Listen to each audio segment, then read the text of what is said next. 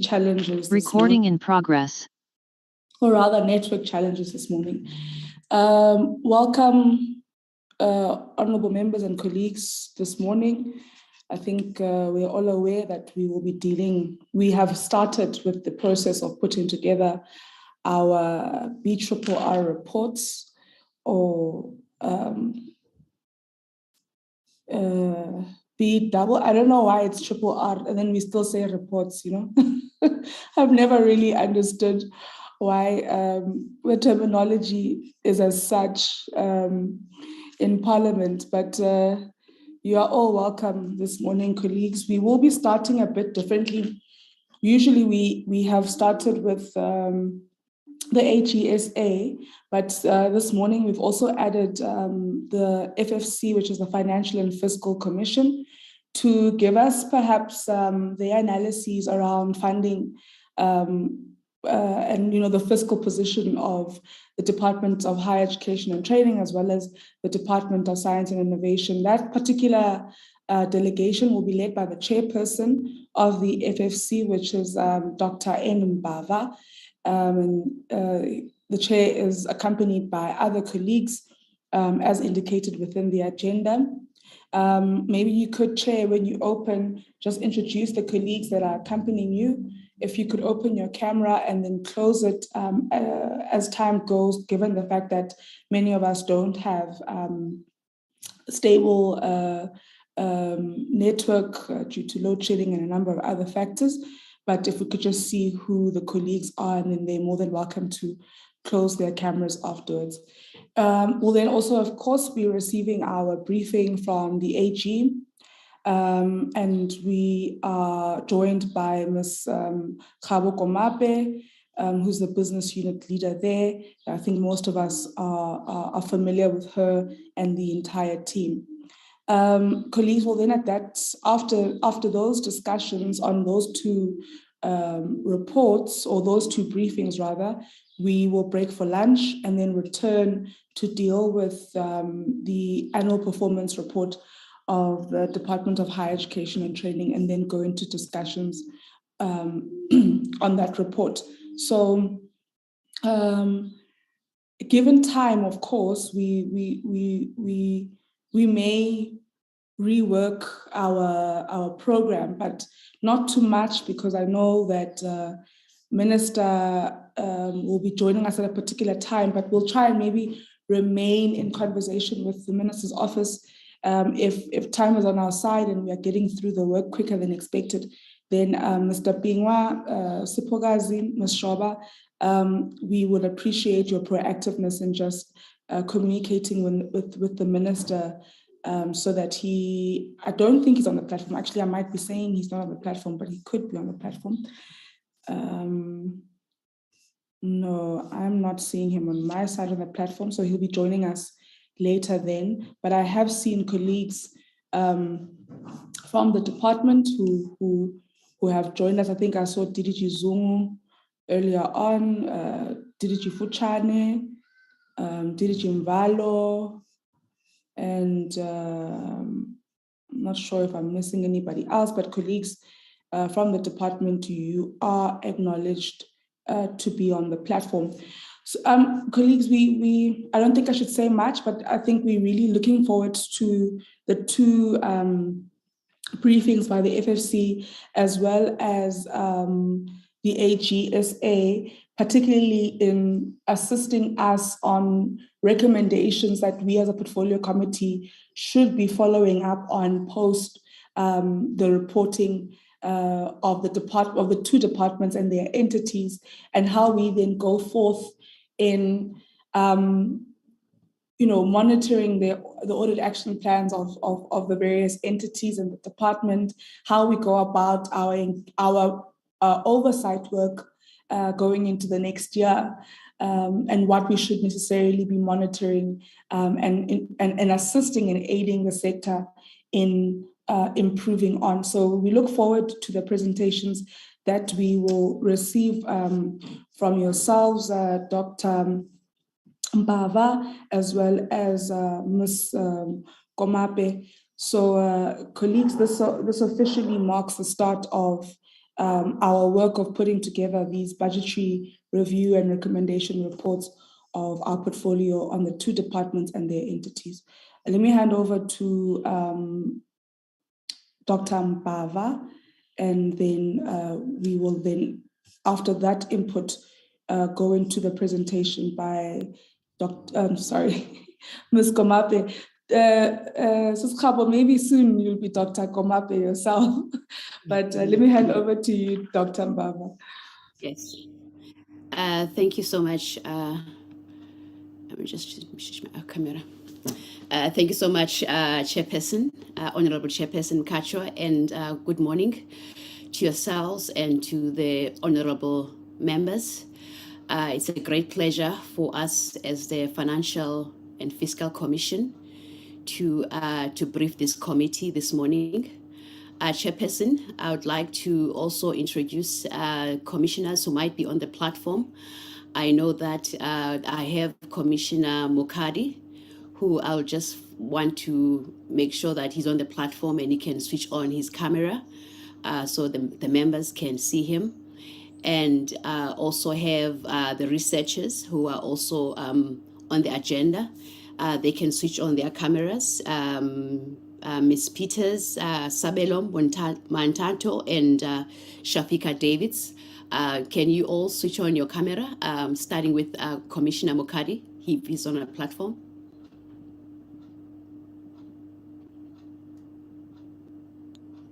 They've all switched on.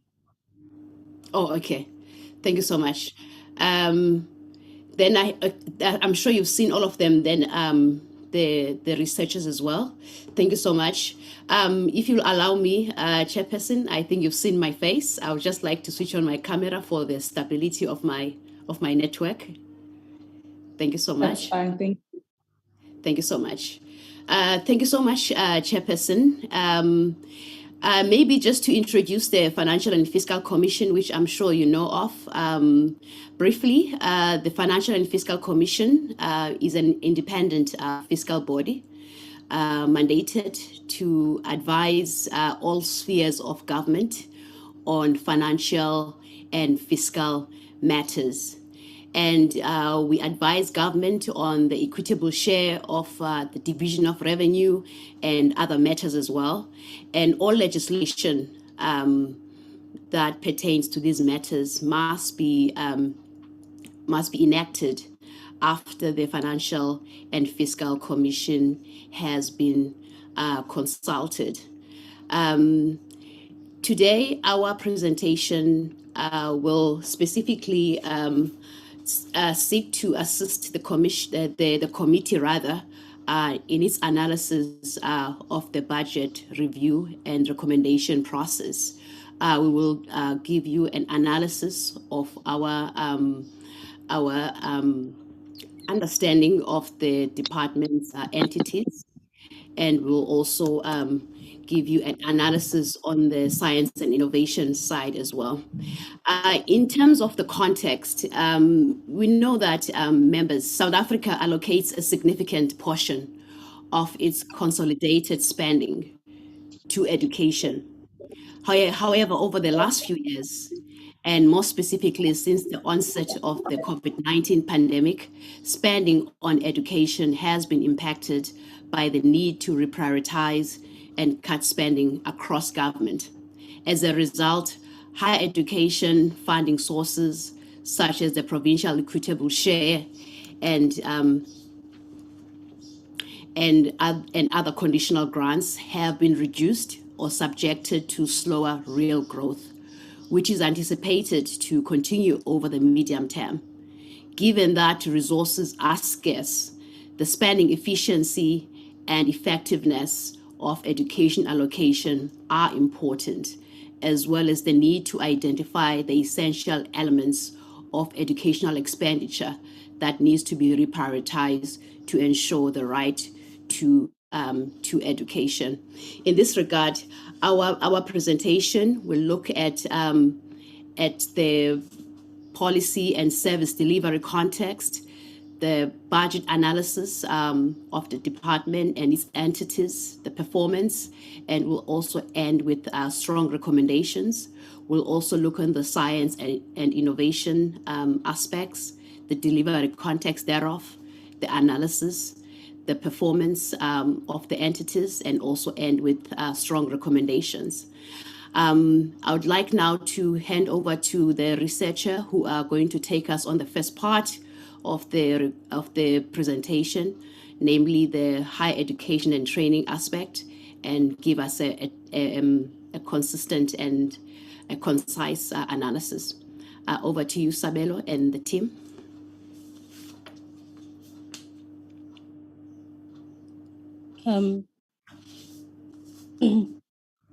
Good morning, everyone. My name is Shafika Davids, and I will take us through the first part of the presentation, which looks at the policy and service delivery context for the Department of Higher Education. Apologies, colleagues. 1 second. Sorry. So I don't know, on my side, Honorable Idzie, I'm seeing the presentation and it's not on slide mode. I've never used this application that colleagues are using. I'm not even sure where they would go to.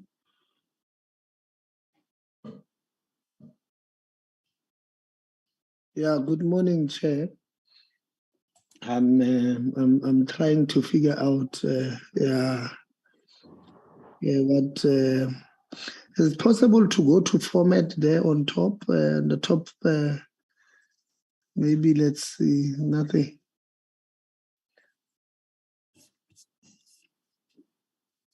Okay, no, does not. What system are they using there at the back? Yeah, maybe. That slide only, maybe it could assist. Yeah, no. It's much better, but what can we do? All right, okay, that's fine, colleagues. You may continue. Thank you. As I was saying, I would take us through the policy and service delivery context for higher education. As we're all aware, higher education is an investment in human capital. According to the World Bank, it's still highly profitable given the increasing global demand for higher skills and has seen an increased demand for higher education even in the poorest countries around the world. Higher education is also seen as a change agent as it brings about both in the lives of people as well as socio-economic and socio-cultural systems of society, as it tends to provide the individual with better jobs, salaries, and life. It also brings about the reduced risk of unemployment, poverty, and deprivation, as households who've received a post-matric qualification has less than a 10% chance of falling below the poverty line.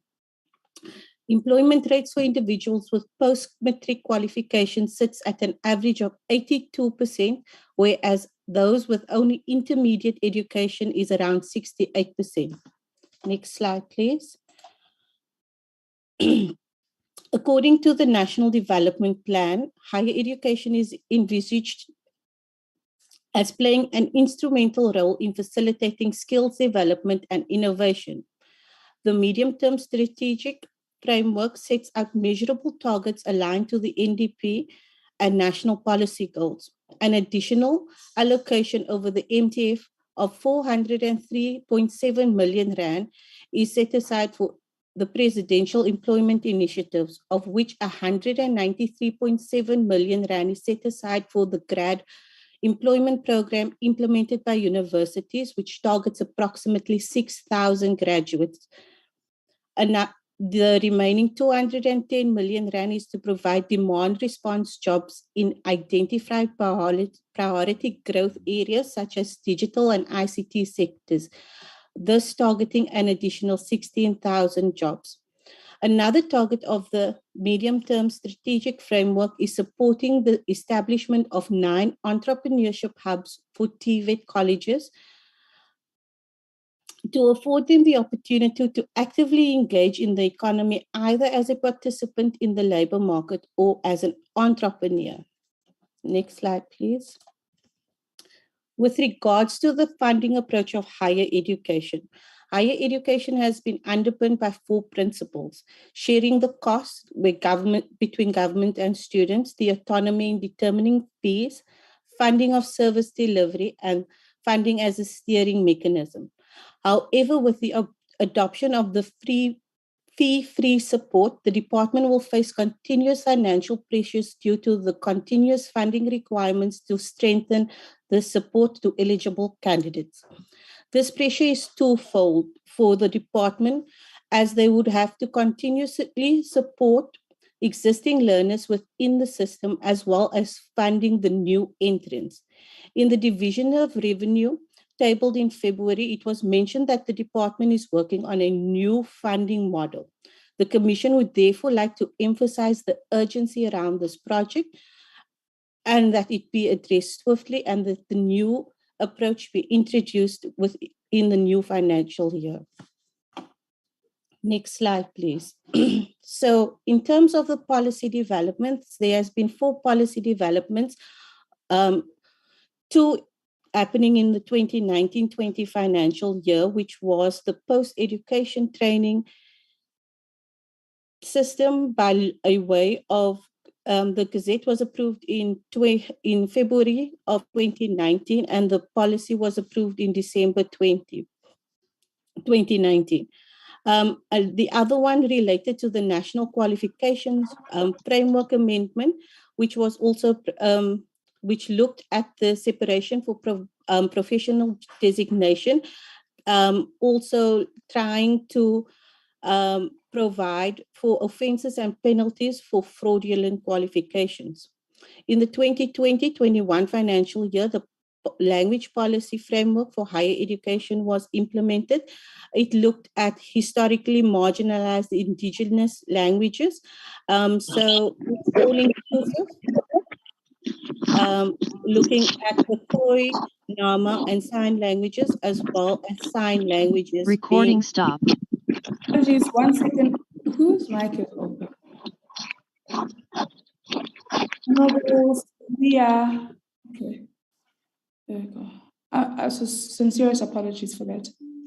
Colleagues, can we please make sure our devices are muted at all times? Apologies for that. You may continue. Thank you. The final policy that was implemented in the 2021 financial year was the policy framework for the internationalization of higher education, with the policy looking at developing and aligning the institutional internationalization policies and strategies. This is supposed to be implemented within the current financial year. Thank you. I'll hand over to the next presenter to take you through the next part of the presentation. Good morning, Chair, members of the committee and other colleagues. I will, as Shafika mentioned, I will take you through the next section of our presentation. Just having some difficulty getting to the next slide. My apologies for that.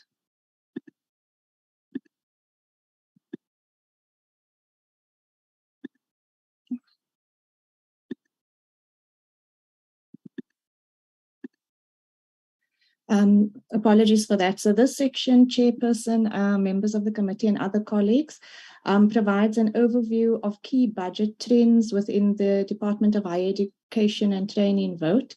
And we start with a sense of the purpose of the departmental vote, which is two-pronged and focused firstly on developing and supporting a quality higher and vocational education sector.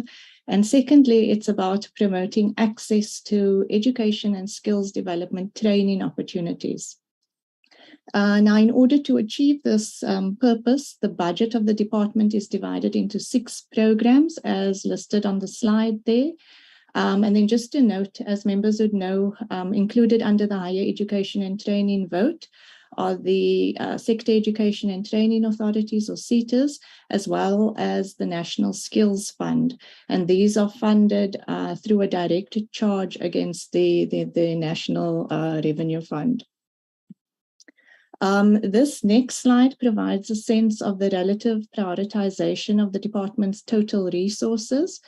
And the figure on that slide shows how the total revenue for the department is spread across its various responsibilities or budget programs. And it covers the period 2018-19 up until the end of the current medium-term expenditure framework, which is 2024-25. And members will note the dominance of the university education program, which consumes close to 70% of the department's resources. Of the department's various responsibilities, this is the only program that whose share of resources is projected to increase by the end of the MTF period. This slide provides a sense of the monetary allocations, and the bottom half of the slide, this section, the bottom speaks to the year-on-year growth in those allocations.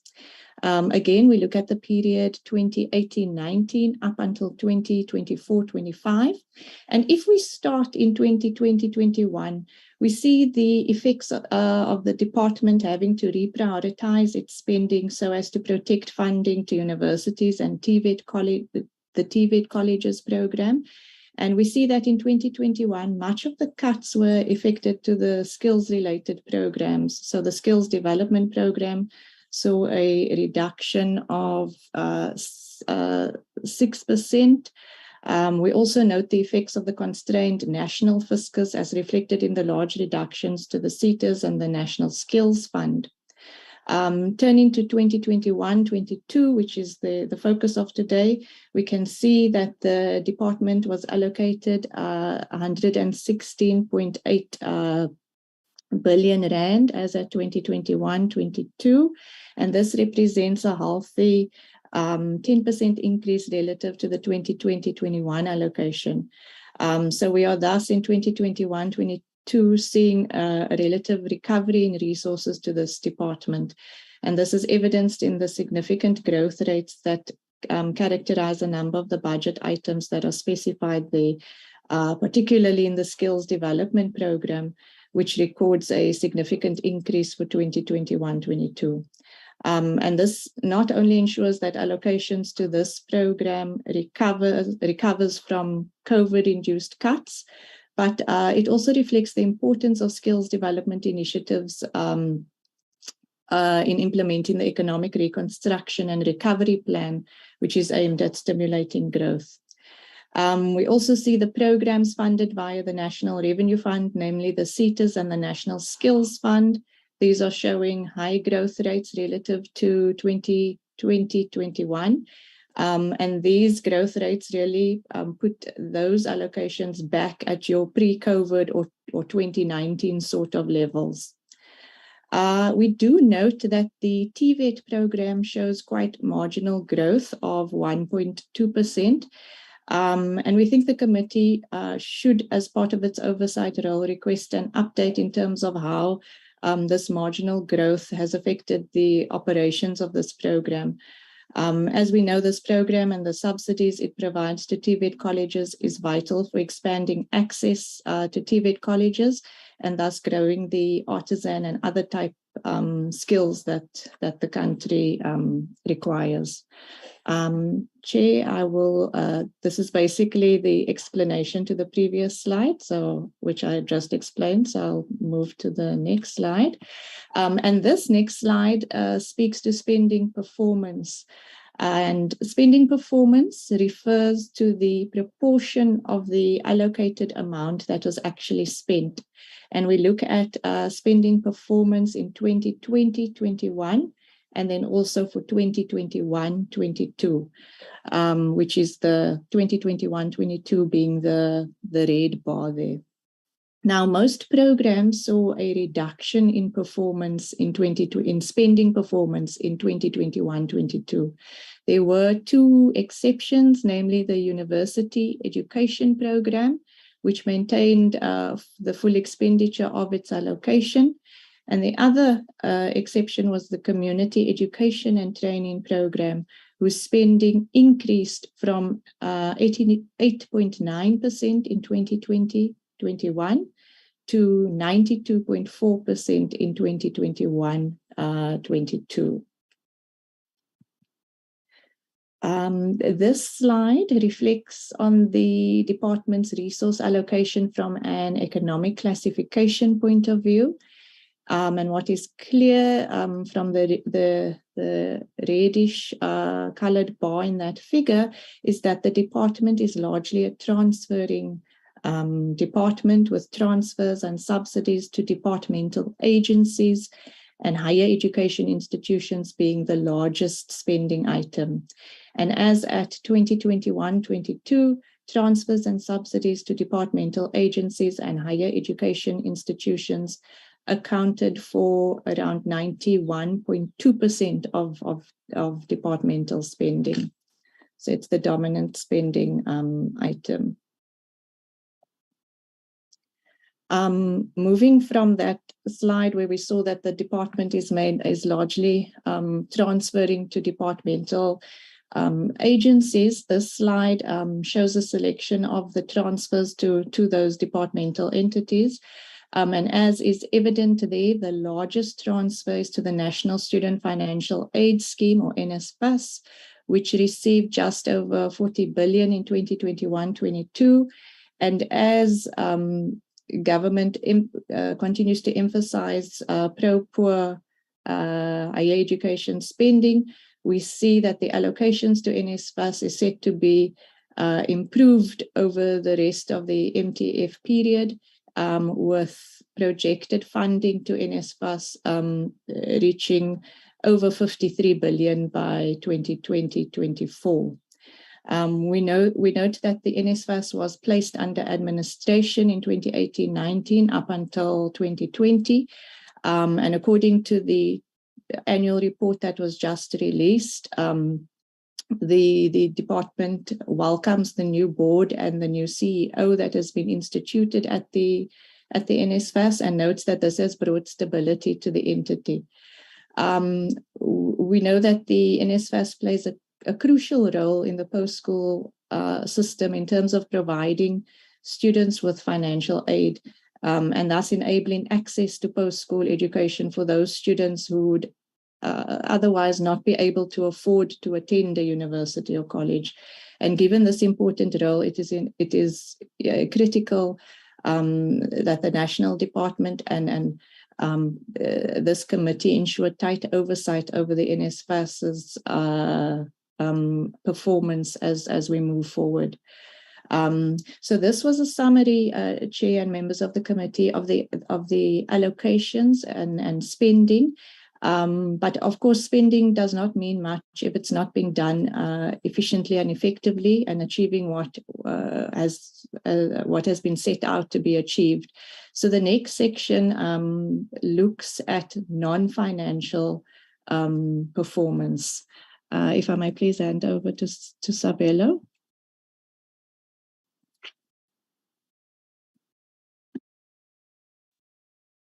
Okay, thank you very much, Sasha, and good morning to honorable members and chairpersons and all colleagues present in the platform.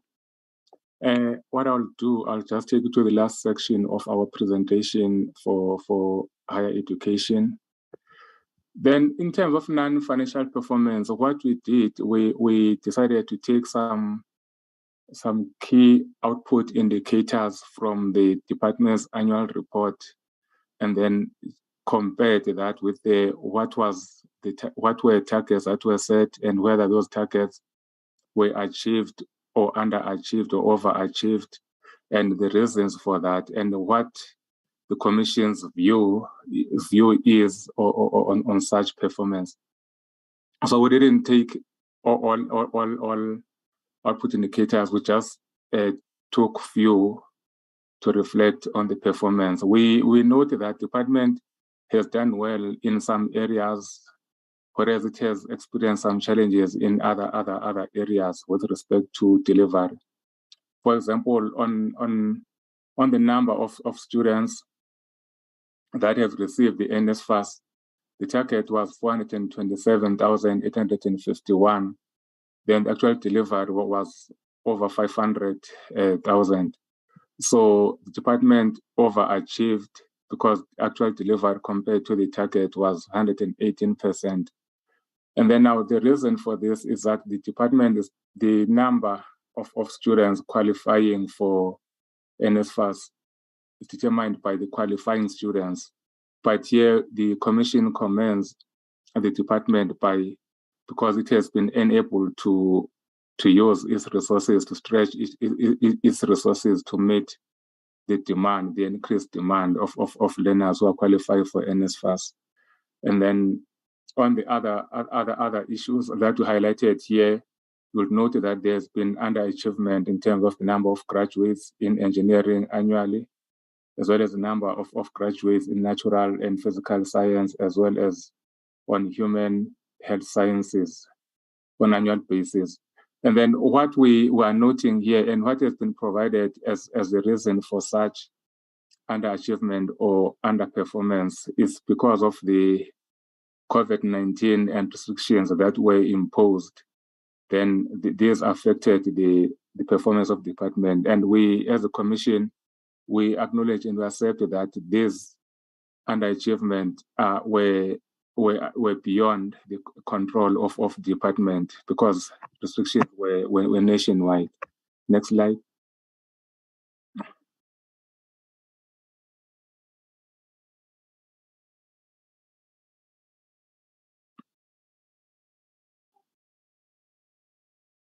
And again, we took the number of students enrolled in Tibet Colleges annually, again, as well as the number of students completing N6 qualifications annually. So also under these two output indicators, department continued to underachieve because of the lockdown. But again, on the number of Tibet Colleges students completing N6, there's a serious underperformance there because it stands at 21%. So, but again, this was beyond the control of the department. Next slide. Okay, this slide also continues with that performance. For example, number of artisan learners trained per annum. Achievement there was only 12%. And again, this is of a concern to the Commission because even though this is COVID-19, but we do need, as a nation, the artisan skills. But we're hoping that the department, what it will do as COVID has gone down or restrictions have been lifted, then the funding that was allocated for this program will continue. Maybe we'll see numbers doubling going forward because we need such skills. And then on the 4IR, which is one of key or important area, then the department had planned at least to have 10 Tibet colleges offering 4IR, and then none was able to. That is, the achievement was 0%. So here, the Commission recommends the fast tracking of processes of 4IR, as this is key for development. And then lastly is the number of students enrolled at CET colleges annually. Then again, performance was 65%. There were several reasons for this. And among those reasons, what we are noting is poor uptake of responsive and diversified programs. And then here, the Commission recommend that the CET should develop and implement plans aimed at promoting these programs to improve the uptake and address the staffing challenges and infrastructure challenges, because some of the reasons were relating to the shortage of staffing and infrastructure. Next slide. So in terms of concluding, what we are seeing here, we are saying is that quality education, training, innovation are central to achieve the long-term developmental goal as it is stipulated in the NTP. But what we've seen here with this performance that we've just presented is that there's been a mixed, while department has achieved some, but in a number of areas, department has failed to achieve some of targets that have been set. And then some challenges are long-standing, such as poor results in impacting the unemployment rate in South Africa. Then one of the targets that has been overachieved as presented is the NSFAS, the funding for those students who are needy.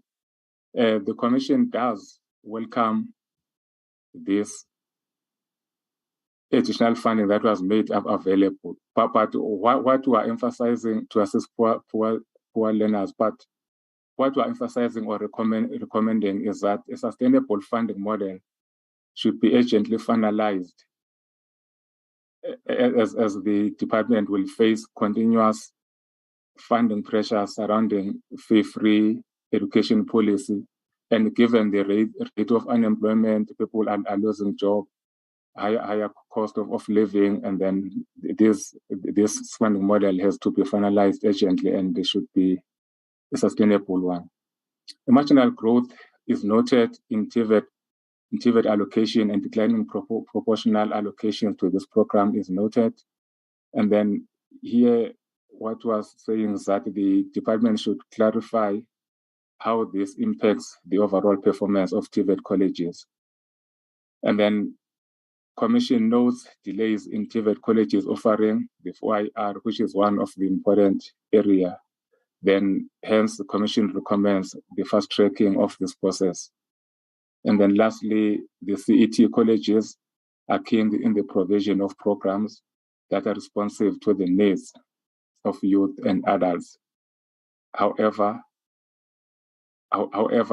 given this poor uptake, Commission recommends that there must be a plan that will be developed and implemented to better promote the programs on offer. I think, Chairperson, that is the end of the first part of our presentation on higher education. Then we hand back to our Chairperson to indicate whether we should continue with the next part, or else there'll be some discussions on what has been presented. Over to you, Dr. Mbaba. Thank you so much. I'm not sure, Chairperson of the committee, if you'd like us to continue to the second part of the presentation and then entertain comments and discussion afterwards, or you'd want us to pause here? Let's continue, colleagues.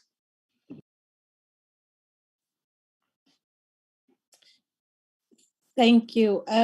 I will take us through the policy and service delivery context for the Department of Science and Innovation.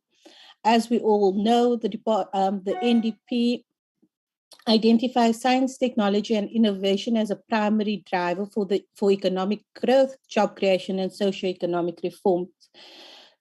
Science, technology, and innovation is also a critical player in the creation of a competitive and sustainable economy. However, given this importance, prior to 2019, the national systems of innovation had not been fully inclusive, and the measurable targets remained mainly on patents and products.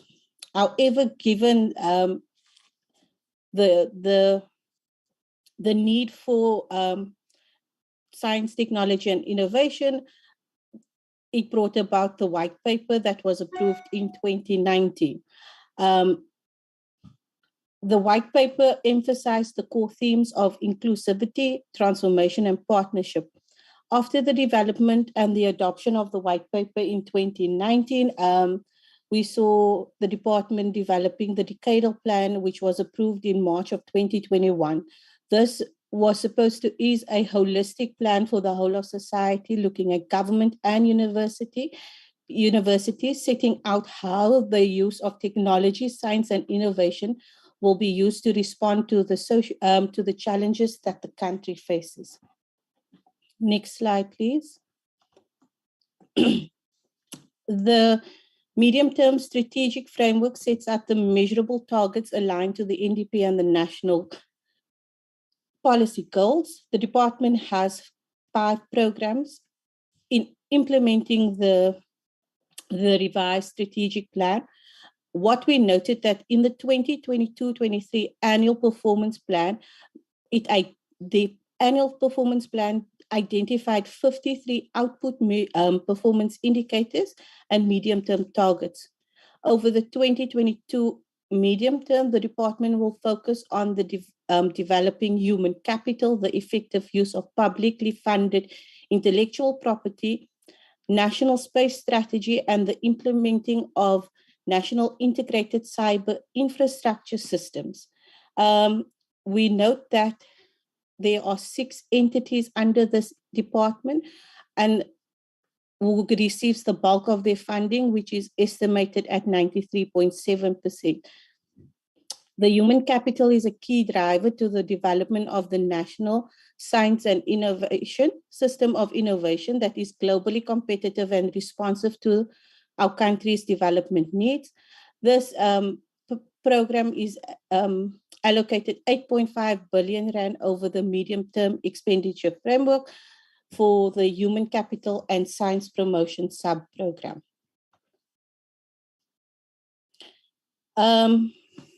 The diagram shows some of the aspects that the department is responsible for. As members can see, the focus areas of this department is vast and touches nearly every aspect of the economy.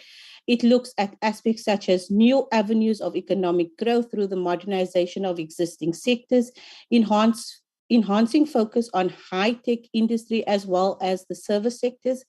It also includes things like the impact of rapid technological advancement on human and social dynamics, with AI, artificial intelligence, recording in progress, every aspect of our lives. The future of education is another broad area which looks at education and skills value chain, which includes early childhood development and Tibet Colleges, the skills required for the 4th industrial revolution, the role of ICT as well as curriculum changes. This program is linked to the Department of Higher Education, as is one of the programs previously highlighted. Another STI, large STI program, and which is essential to our economy, is the innovation of energy security, one aspect being renewable energy, which is playing a pivotal role in the President's energy plan tabled in July, which was as a response to our ongoing energy crisis. Next slide, please. I'll hand over to Sasha to take us through the budget analysis.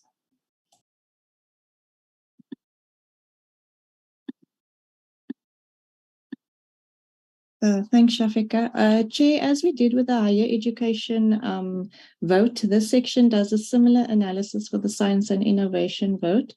And we note that the purpose of the science and innovation vote is to realize the full potential of science and technology in social and economic development. And this is done through the development of human resources, research, and innovation. The activities of this department are structured around 5 budget programs. They are listed on that slide. It's administration, technology, and innovation. The 3rd budget program is international cooperation and resources, research, development, and support. And finally, the Socio-Economic Innovation Partnerships program. So the slide and the figure on there graphically depicts how the Department of Science and Innovation's resources are divided amongst those 5 budget programs. And as is evident, the bulk of the resources are allocated in respect of the research, development, and support program. And this program consumes over half of the department's budget. At the start of the period we review, which is 2018-19, the Socio-Economic Innovation Partnerships Program was the second largest program, consuming around a fifth of the department's resources. But the projections show that this will change slightly as we see emphasis and priority being given to the technology innovation program. When we turn to the actual allocations and the year-on-year growth of the various allocations, that is what is depicted on this slide. And the period covered is again 2018-19 up until the end of the MTF period, which is 2024-25. And again, starting with 2020-21, we see that the department experienced a significant decline of 11% as a result of the government-wide need to reprioritize spending in order to direct resources towards addressing the pandemic and its wide-ranging Recording effect. stopped. In 2021-22, which is the focus here, the department has been allocated a budget of 9 billion, and this represents an increase of 25.7% when compared to 2020-21. So we see a recovery post the COVID-related cuts. As mentioned, the largest allocation is to the Research, Development and Support Program. And this program focuses on creating an enabling environment for research and knowledge production, particularly in the science-related fields. And the program receives just under Recording in progress. Just under 5 billion in 2021-22. So it receives the largest portion of the budget. It's also the fastest growing allocation in 2021-22. And it displays quite a significant growth of over 30% between 2020 and 2021-22. This slide again just provides a detail to the previous slide, and I've spoken to it, so we can move to the next one. And this slide shows the spending performance of the department by program for 2020-21, which is the blue bar, and also for 2021-22, which is the recording stopped, which is the reddish bar. And just to remind members that spending performance speaks to the extent to which the department was able to spend its budget. And we can see in this figure that the department improved its spending in 2021-22 with all programs, especially the service-related or core delivery programs, showing close on full spending. The lowest spending performance is with respect to the administration program, which spent 92.7% of its allocated amount. So it's relatively lower, but it's still within 90% of spending of the spending range. This slide shows the department's spending by economic classification. So looking at current payments, transfers and subsidies and capital spending. And similar to the Department of Higher Education and Training, this department is largely a transferring department. In 2021-22, transfers and subsidies account for 8.4 billion, or as Shafika had mentioned, 94% of the department's budget. And these transfers are largely in respect of departmental agencies and accounts. And we've tried to provide on this slide just a snapshot of the transfers and subsidies to the various entities of the department. We can see that the largest transfer is in respect of the National Research Foundation, or NRF, which is to the tune of around 4.5 billion. And the NRF also demonstrates the largest growth in 2020-21 of over 40%. And it's just to note that the Human Sciences Research Council and the South African National Space Agency show similar sizable growth rates in 2021.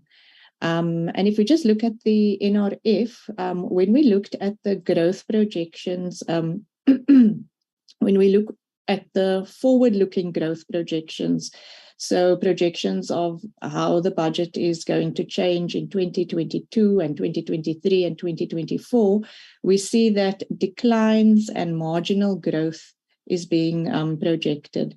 And when we look back at the previous... Recording in progress. When we look back at the previous years, we see that the NRF also showed reductions in 2019 and 20. So it's really just in 2021, 22 where we have that sizable growth. And we think it's important that the committee should again inquire from the department as to the impact of this trend of reductions to one of the key entities in the national, in the NSI system. A similar question can be posed regarding the Council for Scientific and Industrial Research and the Academy of Science, which both show trends of an average reduction in allocations over the entire period reviewed. Recording stopped.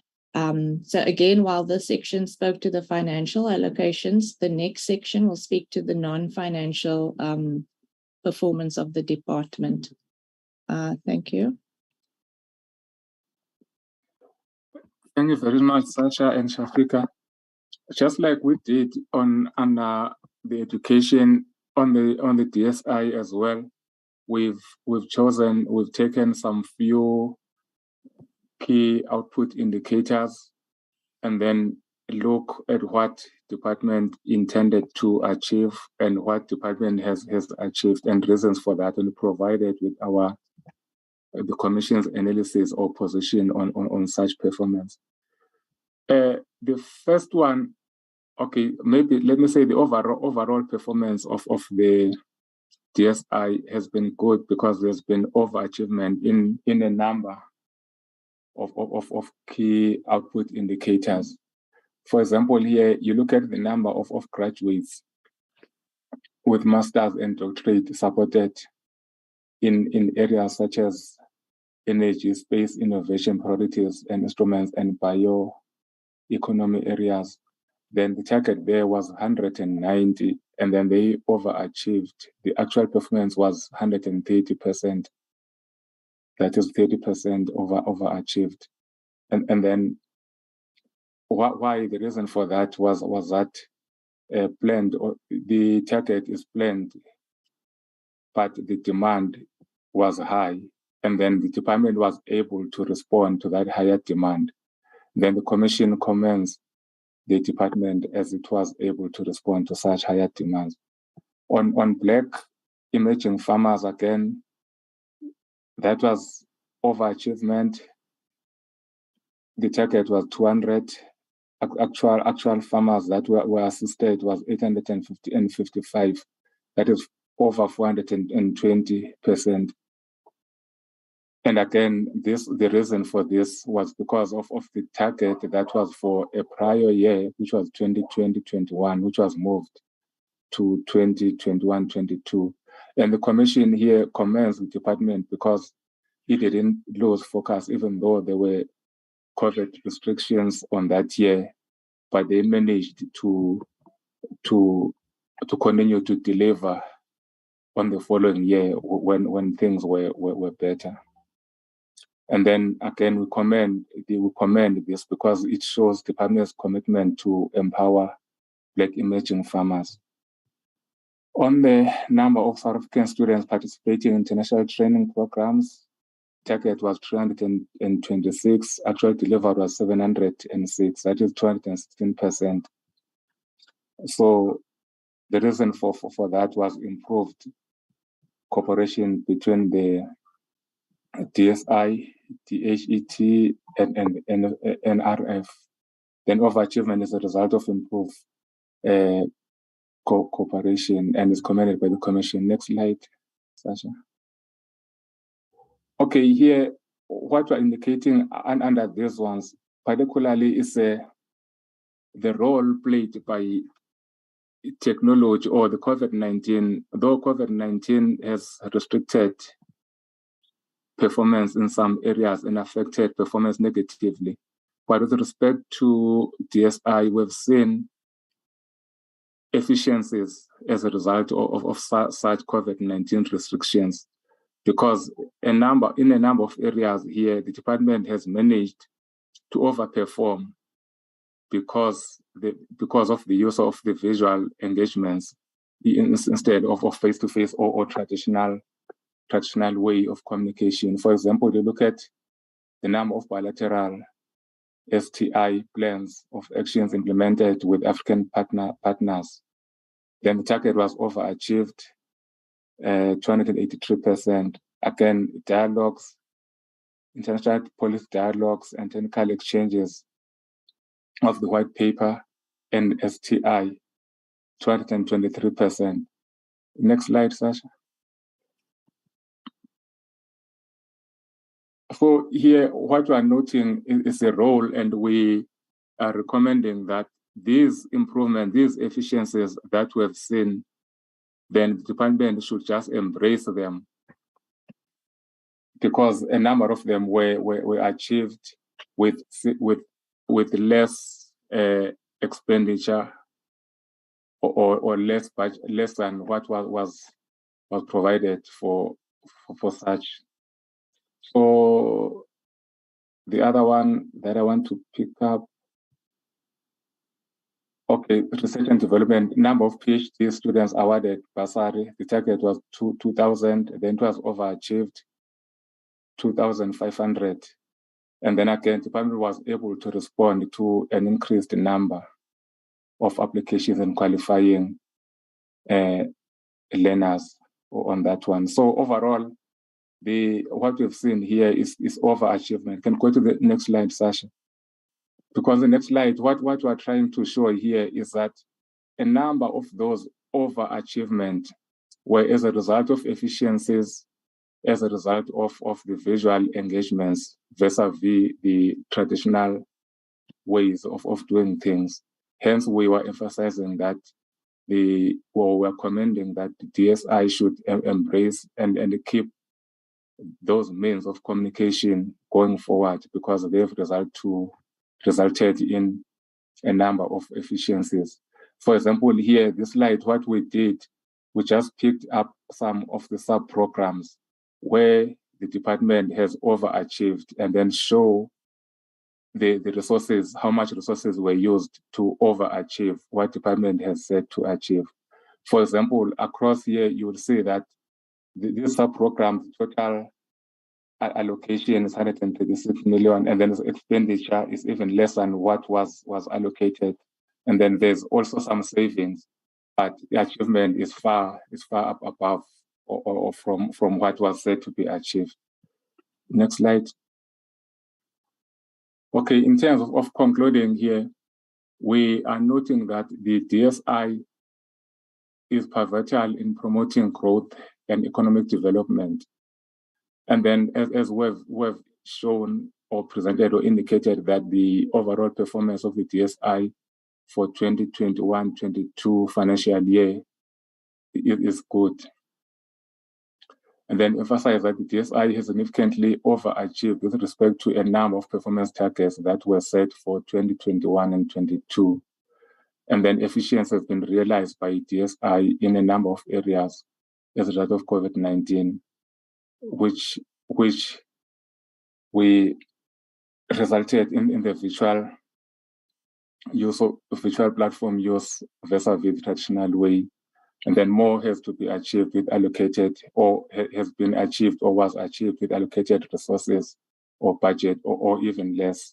And then the Commission recommends the embracement of the use of technology, particularly the virtual engagements, and the department, and also we are calling for the department to review its target setting and budgeting following efficiencies that have been realized, so as to ensure that targets are appropriately set.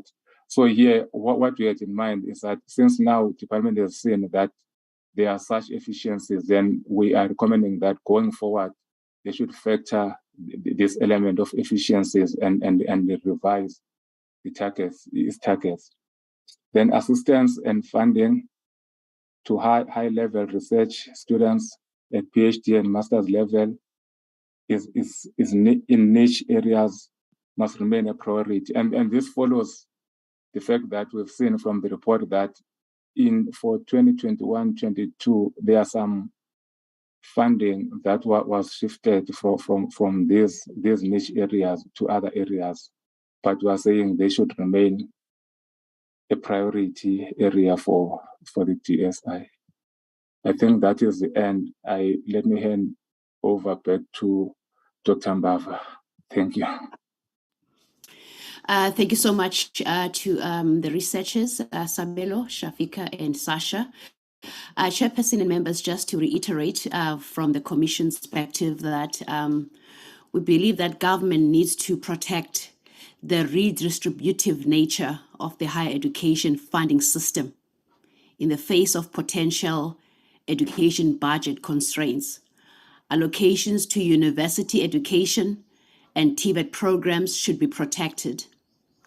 On the DSI side, science and innovation, specifically on the National Research Foundation, the CSIR and Space Agency, we see further reductions projected for 2022-23 and 23-24. What are the implications of this overall trend for the performance of the NSI and the fulfillment of the decadal plan going forward? These are some of the questions that we need to ask. But thank you so much, Chairperson, over to you. Thank you very much, Dr. Mbava and the team for those inputs. I would like to at this stage then hand over to colleagues from the AGSA, led by Ms. Komape, and then we'll take a round of discussions holistically, because the two presentations probably do complement one another. Ms. Komape. Thank you very much, Honorable Chair. Good morning to yourself and honorable members. Grateful again for an opportunity to take a discussion with the committee this morning in relation to the Department of Higher Education and Training, together with its entities. Just to introduce my team this morning, I am accompanied by Ms. Zamahlangu Mdijo. I just ask her to quickly switch on the camera slightly. Zamahlangu is the Senior Manager responsible for the Department of Higher Education and Training. I also have one of my team members, Sangita Khaled, who's responsible for NSFAS in particular in the Western Cape. I'll also just ask her to quickly just switch on the camera just so that the committee can appreciate who I'm referring to. Zama?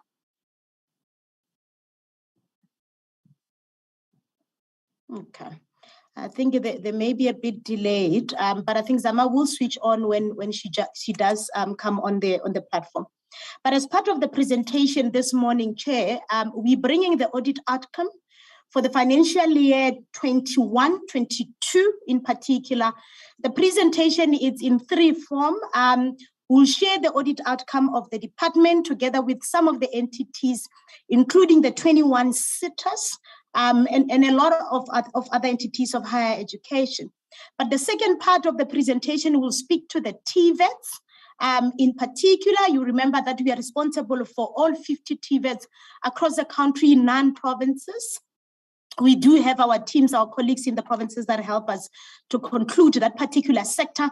And lastly, we also touching on the work that the colleagues in the private sector would have done on the universities. You remember that the universities are classified under Section 4.3, where the auditees, meaning the universities, are allowed to appoint their own auditors. So we went into the annual report and just zoom into some of the audit outcome and summarize them for the committee so that you can appreciate all universities on the same presentation.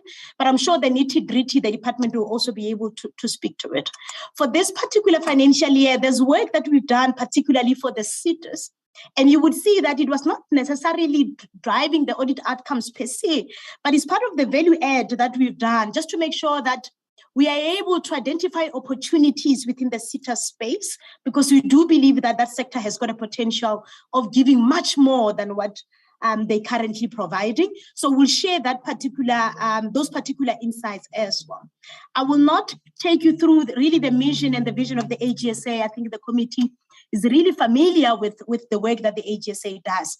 But I just want to share this particular slide. And I will say that you are going to see it in all presentation of the AGSA, at least for the next 7 years or so. And in this slide, we are just emphasizing the importance of the network of stakeholders that contribute to the higher education as a sector, in just making sure that the sector achieve what it set for itself. And you remember over a period of years, we always highlighted the role of the officials, the role of accounting officers, the role of governance structures such as internal audit and audit committee. And we emphasize how important it is to make sure that everybody discharge their responsibilities. Again, as part of the AGSA journey, we are highlighting some of the role players even outside of the organization itself, and we are touching on some of the coordinating ministries that also contribute to the movement or the progression of the sector into the future. So basically our message in this, we're saying that each and every role player really need to bring their part on board. We need to pull collectively and making sure that nobody is expected to do somebody else's responsibility, ordinarily such that everybody who's embedded in the legislation and in the laws of the country at least contribute to the sector, Recording to in progress. the expected level. And in doing so, it will just make sure that we alleviate pressure on other stakeholders such that they can really just focus on just oversight, where oversight is expected from that particular element. Again, you see the role of the AGSA at the center. We share insights, part of what we are doing. Stopped. Part of what we're doing today, we also influence in some of the conversations that we are taking, both inside the auditee and outside the auditee, to just try and make sure that the sector is moving forward.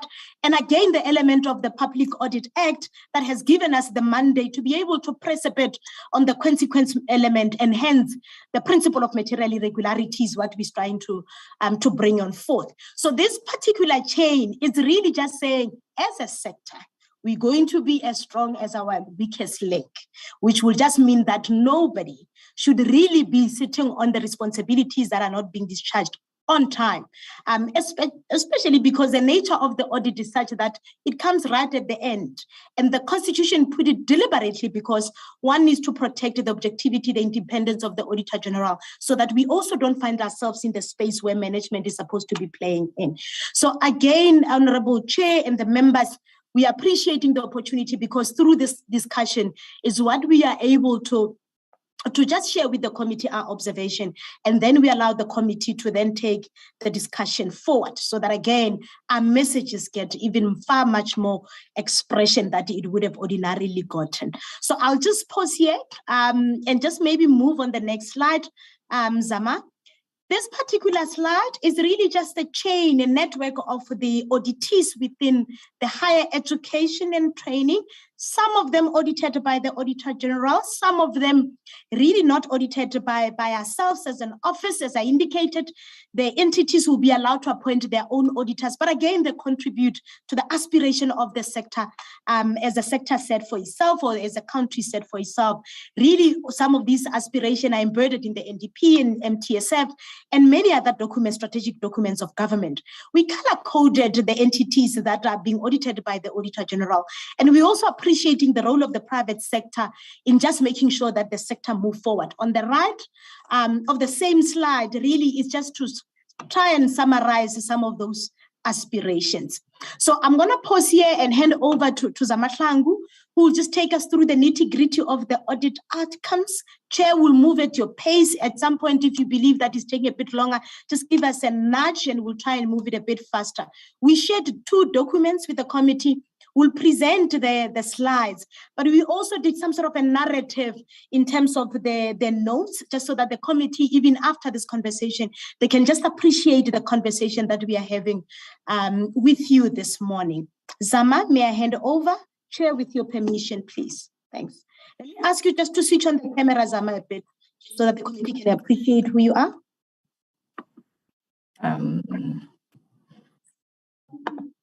Thank you, Khabo. So let me start by showing. I had initially did show my face. Maybe the members did not necessarily see. And I'm struggling with the video. Okay, go ahead at some point.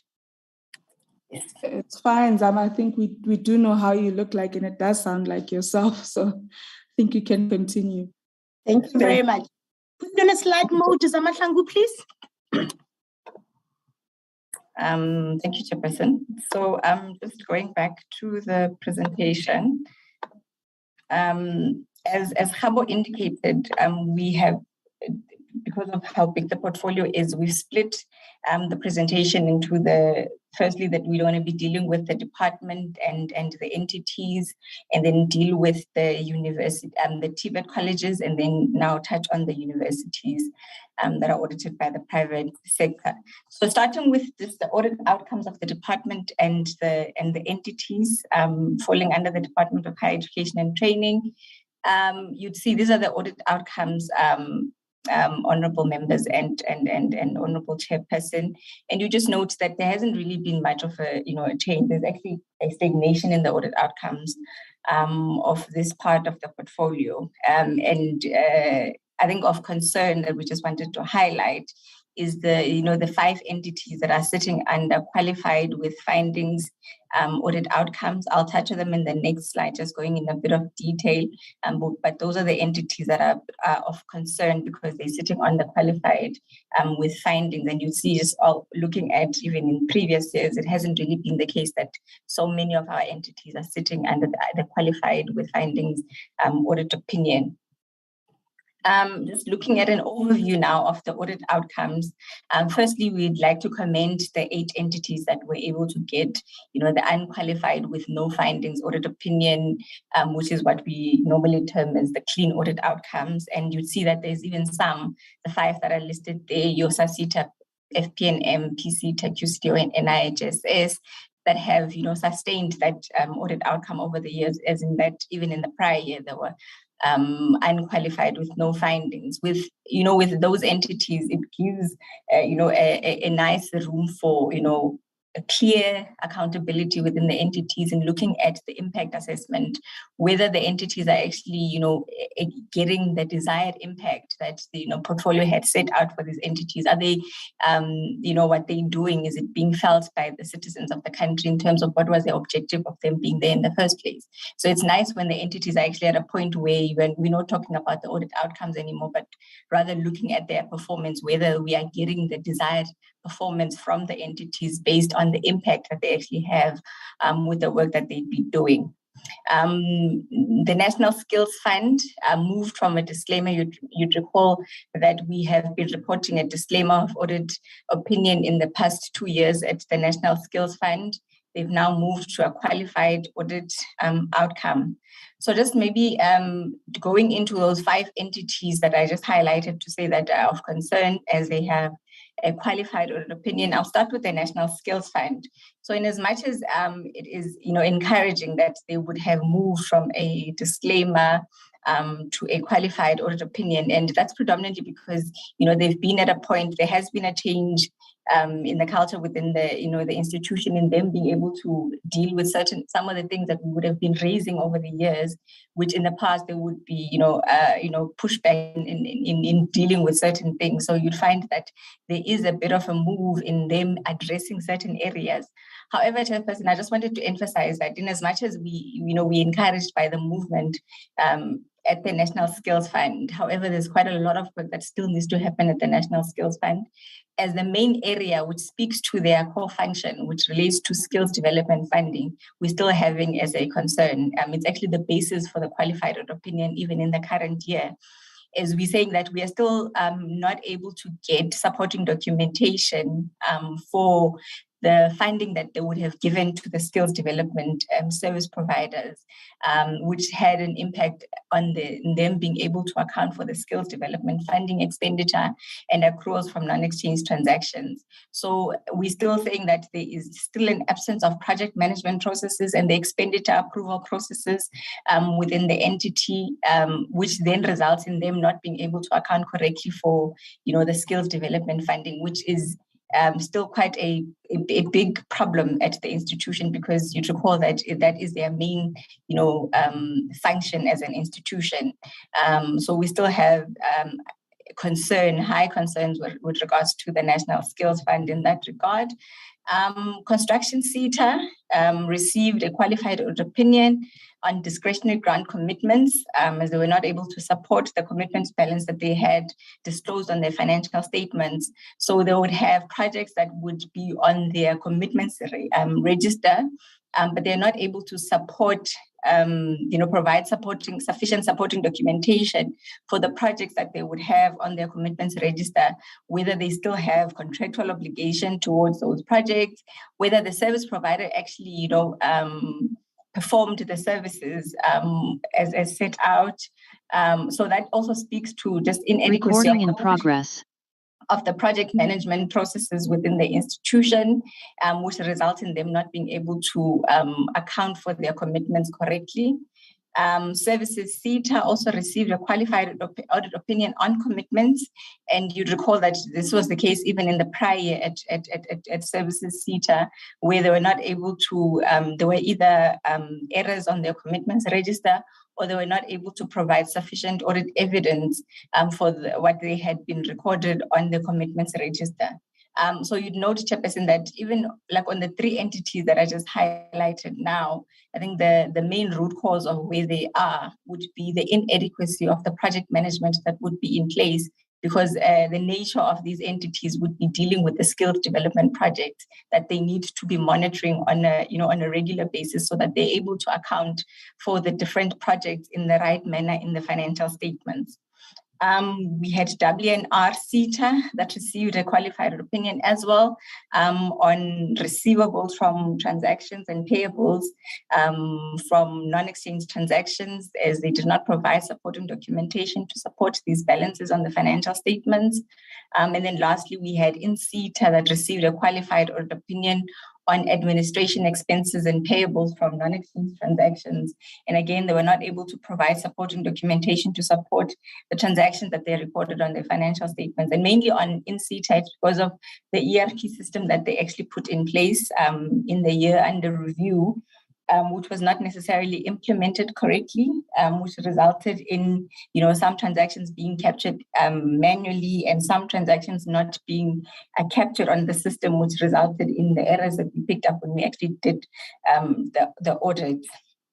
Now, looking at financial management and compliance within the department and the entities, so we just did an analysis of the internal controls within, the entities, specifically drilling on the financial management controls. And these are the controls that lead up to the actual preparation of the financial statements, which then results to the, the quality of the financial statements that we receive for audit. And you'd note, just looking at the first graph, is that majority of the entities would be sitting, in terms of just the status of the internal controls, is that they're sitting at either concern or intervention is required, which then speaks to the quality of the financial statements that we ultimately receive for audit. And then if we move to the next graph, just looks at analyzing the status of the financial statements before audit and the status of the financial statements after audit, which means that for them to get to the point, because you'd note when I put the slide on the audit outcomes, majority of them are sitting at unqualified audit outcomes. However, a lot of them had to process adjustments on the financial statements for them to get to a point of being unqualified, which just speaks to the quality of the internal controls within the entities. The main qualification areas that we identified speaks to discretionary grants commitments, and I would have highlighted that when I spoke about construction SETA and services SETA. Expenditure that mostly relates to your National Skills Fund, the Skills Development Funding, and then also InSETA, as I highlighted, and then your receivables and payables from non-exchange transactions, which were the main things at WNR SETA. So with regards to just the main things that came through from the areas that we would look at and the qualification areas, or the main misstatements that we picked up when we looked at the financial statements, we're still talking about project management. You'd recall, honorable members, that we had highlighted even in the prior years that project management still continues to be a challenge within the CETA space predominantly, because we're still picking up that there's quite a lot of errors that we pick up on the commitments registers. And you'd see now with the CETAs that I highlighted, 2 of those CETAs that were actually even qualified on the commitments register or the commitments balance on the financial statements. And we're saying that the accuracy of the commitments register is quite critical, as you know that is an amount that is usually used as a motivation for the amount of reserves that will be, retained by the entities. So it's a critical document that needs to be accurate as it is used for other decisions that need to be made on the CETAs. We also noted the deficiencies within the budgeting process. I'll highlight that when I speak to irregular expenditure, but the PFMA states that the entities may not budget for deficit or may not exceed the approved budgeted expenditure unless obviously there's approval that is obtained. The inaccurate commitments registers may result in future non-compliance with legislation. Should the CETAs commit to more than what they can be, what has been approved in terms of the budgeting process. I'll touch more on this when I'm looking at the irregular expenditure. Looking at compliance with legislation, material findings that were identified.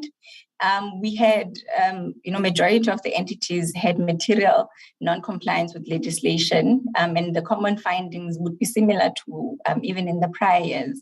Your procurement and contract management with these entities that didn't comply with this, I'll touch on in the next part of the slide.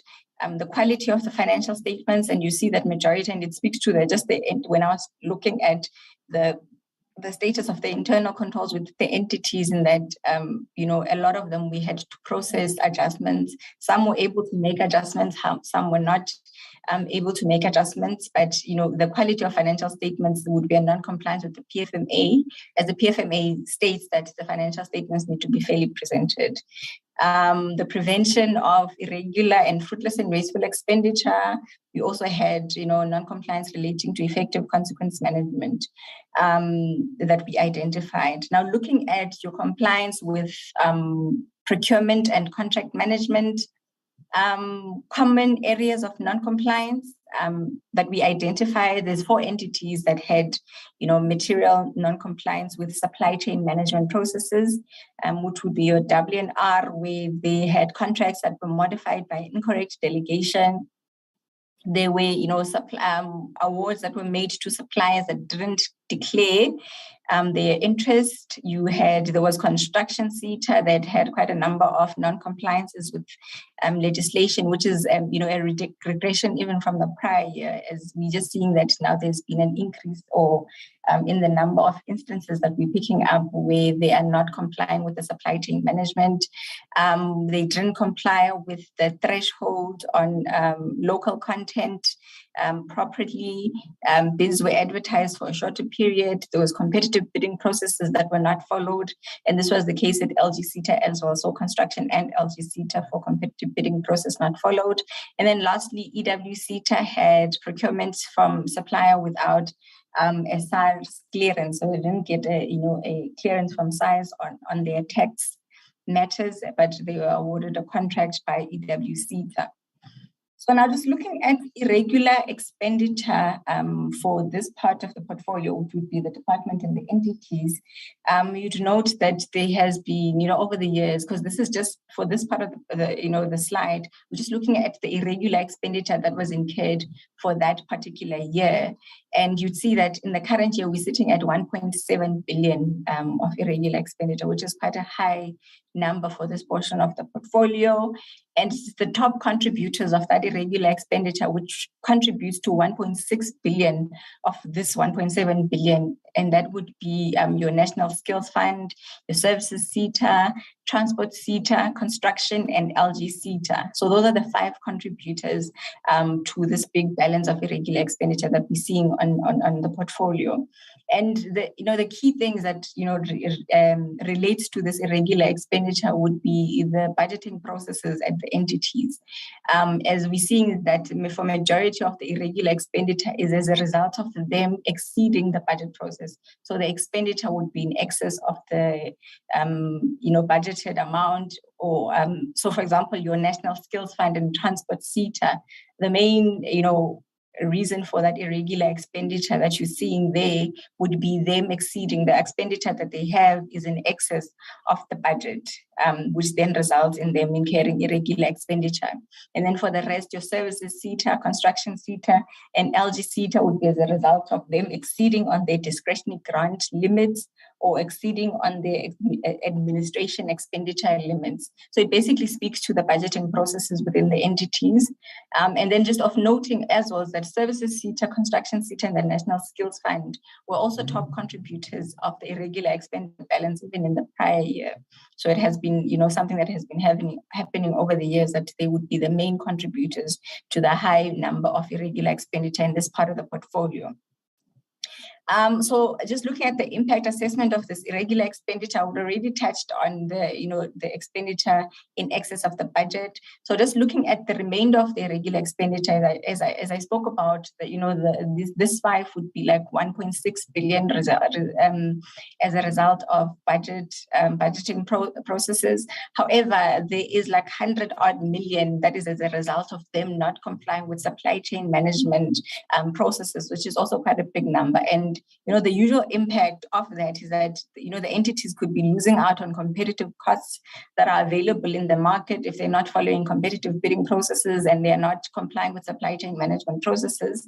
They could also be losing out on the most competent or qualified service providers that could actually, provide value to the institutions. So that those are the, one of the impacts of them actually not complying with supply chain management. But this is the picture of the irregular expenditure for the portfolio. So now looking at the consequence management, how these entities are actually dealing with the irregular expenditure. So the graph that we're showing on this part of the slide would be just looking at the closing balance of the irregular expenditure. And you'd see that the closing balance of irregular expenditure is actually increasing as it's accumulating over the years. For the 21-22 financial year, it's sitting at 5.7 billion. In the prior year, we had reported a 4.7 billion. And you'd see that, with it accumulating, it's an indication that the irregular expenditure is not being dealt with as and when we are reporting it.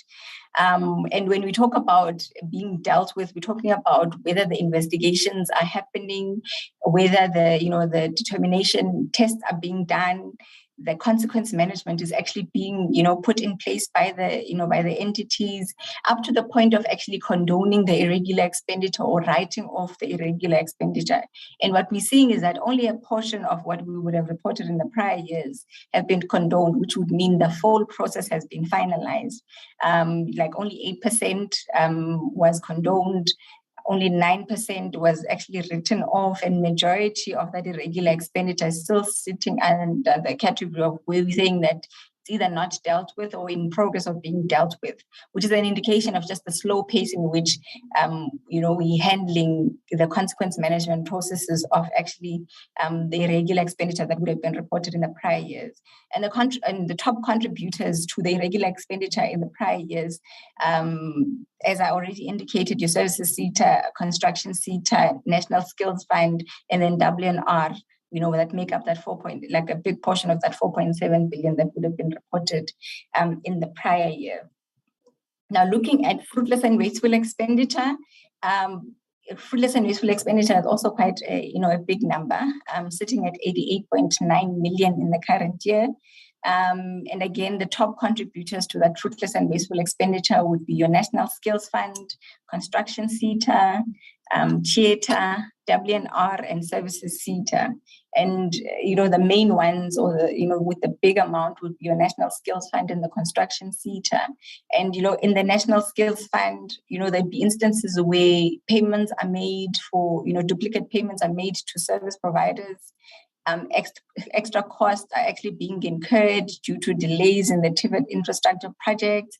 And we found that also at construction SETA, they made quite a big amount of payments that were made to a service provider, and they didn't actually get they didn't get value for the amounts that they paid to the service provider, as the data that was actually they couldn't use the data from the service provider as they would have planned when they entered into contract with the service provider. So they actually, incurred that amount of money in vain. Now, looking at the material irregularities with regards to this part of the portfolio, we would have, in the past indicated that we have amended the Public Audit Act, which gave us our expanded mandate as an office. So just highlighting re-emphasizing what we mean when we talk about material irregularity. Material irregularity means non-compliance with or contravention of legislation, fraud, theft, or a breach of fiduciary duty that would have been identified during the audit performed under the Public Audit Act that resulted in or is likely to result in a material financial loss, the misuse or loss of a material public resource, or a substantial harm to a public sector institution or the general public. So that is what we mean when we are referring to a material irregularity. So in instances where the accounting authority or the accounting officer does not appropriately deal with the material irregularity, our expanded mandate allows us to refer the material irregularity to public bodies for further investigations. We are allowed to recommend actions to resolve the material irregularity, and this we would actually include in the audit report. We are allowed to take binding remedial actions should the recommendations not be implemented. We can also get to a point of issuing a certificate of debt for failure to implement remedial action if the financial loss was involved.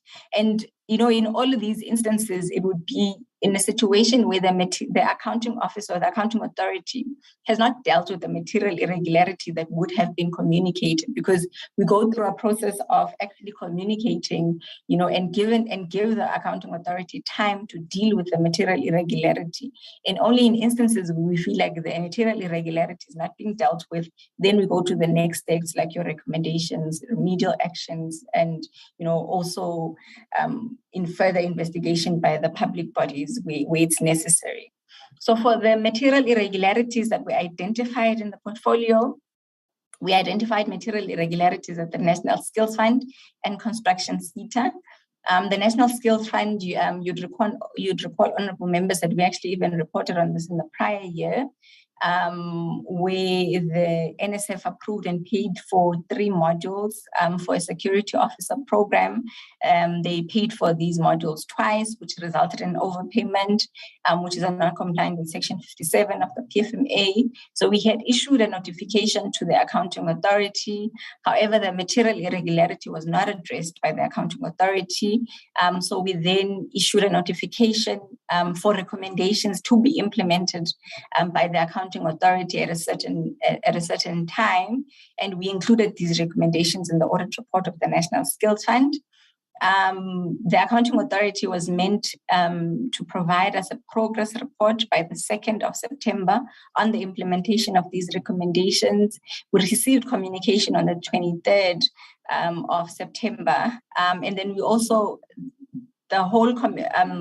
all of these recommendations are meant to be implemented by the 2nd of December 2022. So everything relating to the investigation, consequence management, the recovery of the funds, all of these processes needs to be, as per our recommendations, need to be implemented by the accounting authority by the 2nd of December 2022.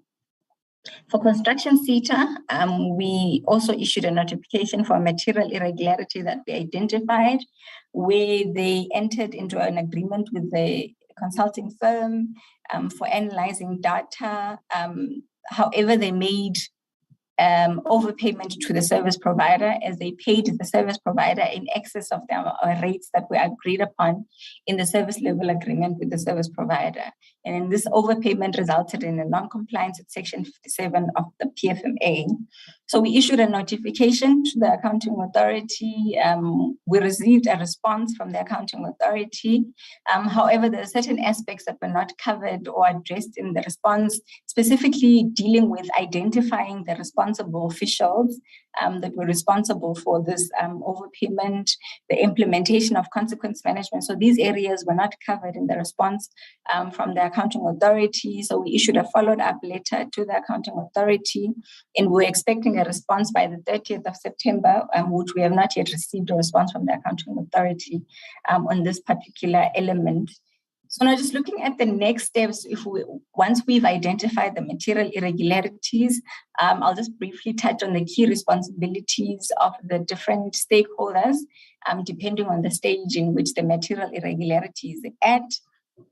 So if the accounting authority is dealing with the MI, which is, the correct way, so they would be implementing the committed actions to address the material irregularity. And then importantly is to improve the controls to prevent their reoccurrence, so that we don't raise the same thing in the next year. The Auditor-General, our responsibility would be to follow up in the next audit if actions were actually implemented and if the outcomes were actually reasonable. And if that's not the case, then we would, move to recommendations in the audit report, as I indicated in terms of what our expanded mandate allows us as an office.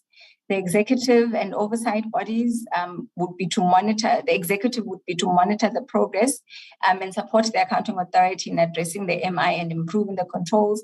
And then oversight would be to monitor progress and hold the accounting authority to account for actions taken and the outcomes. And then I'm not going to go in detail with the rest, Honorable Chairperson.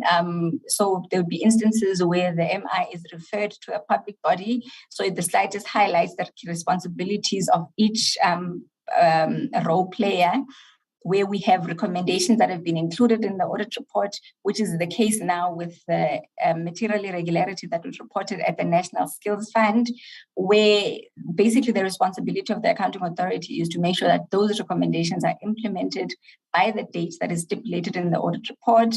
And ours is to follow up on the date of recommendations, on the date of implementation, whether these have been done, which is something that we're going to do on the 2nd of December. And then if that is not done, then we'll move on to issuing the remedial actions up to the point of issuing a certificate of debt if it gets to that point. And then the responsibility of the executive would be to monitor the progress and support the accounting authority in implementing these recommendations and also improving the controls. And then oversight, which would be your role as honorable members, would be to request action plans or implementations, monitor the progress and call the accounting authority to account for the actions that have been taken and the outcomes thereof with regards to this particular MI or the MIs, any other MIs that would have actually been issued in terms of the portfolio. So now just looking at observations and recommendations. So what we noted just from the MIs that we picked up in the portfolio is that it results to overpayments that are made to suppliers, which is really a breakdown in the internal controls at the entities.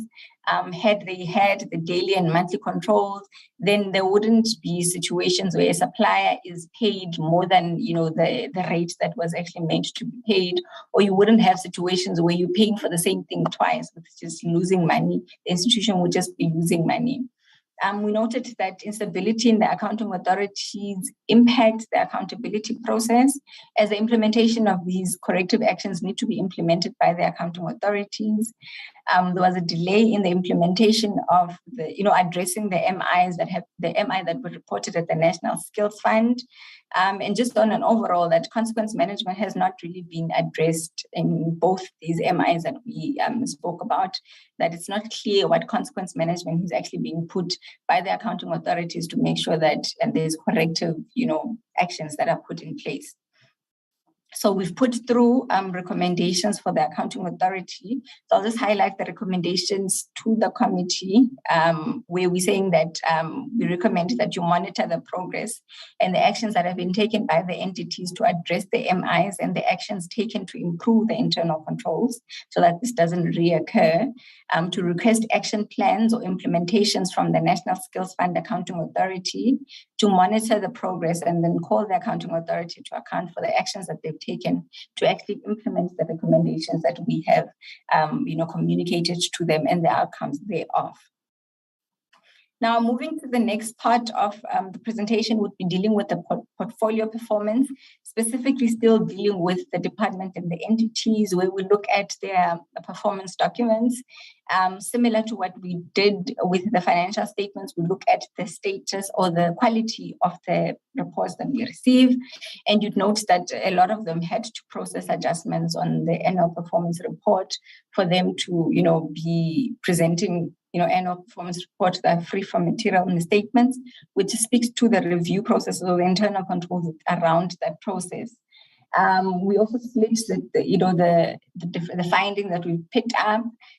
We had findings on the planning for service delivery, which would be looking at your annual performance reports. And then we had findings on reporting on these achievements, which speaks about the annual performance report or what's sitting in the annual report.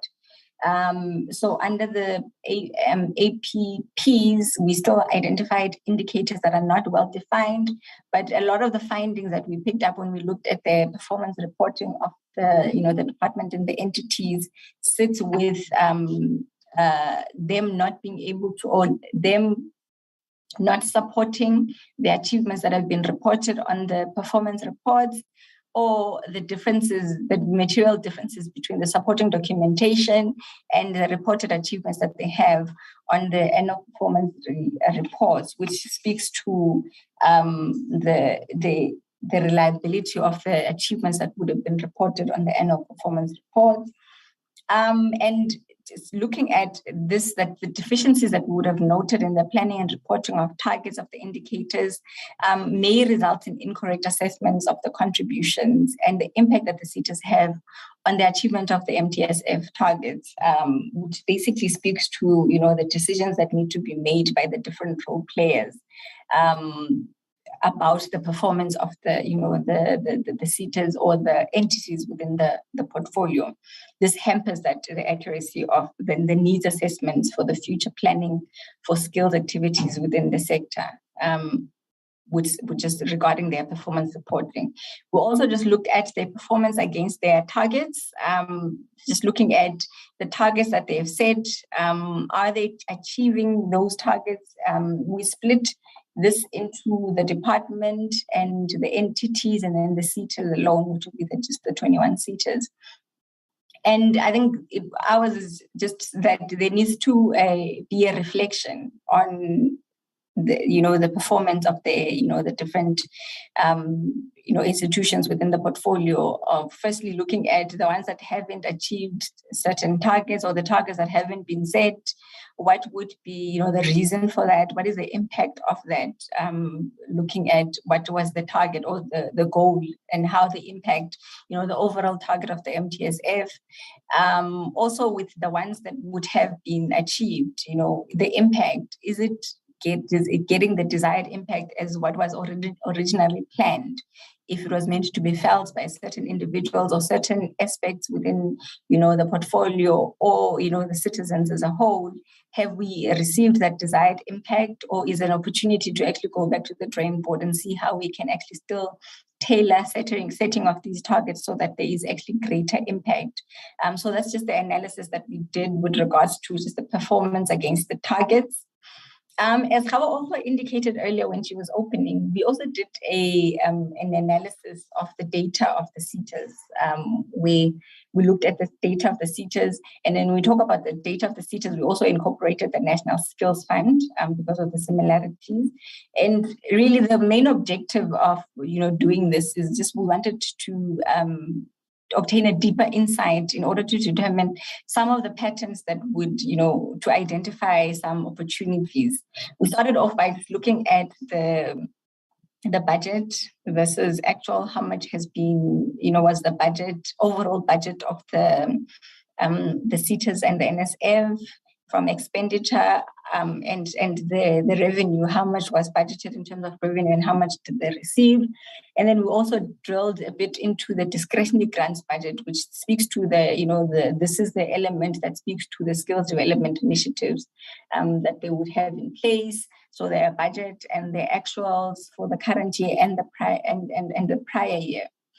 So now in analyzing the data of the SETAs and the NSF, we identified the following. So I'll start with the picture on the right, where we're just highlighting the key areas or key what we identified when we analyzed the data of the SETAs.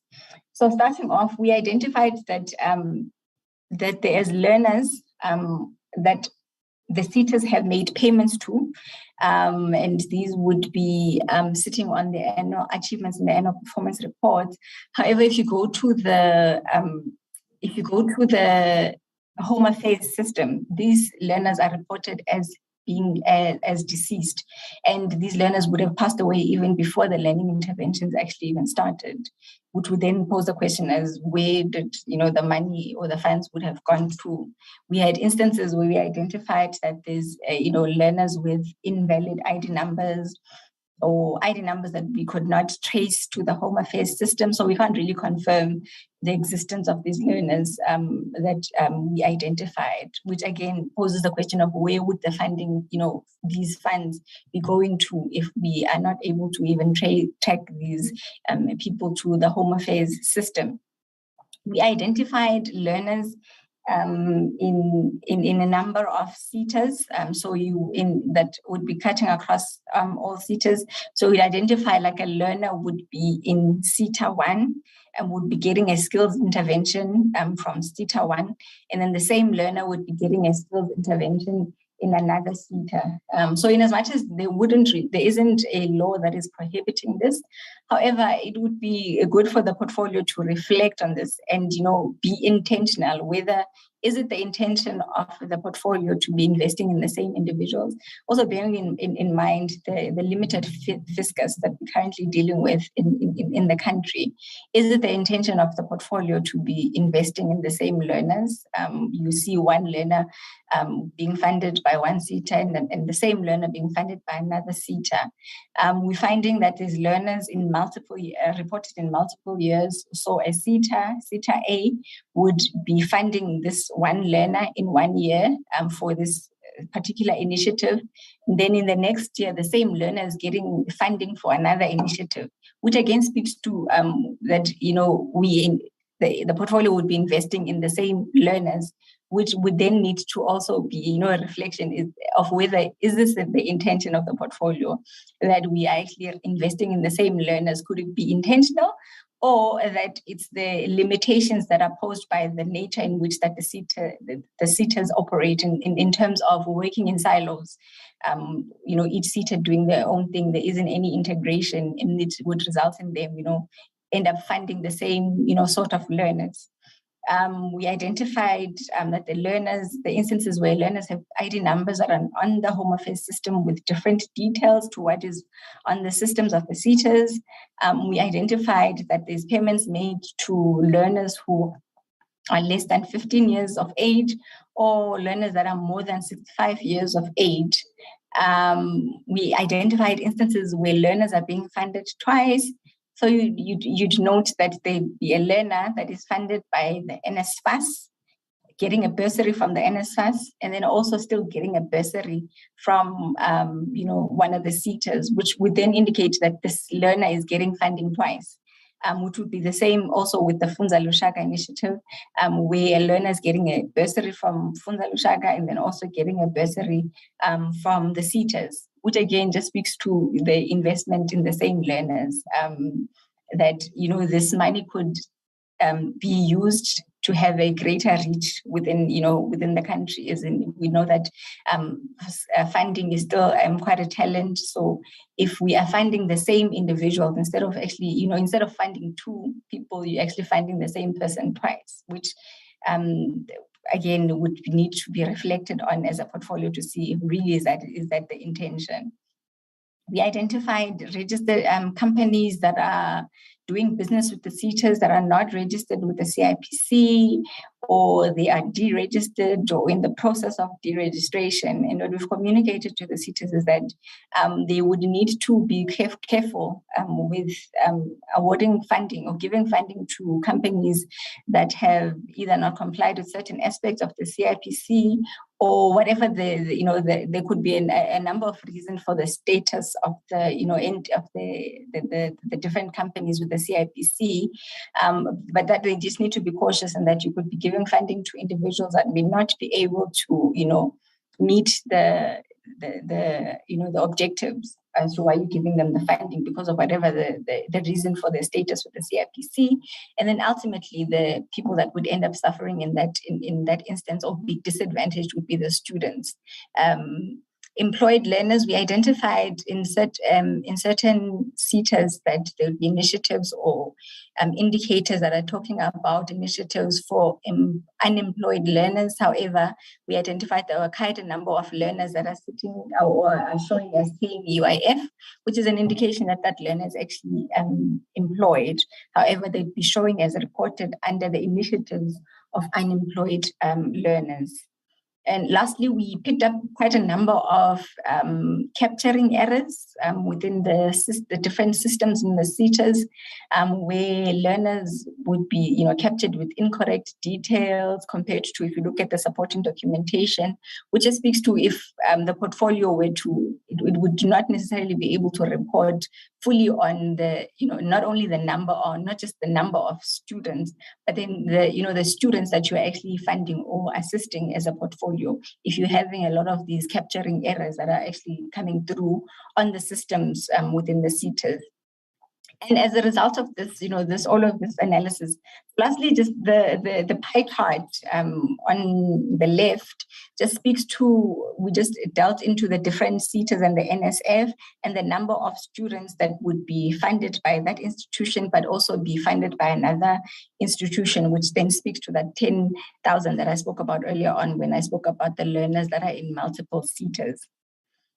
So the opportunities that we identified just from this exercise is that the higher education portfolio would really benefit from an integrated system within the SETA sector. And this would actually maximize on efficiencies. This would also benefit the citizens. It will allow for easy access into these skills development initiatives to the country.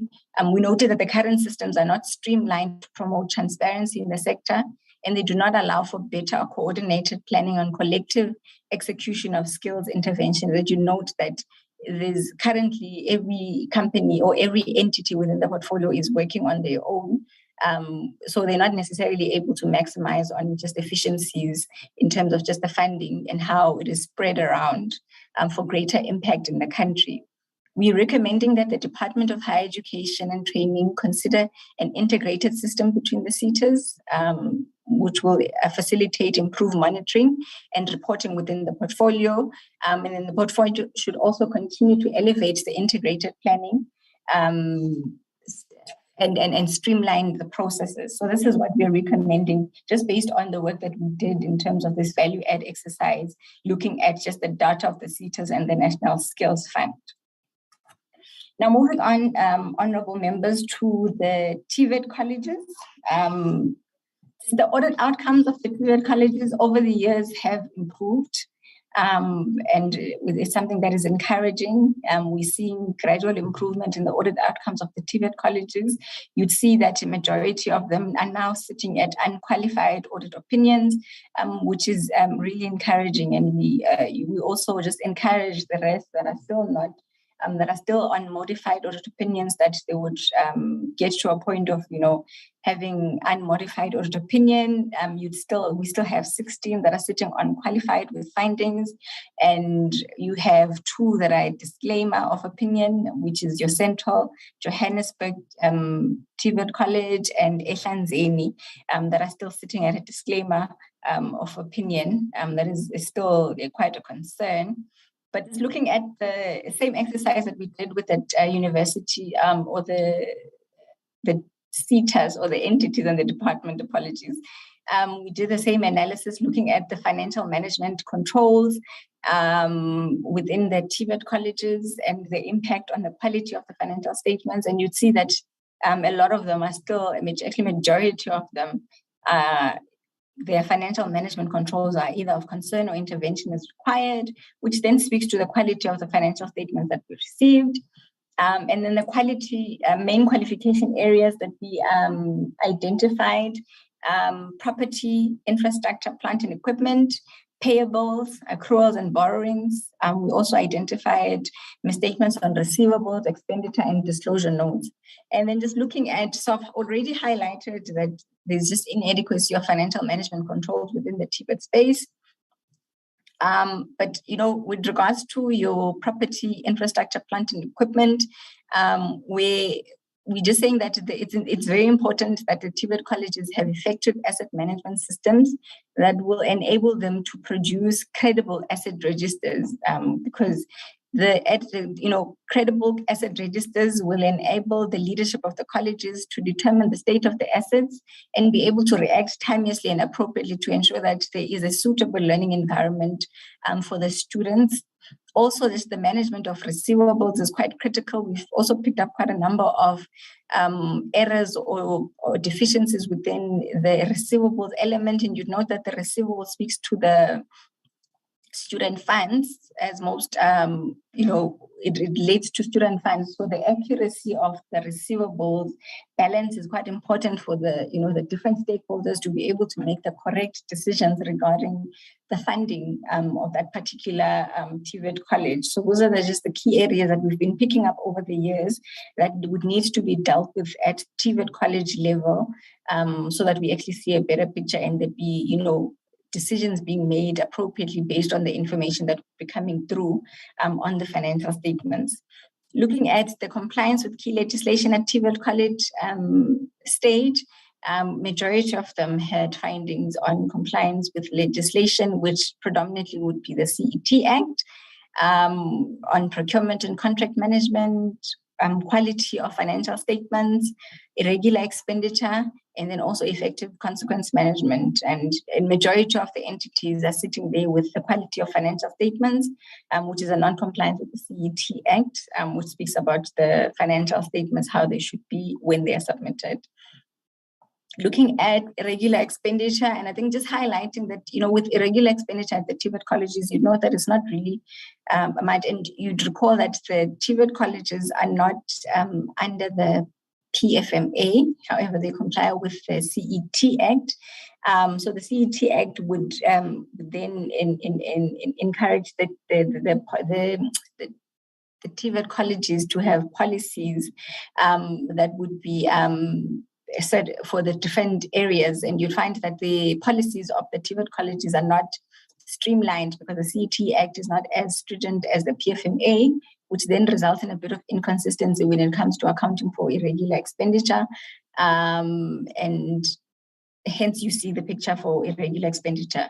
But for those entities that have identified or have not complied with their supply chain management processes, they've reported irregular expenditure, and the key contributors would be Dalits or Tibet College, South Cape, and Gangala. Those are the main contributors to the irregular expenditure that we're seeing in the current year.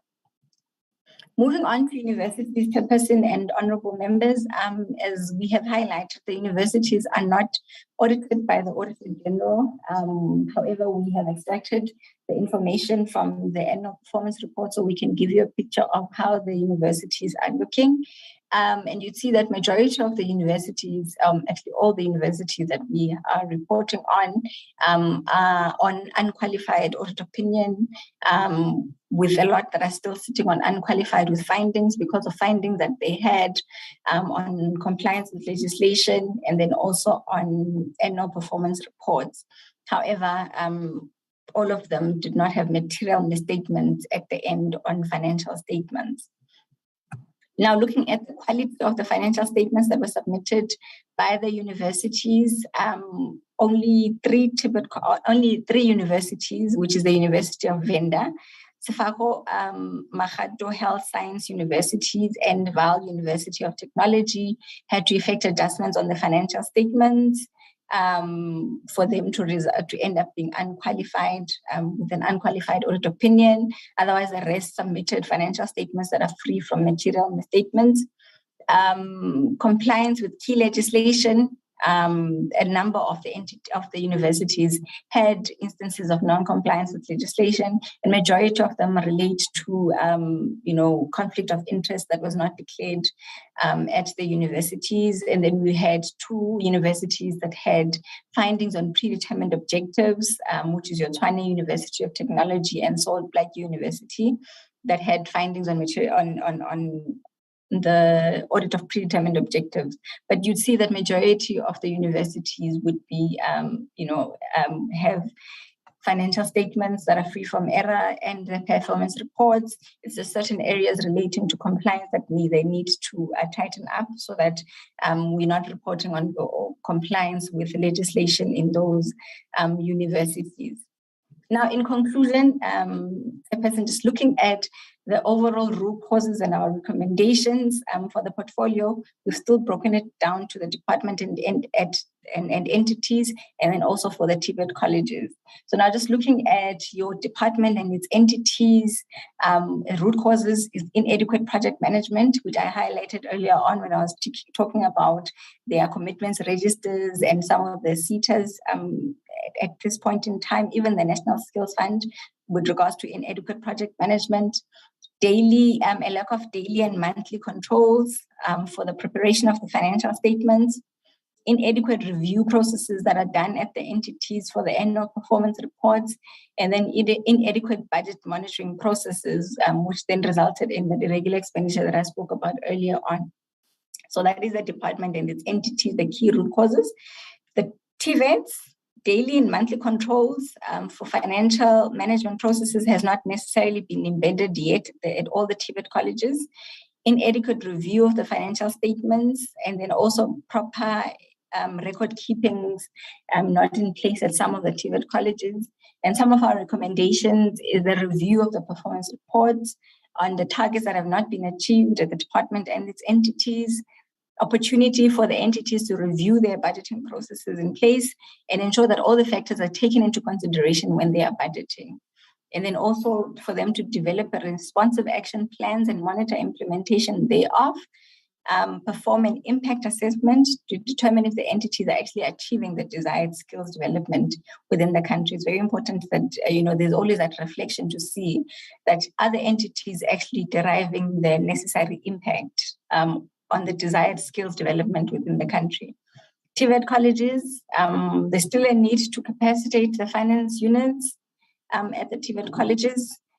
Developing of responsive action plans needs to happen at the Tibet colleges. And then also we're just saying that they need to also capacitate the internal audit units so that they can assist in monitoring the action plans as well. And then lastly, honorable members, overall recommendations to the portfolio committee that the CETAs would really benefit from an integrated system, as I highlighted earlier on, that will enable them to capitalize on opportunities that are there.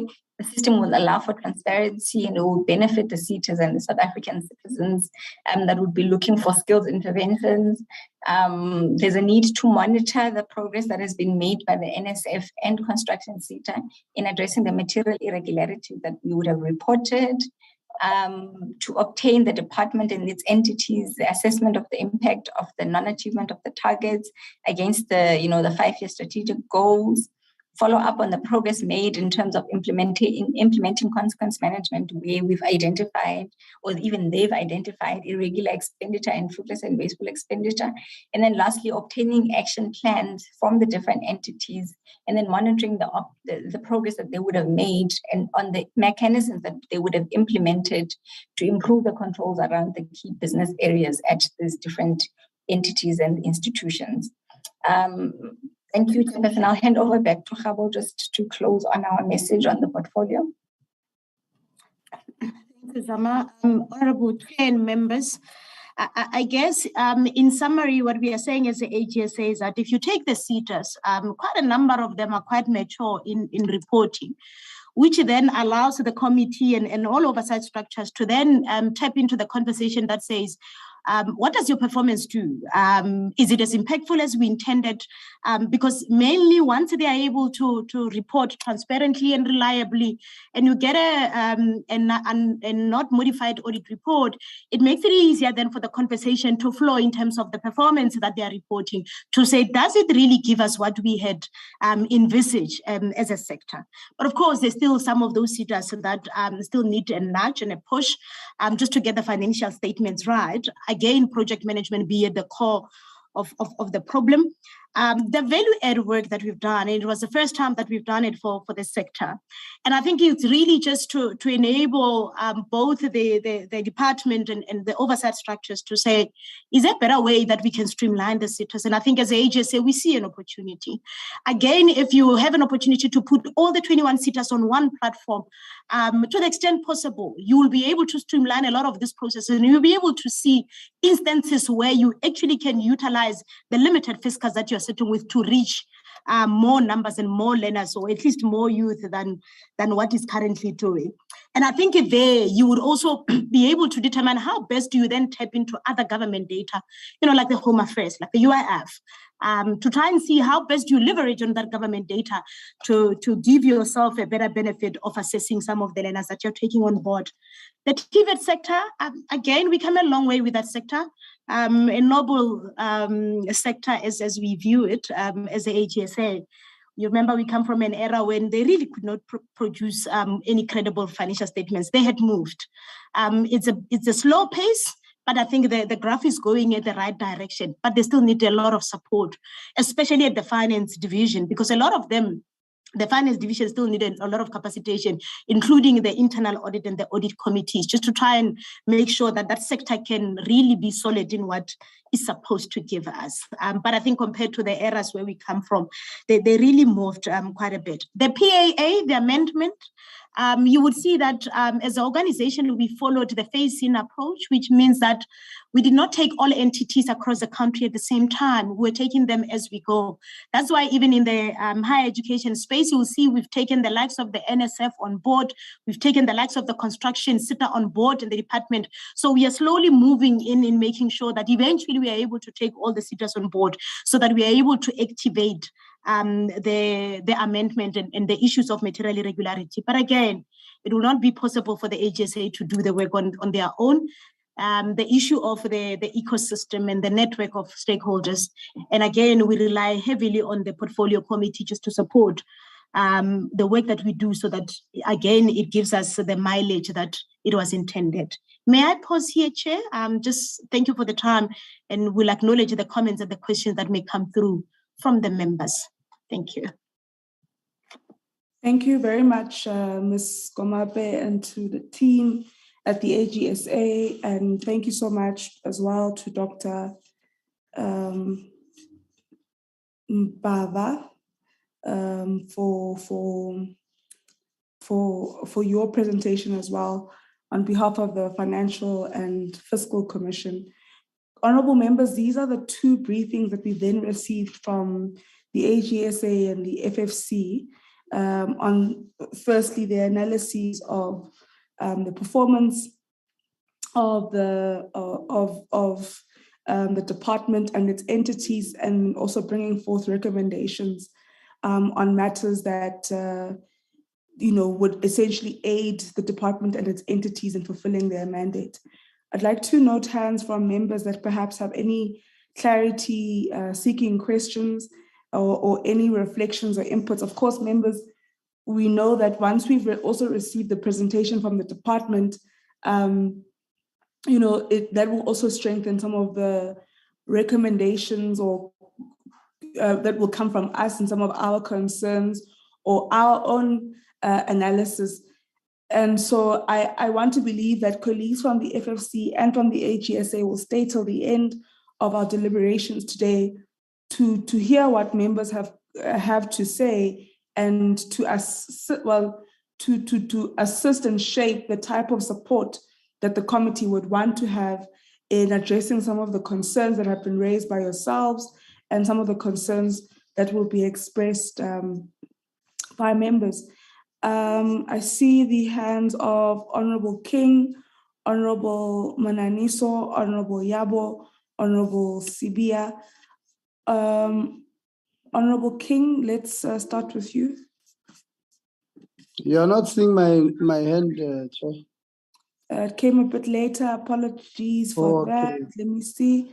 All right, Honorable Litsie, and then Honorable Chirwa.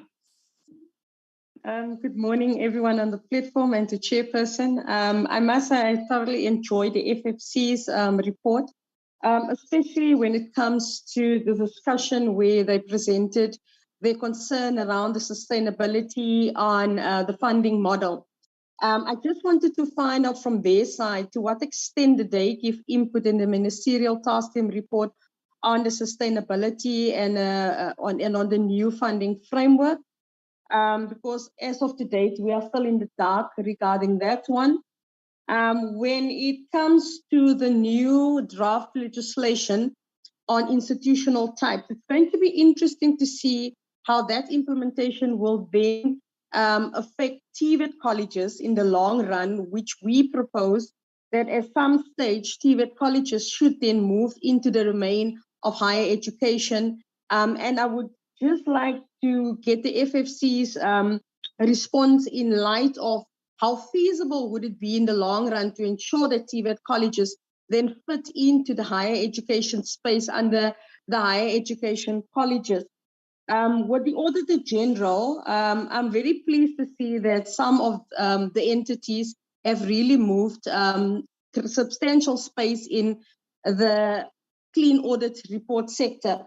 But I highlighted that the Tibet colleges, you mentioned that they do not always have compliance with the CET. Were any guidelines given to Tibet colleges on how to approach compliance matters in terms of the CET from the Auditor-General side? Then also just a question on CETAs, and I wholeheartedly agree when you say you need an integrated system within the CETAs to streamline processes, which I feel it's long overdue to have synergy. But then when you look at the white paper, and specifically page number 62 on the white paper, which basically states that where CETAs are funding the provisions of qualifications for undergraduate or postgraduates who are not currently employed in line with sector priorities, they should make ring-fence contributions to NSFAS instead of attempting to manage their own systems of distributing funds to students. Would that not be seen then as a major issue in terms of compliance, where the CETAs are actually managing their own funding, bursary disbursements, instead of having it ring funds to NSFAS? Thank you, Chairperson. Thanks, Honorable King. Honorable Mananiso. Thank you, Honorable Chair, and good morning to our colleagues on the platform. Chair, one must say that I appreciate two presentations, and I think as a portfolio committee, we are being empowered in terms of what needs to be done. I think moving forward, we need to use the recommendation by FFC and AG to do our oversight, because they are clear in terms of what needs to be done in both institutions. And Chairperson, with both presentations, you could tell that at some point one would want to advise that perhaps we need to take the human resource that we have at DSI to just go and monitor, actually mentor some people there at DHET, more especially on CETAs. I mean, the presentation by AG reflects more about what is it that is not being done properly, like issues of project management. And for me, I believe somewhere, somehow, people are not doing justice to our public press, because you have people who should to be fit to actually do what is supposed to be done. And I just want them to actually give us a presentation, more especially with regards to the findings for supply chain management. You would know the supply chain management, it is broad, but what could be the challenge? Is the challenge the requisition process or demand process, or what could be actually the challenge in terms of SCM. And on their slide, the AG slide, slide 25, payment of deceased and reduplication. I think, Chairperson, we must actually visit some of these particular SITA, or as the portfolio committee, these are the SITAs that some of us, we must open cases for fraud or crime, because this is, you can tell on slide 25 that it is a design crime that is happening in these SITAs. So, I'm very aggrieved about whatever that we are seeing as a picture in terms of what is happening in this particular SITA. So, Chairperson, I would like us as the portfolio committee to use this slide 25 for our oversight in this particular SITAs, so that if people are still comfortable where they are, heads must roll. Chair, in terms of FFC, I just want to check what are the possibilities for them to give us a template with presentation on the advices that they have given to the department and the status quo with relations to everything that has been done and outstanding issues that they could have advised or recommended on, and still you have people who are in authority and don't actually execute those particular recommendations. So from FFC, can they just write to us formally, so in terms of where do they see that maybe there's a slow pace in terms of application of their recommendation. The other issue, Chairperson, I have, my notes all over. I think the issue construction SITA. Honorable Lizzie likes to, speak about it. And some of us, I once thought that he has a personal interest, but with what the AG have said, there's a serious issues there. And as the portfolio committee, we need to make sure that we attend to those issues, because we believe that construction SITA can play a pivotal role in terms of the economic growth of our country, and if not been given the attention that they deserve, as we did with NSFAS by going there and conduct some work in, I think with construction SITA, we must do the same. With all the 5 listed SITAs, we must do the same. We must make it a point that on our program, we make sure that we go and work on those particular stations and see department by department, what is it that the portfolio committee can assist on. Chair, with regards to Tibet Colleges, I think this thing, the need for asset management system in our Tibet Colleges, it's one of the things that one believes that the Department of Education must, higher education must prioritize, because one feels that in this particular system of asset management system, people, they don't want to actually learn to do how to record those particular assets, because of if they do so, then there would be some limit in terms of corruption. So I think from the department, Chairperson, it is important that we get a status quo in terms of what is actually being done to address this thing of the absence of proper asset management system. And lastly, Chairperson, indeed, one can tell from both presentations to say that there's a need for an integrated system for all these SITAs, so that we deal with the duplications of payments, and as well the corruption that is actually happening that we don't want to speak about. And I feel that the AG must actually, go on public in terms of those ones who are repetitive offenders in terms of non-compliance. We are in a process where one doesn't feel that we would need to see or hear about people not applying legislation as supposed to. The PMFA, it is clear in terms of who's supposed to be doing what as an authority, more especially on the public purse. So what is it those people that are there not doing or adhering to this particular PMFA? So we've got people who just actually just undermining the law. they are the law to themselves, and I think it needs to stop, Chairperson. And as this particular portfolio committee, it is important that we go out there department by department and make sure that we do our spring cleaning on the SCM unit. Because it can't be correct that every time when the AG is here, we hear the very same story, that people had specific targets, then they have, underperformed, and somewhere they overperform because of they have assistance from other entities. But them as individuals, as department, they cannot stand on their own. And I think, Chair, as I conclude, it is important that we recommend and acknowledge, as usual, the work that it's been done by DSI. They are doing good, and it's one of the departments that there's a good story to tell about the South African entity that has people, fit for purpose people who are able to do what they have to do at that particular time. So, Chair, some of the issues will take them through Wontate Mvalo in terms of ensuring that people just do the right thing, and those that cannot do what they are employed for, I mean, they need to shift. Young people are there, graduate and unemployed, so they can just open the system and people can come and work and serve this country. Thank you. Thank you, Honorable Mananiso. Honorable Yabo.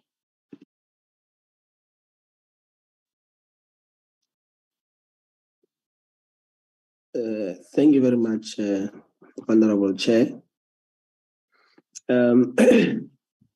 I think I will not labor much into taking a lot of time, but safe to say, let me appreciate the presentations that we have received from both the FFC and the AGSA.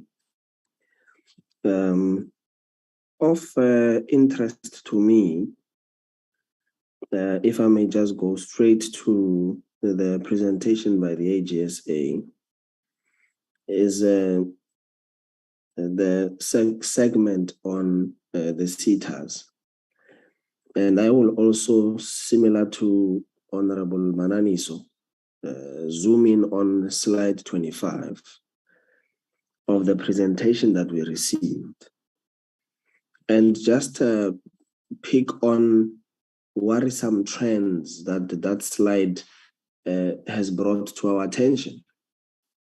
There's a part there where they picked up on learners in multiple CETAs. And this comment I will make, but it will also be buttressed by a question, in that, are these learners who have been picked up to be enrolled and or being supported across multiple CETAs, picked up within the same timeline? Are they doing programs, whether as interns or bursaries? Did they pick it up in the same timeline, in the same financial year? And if that is so, how possible is it that you can have one person studying or being an intern or having a bursary from multiple CETAs at the same time? What manner of irresponsible administration is that from the CETAs themselves? I mean, the number I'm looking at here is staggering. It's 10,006 of learners who have been identified as having received or being part of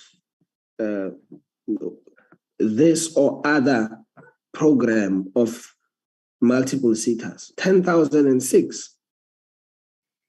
If this does not speak to being irresponsible with public funds, I don't know what communicates that message, because it is incredulous that 10,006 human beings are picked up across multiple theaters.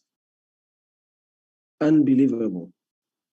And that's why I'm asking if this is during the same period, or is it over a longer period where one person hops from one theater to the next. But if it's homogeneously at the same time, then we have a problem on our hands. I'm also worried by the fact that there are learners who are employed. And so I want to understand the method used by the AGSA to determine these learners as employed.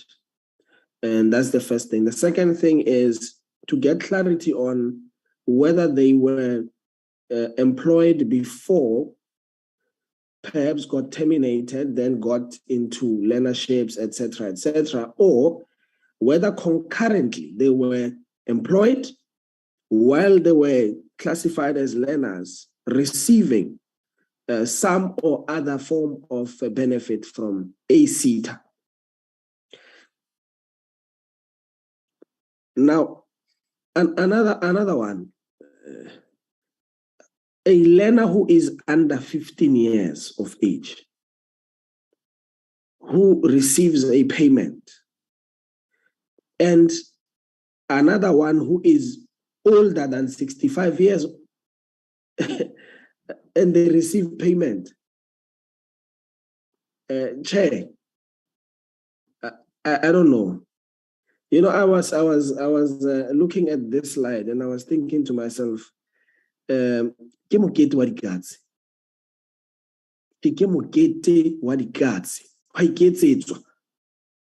learner who is older than 65. So when they exit, where are they going to go? What value are they going to add? Perhaps we can condone a learner who's under 15. Maybe it's a genius, you know, a star performer, well beyond their age in terms of mental capacity. A 65-year-old, you fund a 65-year-old to do what? At the end of the learning period, to do what? Kore, tšhelete ya mmuso ha itse we serious tše. Kore ke di-slash fund. Anyone has the ability or they can get a plan. This thing does not communicate an error. It doesn't say, no, there was an error in administrating this funds. No. An ID number is clear, or motor or 65 or is 65, and you still fund this person. It's unbelievable. How does it happen? I'm interested to know how did it happen? This is 140, by the way, learners who are in the bracket either below 15 years of age or older than 65 years of age. 140. What is the cost of each learner to a SETA in this instance? Maybe if we put rands and cents to it, it will give us a better view of the amount of malfeasance we are looking at here. The AGSA reports that 11 were picked up to being deceased learners. Now, the point of interest for me is whether these learners were deceased at the time they were enrolled onto the system and funded, or they were deceased during their period of funding. I need to get that clarity so that we understand context in the main. Now, also, SETAs use companies that either don't exist on the CIPC system, or they are in the process of being deregistered. I want to agree with the recommendations from the AGSA that a system needs to be put in place for all SETAs that will be a common platform to manage data across all SETAs. I agree with that recommendation because it will assist to clean out some of these things that are presented here by the AG as what I would deem to be problematic trends that are coming through from the audit process. And I also want to agree that disbursements should be given through to NSFAS.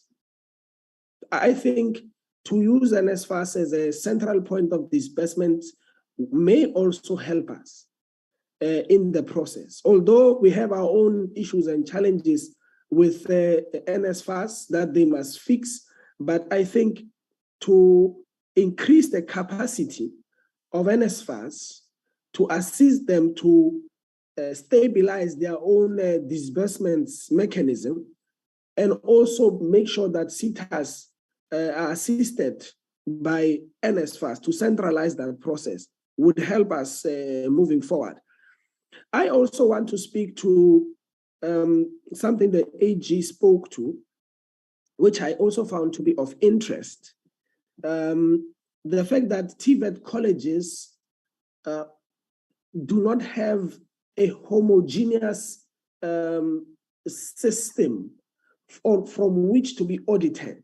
And so each college, due to the CET Act, must, one, put together their own policy, and according to that policy, set up procurement systems, etc., etc. So each of the 50 Tibet colleges has their own heterogeneous system. I mean, that's a recipe for disaster. Unless we are told that there is a framework that is given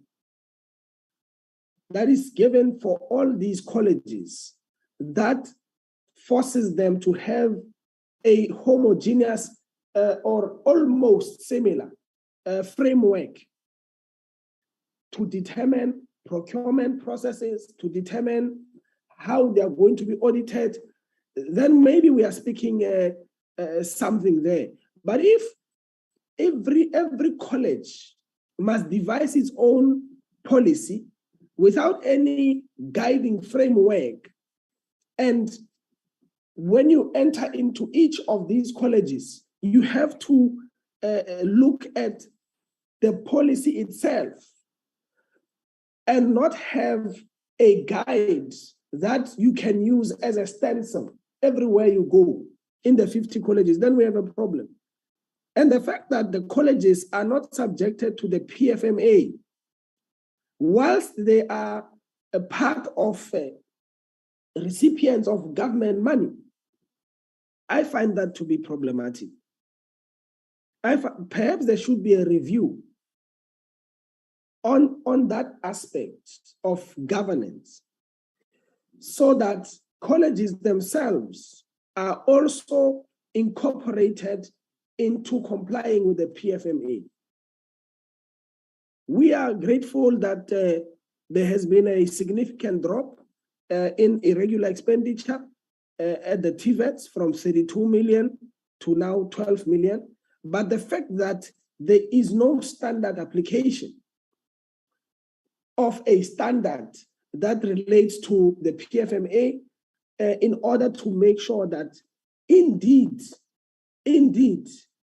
irregular expenditure is dropping within the confines of what the existing standards require. And if there is a challenge on the existing standards, from the AGSA side, as it relates to the Tibet Colleges, noting that AG only comes in and works on the policy that is available at the college itself. If there are issues around the standards, maybe there should also be a conversation around putting together a standard that will be applicable to Tibet Colleges. That does not necessarily depend on the internal policy devised or put together by the college itself. Because it's as if you are a player and a referee at the same time. You are given money, you spend the money, you even put together policies of how you are going to spend the money. And not only that, you even put together policies on how you are going to be made to account for the money you have been given. It doesn't sound correct to me. It doesn't, you are coach, player, and referee. It doesn't sound correct to me. The department should look at standardizing the financial accounting process so that colleges are able to account to us on a standardized format or on a standard that has been agreed to for all colleges in the sector. Construction seat, National Skills Fund. It appears that we have a case of perennial delinquents on our hands.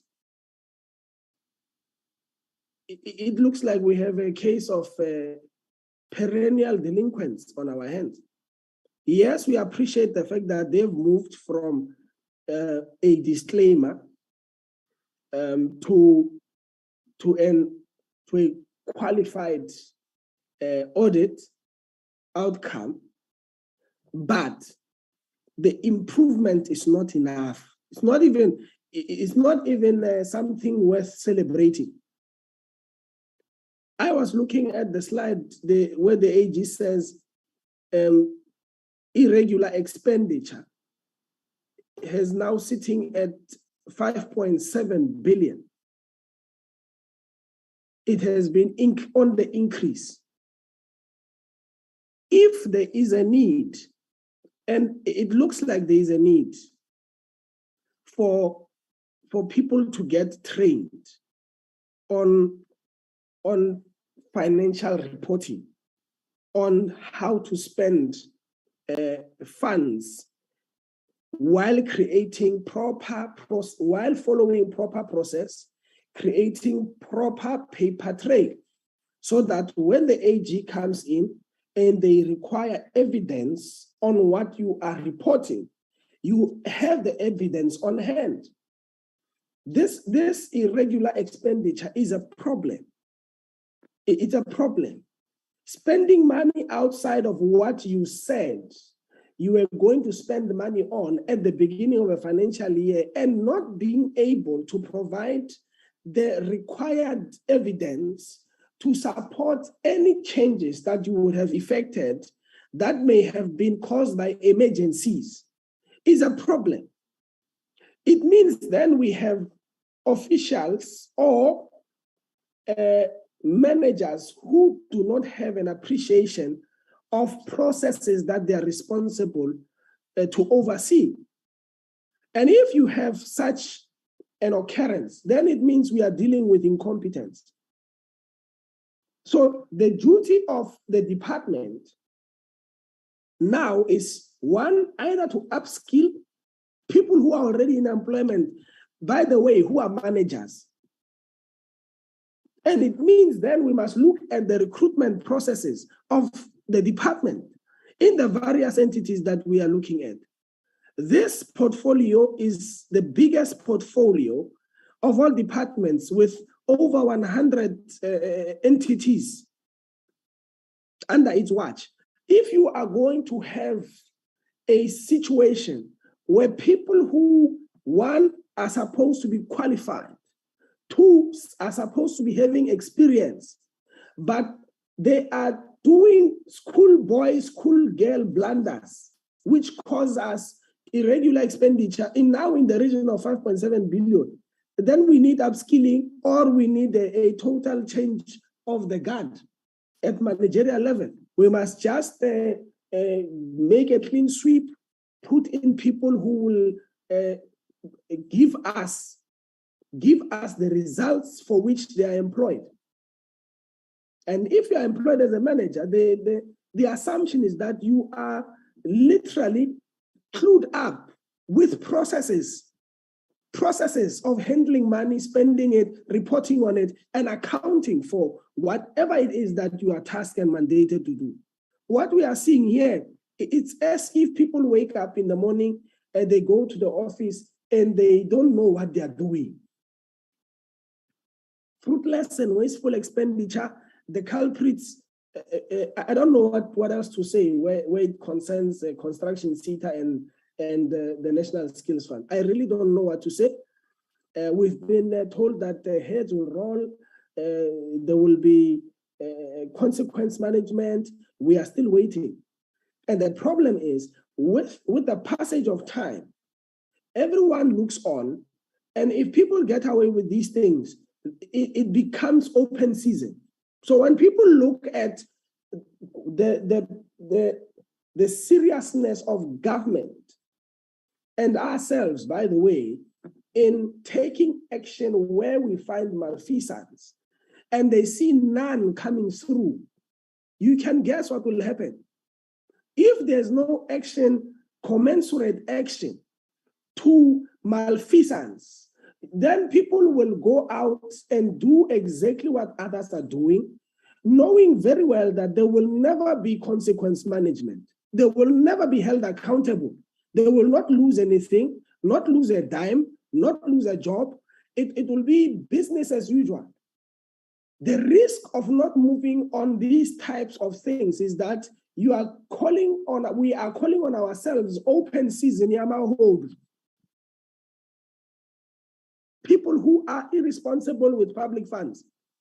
Well, while we have a dire need of these funds in order to push our economy into greener pastures, I would suppose and surmise that there is real effort behind the scenes to hold these culprits to account for the malfeasance that is represented by irregular expenditure, fruitless and wasteful expenditure. Chair, let me pause right there. But safe to say that it is worrisome and it is irritating to deal with people who are supposed to be caretakers of state funds to ensure that they do what they are intended for. And yet we see week in, week out presentations on how money is wasted, how money is spent without following proper process, how there is no evidence to buttress reports presented to the AGSA. It's very irritating and it is very worrisome. Action should be taken and it should be sooner than later. Thank you very much, Chair. Thank you very much, Honorable Yabo. Honorable Sibia. Thanks, Chairperson. Thanks for all presentations.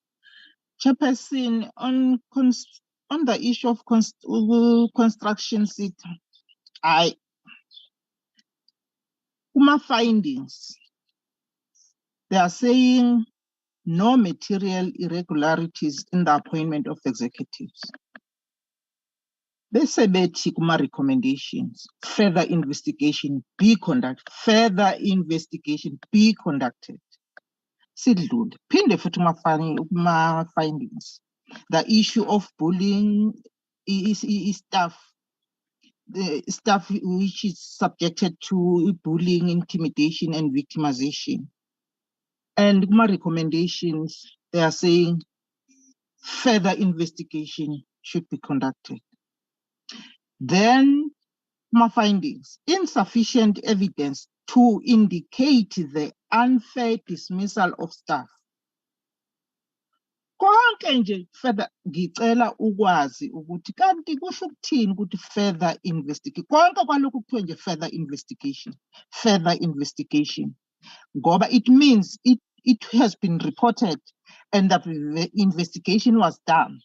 It means that the further investigation, because there was no evidence. I'm not clear. Ngicela bachaze, angizwa kahle. Thanks, Chairperson. Thank you, Honorable Sibia. Honorable Litie, not to manage anyone. I just want to remind us, colleagues, that we will also have an opportunity to engage the department directly. And we are hoping, that you will still be there once the department has presented in the second session of today. Honorable Litie. No, thank you very much. I see you are indeed managing me. I don't have qualms being managed. I think good morning, everybody. Good morning to the entities, so yourself, Chair, and all honorable members, the department, colleagues from FFC and colleagues from AGSA. Chair, I will not be as long as Honorable Yabo, but I think it's important to start by saying to Honorable Mananis, indeed, I have a personal interest here. I have personal interest on public funds, and I will not stop having a personal interest there on how public funds are utilized. Chair, I think many colleagues would have spoken to a lot of issues, and indeed, I saw that Christopher Mbalo, but we'll put some of those issues with the department later on. But I think we just need to understand here that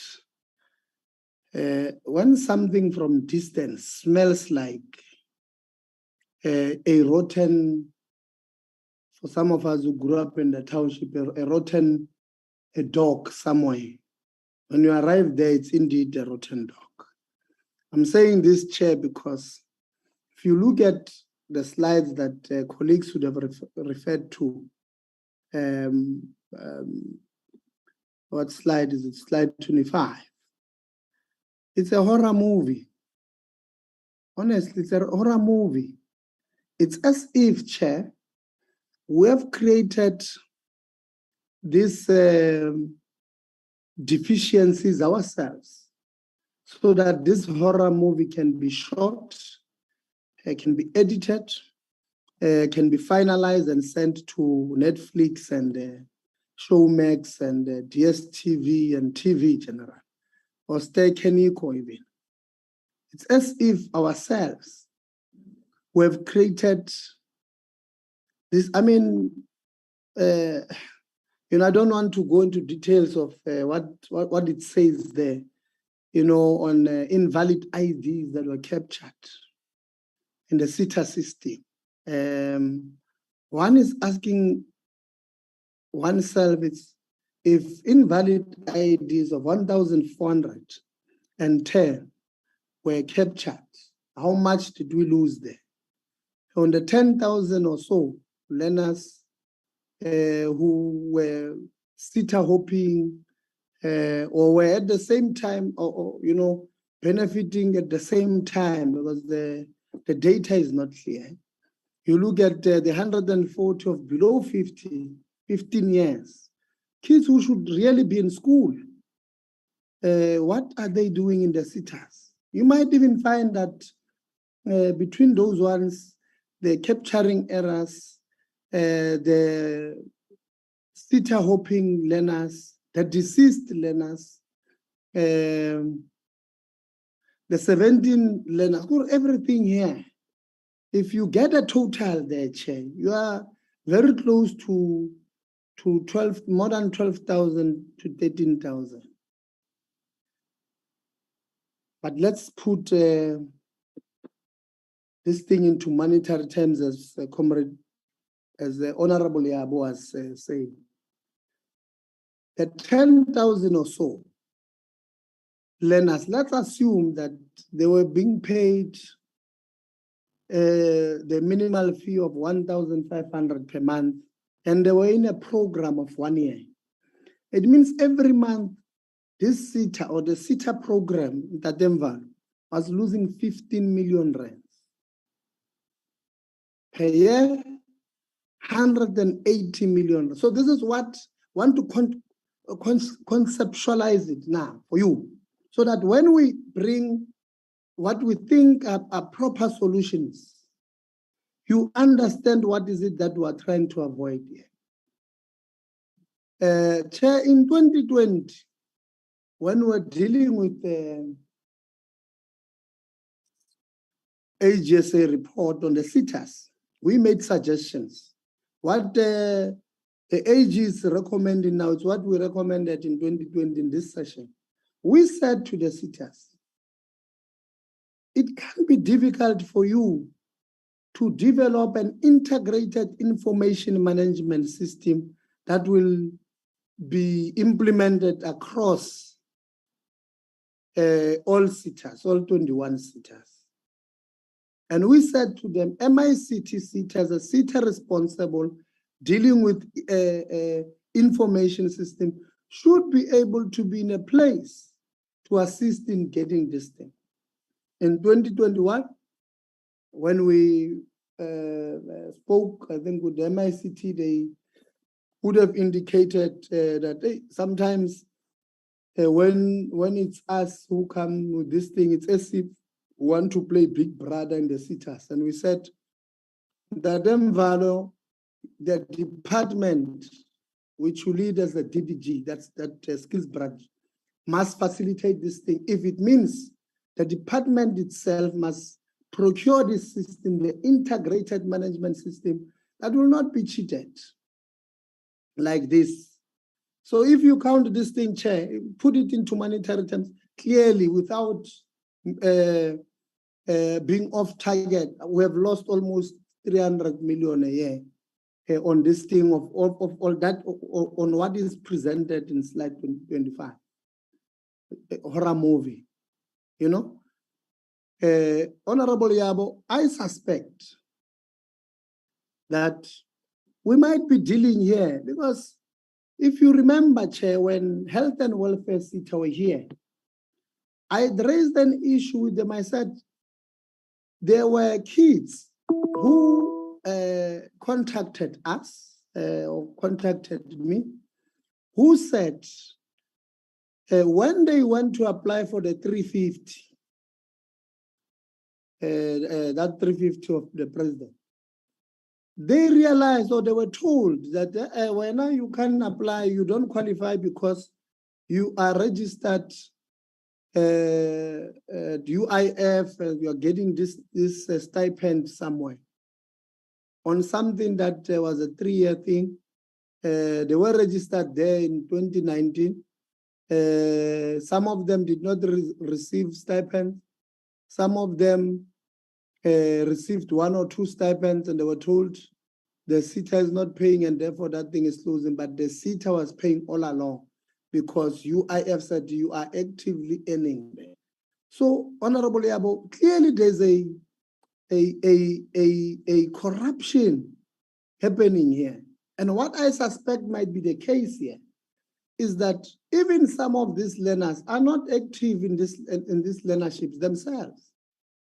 It's the service providers who are defrauding a system of the department that is, very weak. What they do, which I suspect, I'm putting a theory. I told them I'm a person of theory. So what they are doing, the service provider, they are sharing data of these learners amongst themselves, possibly with some of the employees of these SETAs, defrauding the state, claiming they've got this 1,000 learners here, 500 learners there. Somebody goes to in SETA and say, I've got 500 here, with the same data they share with their friends saying, I've got 400 here at construction. So that clearly there's a cartel-like arrangement, possibly even working with some within these SETAs. And in the meantime, we're losing a lot of money. as the state, money that was supposed to help these kids of all. It's a pity that the AG will not have went through doing those things. And I think when we're meeting with the department later on, Chair, I'm going to suggest that on this thing, we must do a proper forensic on all of these things that I mentioned, because it can't be that state money has been used and nothing happens. When we suggested the integrated information management system, we're saying these service providers, they come and claim at the end of the month, hey, I've been having this number of learners and this is the attendance. But this attendance, it's them who have signed for them there. So we're saying you must have an integrated management system where learner, they can just be identified by showing their face, maybe on their tablets and all of those things. But it's as if, sorry, as the department were allergic to improvement and were allergic to progress.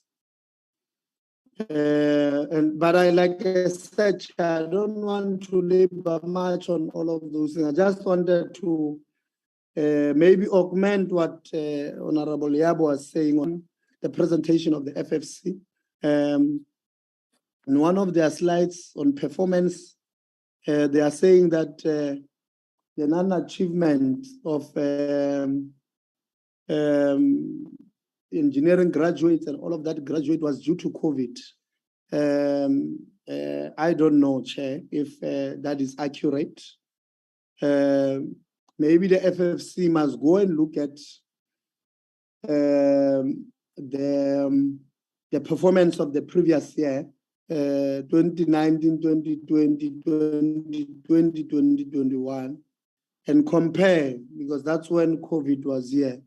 Compare. I mean, Chair, when we're interacting with universities, in fact, universities were saying to us during the period of COVID, their pass rate went up, their graduation went up.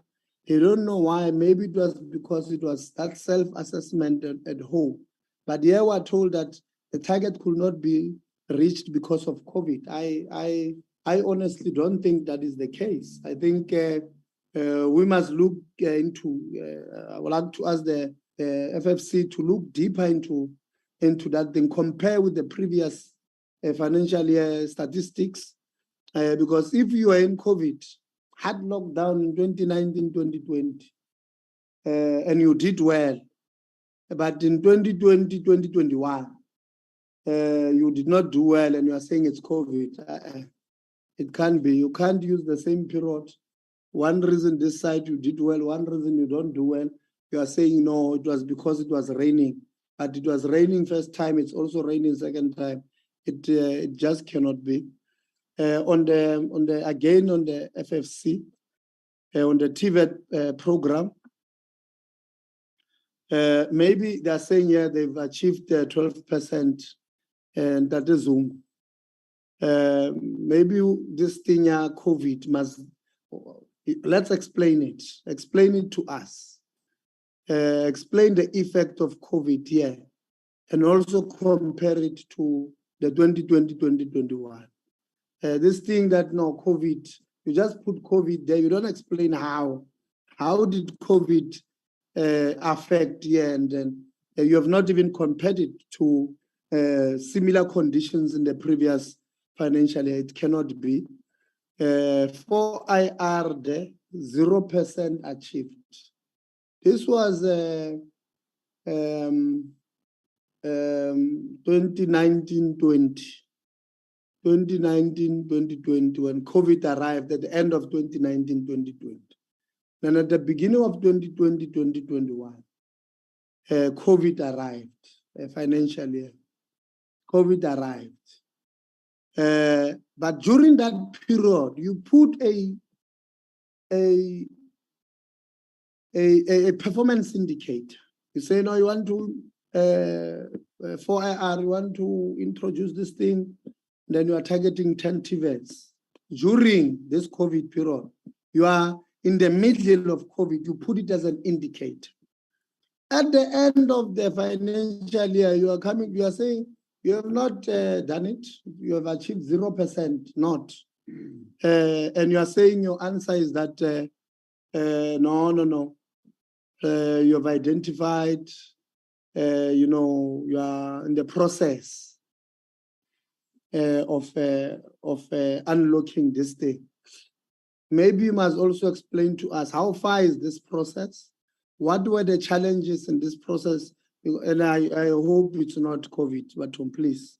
And why did it take so long for the whole financial year to end? When you have, because you have not started any of them. Chair, I think it was both Honorable Mananiso and Honorable Yabo who spoke on this ones. I think I want to propose that we must have a meeting with, again, NSF for obvious reasons. This financial year, as you saw there, the irregular expenditure is around 1.3 billion this financial year, and that's outside of the 2 years where they had 5 billion. 1.3 billion of irregular expenditure. Maybe let's have a discussion with NSF.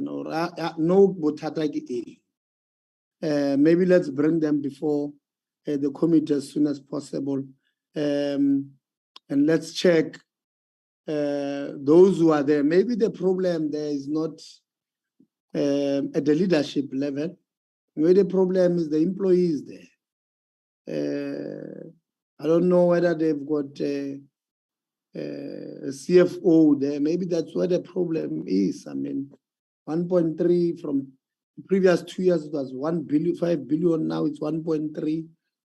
Clearly, and if you look at the comments there, the quality of annual financial statements had issues there, material findings, and all of those things. So maybe the problem is there.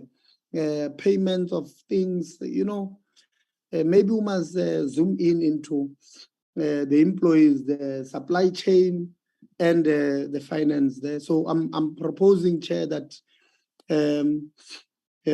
we must have a session with NSF.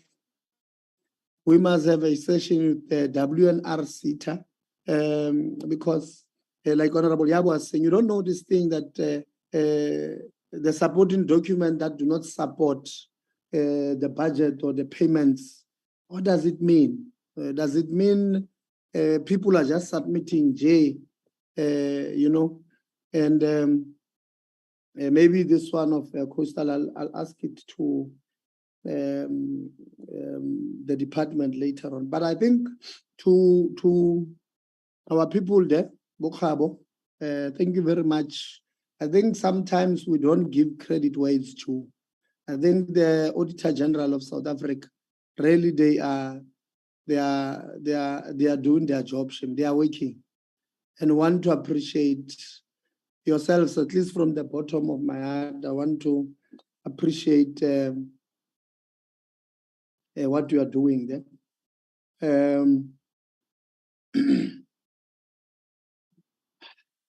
The AGSA says to us that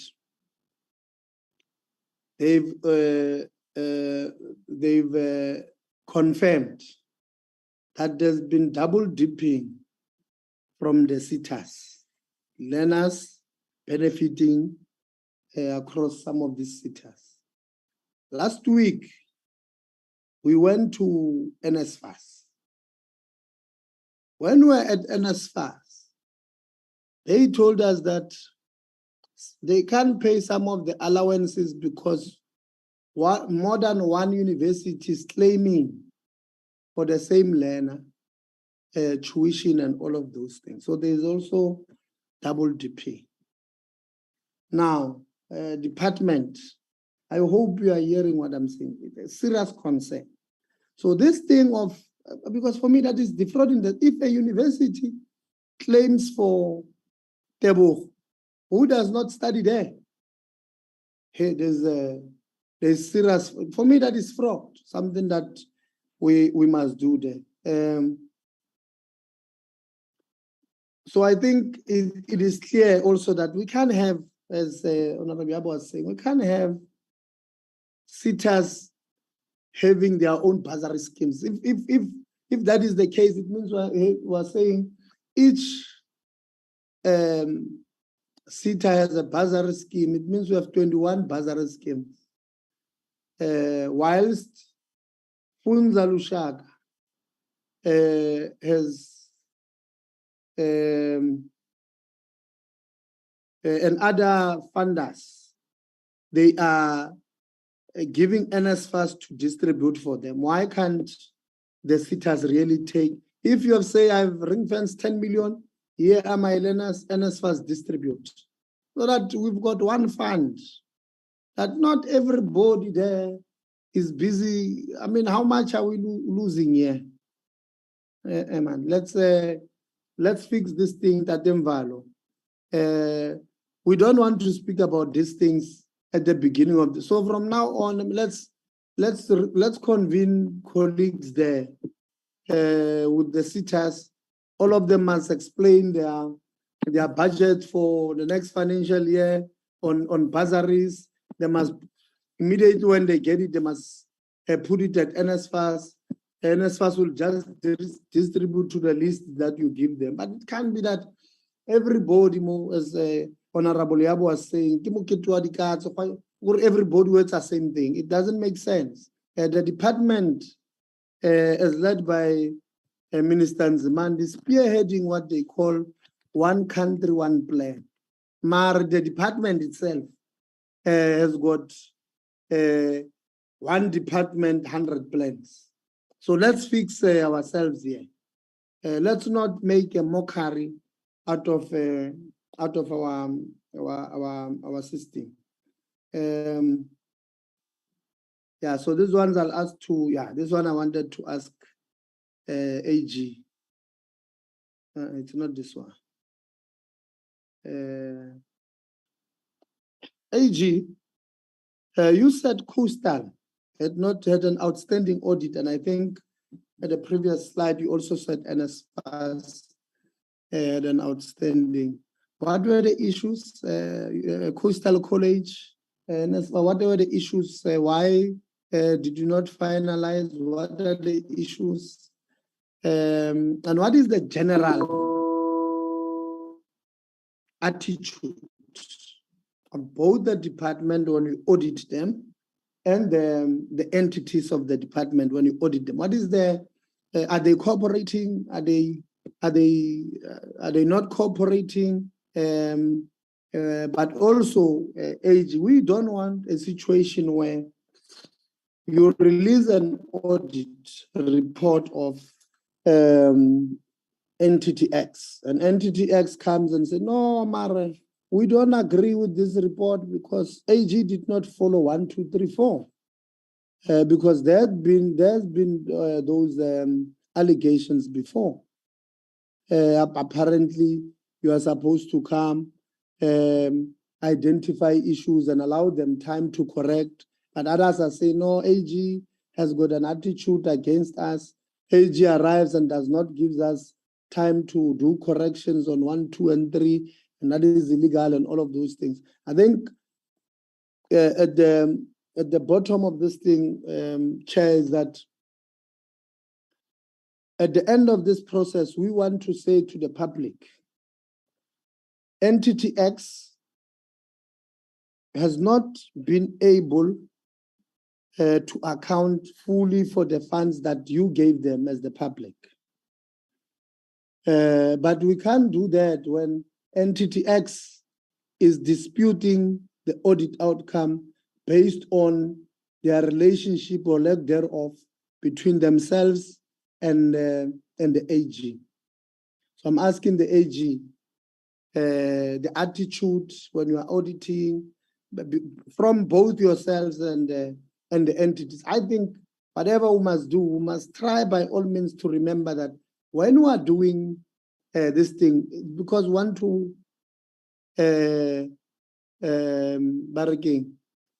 to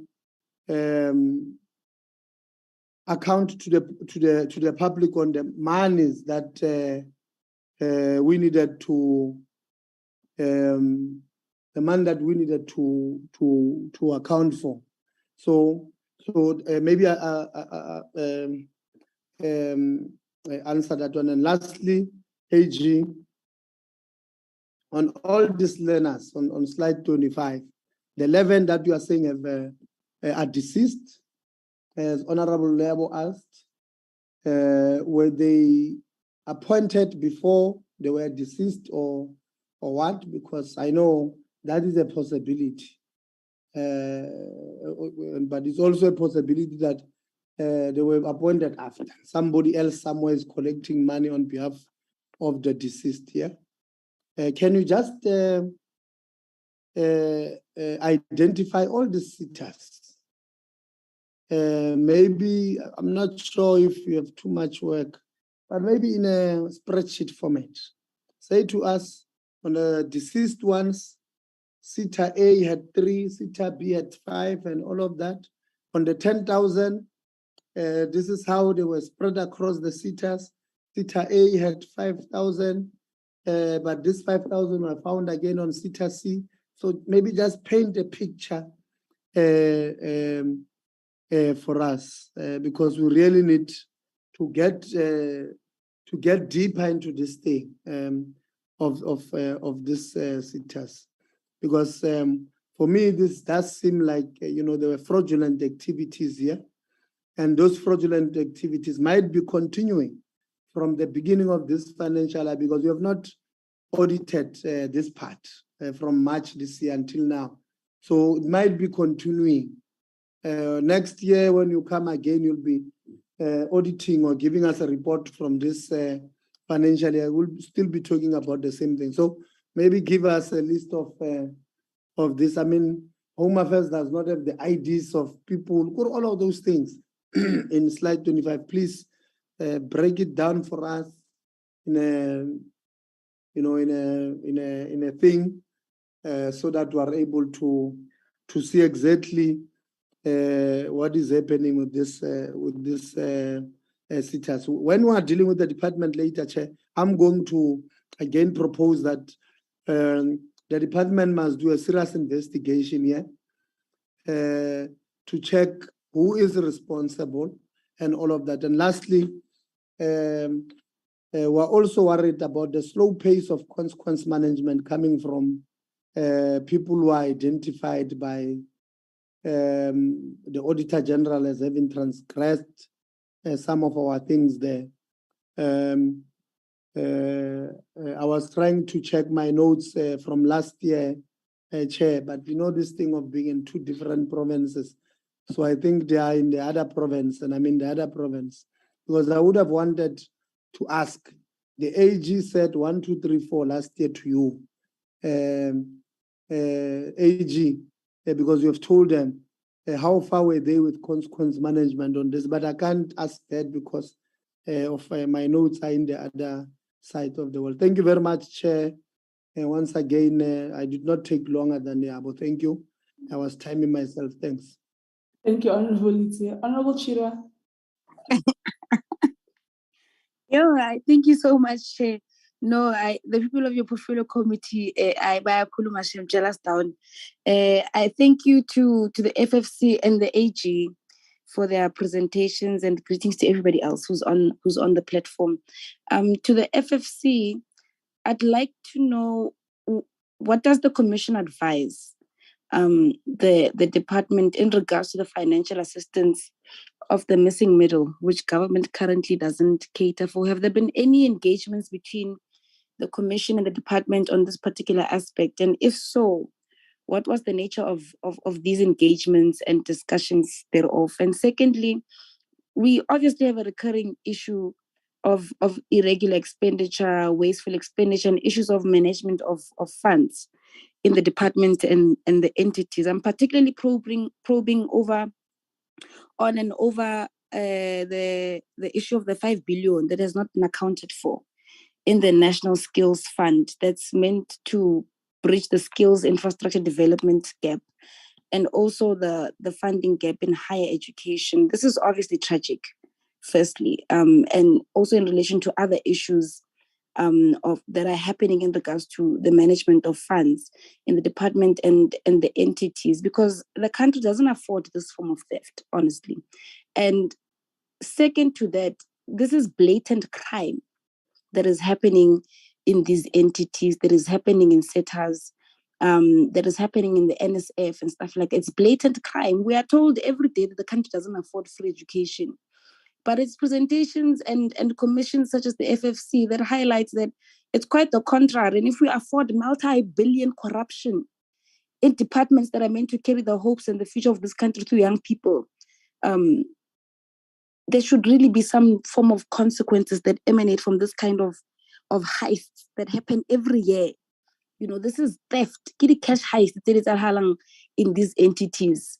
And I want to hear from the FFC, what are the tangible and numeric, or rather, what is the tangible and numeric impact all of these issues relating to the crime that's happening in the entities and the department have in real time, right?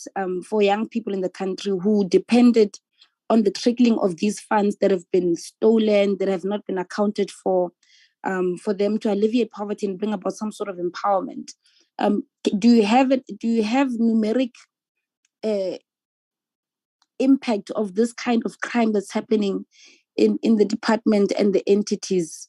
And lastly, to the FFC, what does the Commission recommend to the committee in ensuring that accountability, which Minister Blaine Zimande has tried his best to escape, especially in regards to the NSF, and has even shielded them, right, for issues such as these, that it actually happens? And to the AG, still on the 5 billion issue that the minister is unable to account for, and even further intended to keep the merits of the matter hidden from society. What have been the intervention methods of the AGSA to hold the NSF accountable for recurring transgressions, for the issue of mismanagement of funds? I just want to know what the detailed recommendations of the AG have been to the NSF, and which of those recommendations were implemented. And I think also, I'm just jumping something quickly, I want to know why the AG doesn't recommend criminal investigations, formal criminal investigations, because the department investigates itself can't be something that suffices, especially because we know that we've got a minister who blatantly protects such kind of criminal activity that's happening in his department that he's leading. So now we are entrusting the very same people who want to hide crime in the ministries that they are leading to investigate that very same crime, which they are aware of, because it's been happening over a period of many years. It happens, these are recurring issues of crime that happen, and they are shielded by the people that are supposed to be overlooking or supervising or leading those very departments. It can be the very same people that are entrusted with investigating crime, like DHET or the department cannot investigate crime. It's not their jurisdiction to investigate cash heists. So I want to know why the AG doesn't recommend criminal investigations over these kinds of things. And, the recommendations of a Chapter 9 institution should primarily be binding, right? However, we have seen the most catastrophic arrogance from the government of the day, from the department, when it comes to implementing our recommendations with AG, and to such an extent that there aren't even any consequences at all for such behavior that undermines our constitutionality and tools of holding the executive accountable. How does the AG defend its recommendations? I guess that's the question I'm asking. How does the AG defend its recommendations? Because you are capacitated to go to courts of law and seek legal intervention when ministers, when departments, when all of these people are ignoring your recommendations. They are supposed to be binding. But every day, or rather each and every time you return back, we hear of the fact that your recommendations were ignored, but there isn't any push from the AG as a Chapter 9 institution to pursue legal intervention. And if there is, can you just highlight which of these cases in relation to the entities and the department, that you've pursued legal action to ensure that your recommendations are implemented, because the AG can't be, functioning like a crybaby. You're a Chapter 9 institution, and if a Chapter 9 institution is undermined, certain actions should be taken, right? I use the AG in some of my examples when we speak to the CGE, raising the very same issue of defending AMA recommendations. Why? Right? But I think this should just be brought back to the AG, especially in relation to the department, because this is crime that's happening. It's happening right in front of our eyes. AG, I recommend criminal investigations. There must be further investigations that are done internally and stuff like that, and that can suffice, honestly. And lastly, I want to hear from the AG. What are the key recommendations that have been ignored, that the AG is most concerned about? And noting what I've said earlier, what then becomes the way forward. Thank you very much, Chairperson. Thank you very much, Honorable Chira. Honorable Mahlati. Thank you very much, Chair, and good afternoon to yourself and colleagues of the Portfolio Committee, including the department and Office of the Auditor-General. Chair, I've got few questions that I would want to pose, but first and foremost, one must really appreciate the work that has been done by the AG, the report in the manner in which it's been, written. It's quite easy to understand. It's quite straight to the point and raises very fundamental issues, and much more appreciation to the recommendations that have been made by the report. My first point of entry into this discussion is mainly to say I'm of a view that the Portfolio Committee should actually support all the recommendations made by the AG, and they should basically be factored into our BRRR report. Secondly, that the AG, given all its recommendations, should investigate the high level of non-compliance with the declaration of conflict of interest, especially when it comes to universities, and that the AG should review performance indicators which are not smart, and especially when it comes to the department and its entities, to make sure that there is appropriate performance indicators to improve the quality of performance information. Because I'm aware that when we do our APPs, AG gets involved, Treasury gets involved. But in most cases, what we are seeing here is the department's inability, including its entities, inability to really achieve its targets. And one would not understand why, because these targets are done by them. The department itself and its entities, they do develop these targets based on the SMART principles, but unfortunately, they are unable to achieve these targets. And in most cases, and when you develop APPs, your indicators or your targets that develop in such a way that you can't put a target that you are not in control of. Therefore, that SMART principles must prevail to make sure that we achieve these targets as stipulated in their annual performance plans. My questions then comes in, when it comes to universities, I just want to find out from AG, what are the challenges with regards to UNISA financial statements, and whether this delay is linked to reported challenges of the university. And my second question there, it will be, 11 out of the 25 universities have received findings on non-compliance with legislation. The non-compliance identified related mainly to the university not having the required processes in place for the members of staff to declare their conflict of interest proactively or when conducting the business with the university. Therefore, what is the main difficulty in relation to declaration of interest? And is this the case due to the entrenched conflict of interest that is prevalent across universities. I think whenever we meet with universities doing our own oversight, this element always comes out. And in most cases, the battles in most councils, it has to do with conflict of interest. The recent one has been Yomango Sutu, based on the assessor's report. This matter came out strongly. So is this the issue that is bedeviling our universities, and how do they think must be dealt with? On TVET, Chair, when you look at the presentation by AG, it says 44 TVET had material findings, and the AG has identified these challenges in the past. What are the contributing factor to the slow improvement? And is the weaknesses due to a lack of control or due to non-compliance of existing internal controls?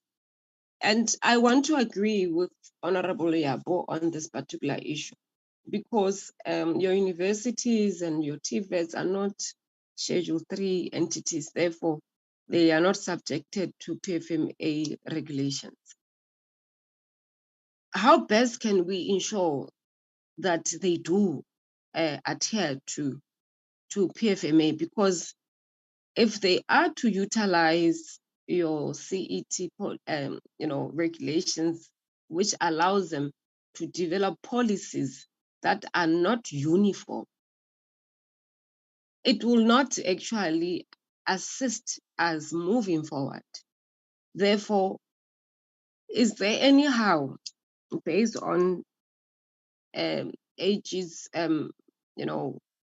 experience in dealing with these matters, that we can ensure that our TVETs become, they can be subjected to a process,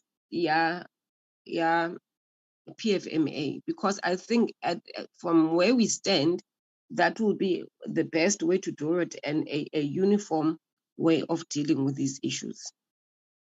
We then move to CETAs, or the second question on TVETs is the quality of financial reporting in Tibet is way below standard reporting, resulting in 90% of the financial statement being non-compliant with accounting standards and reporting standards.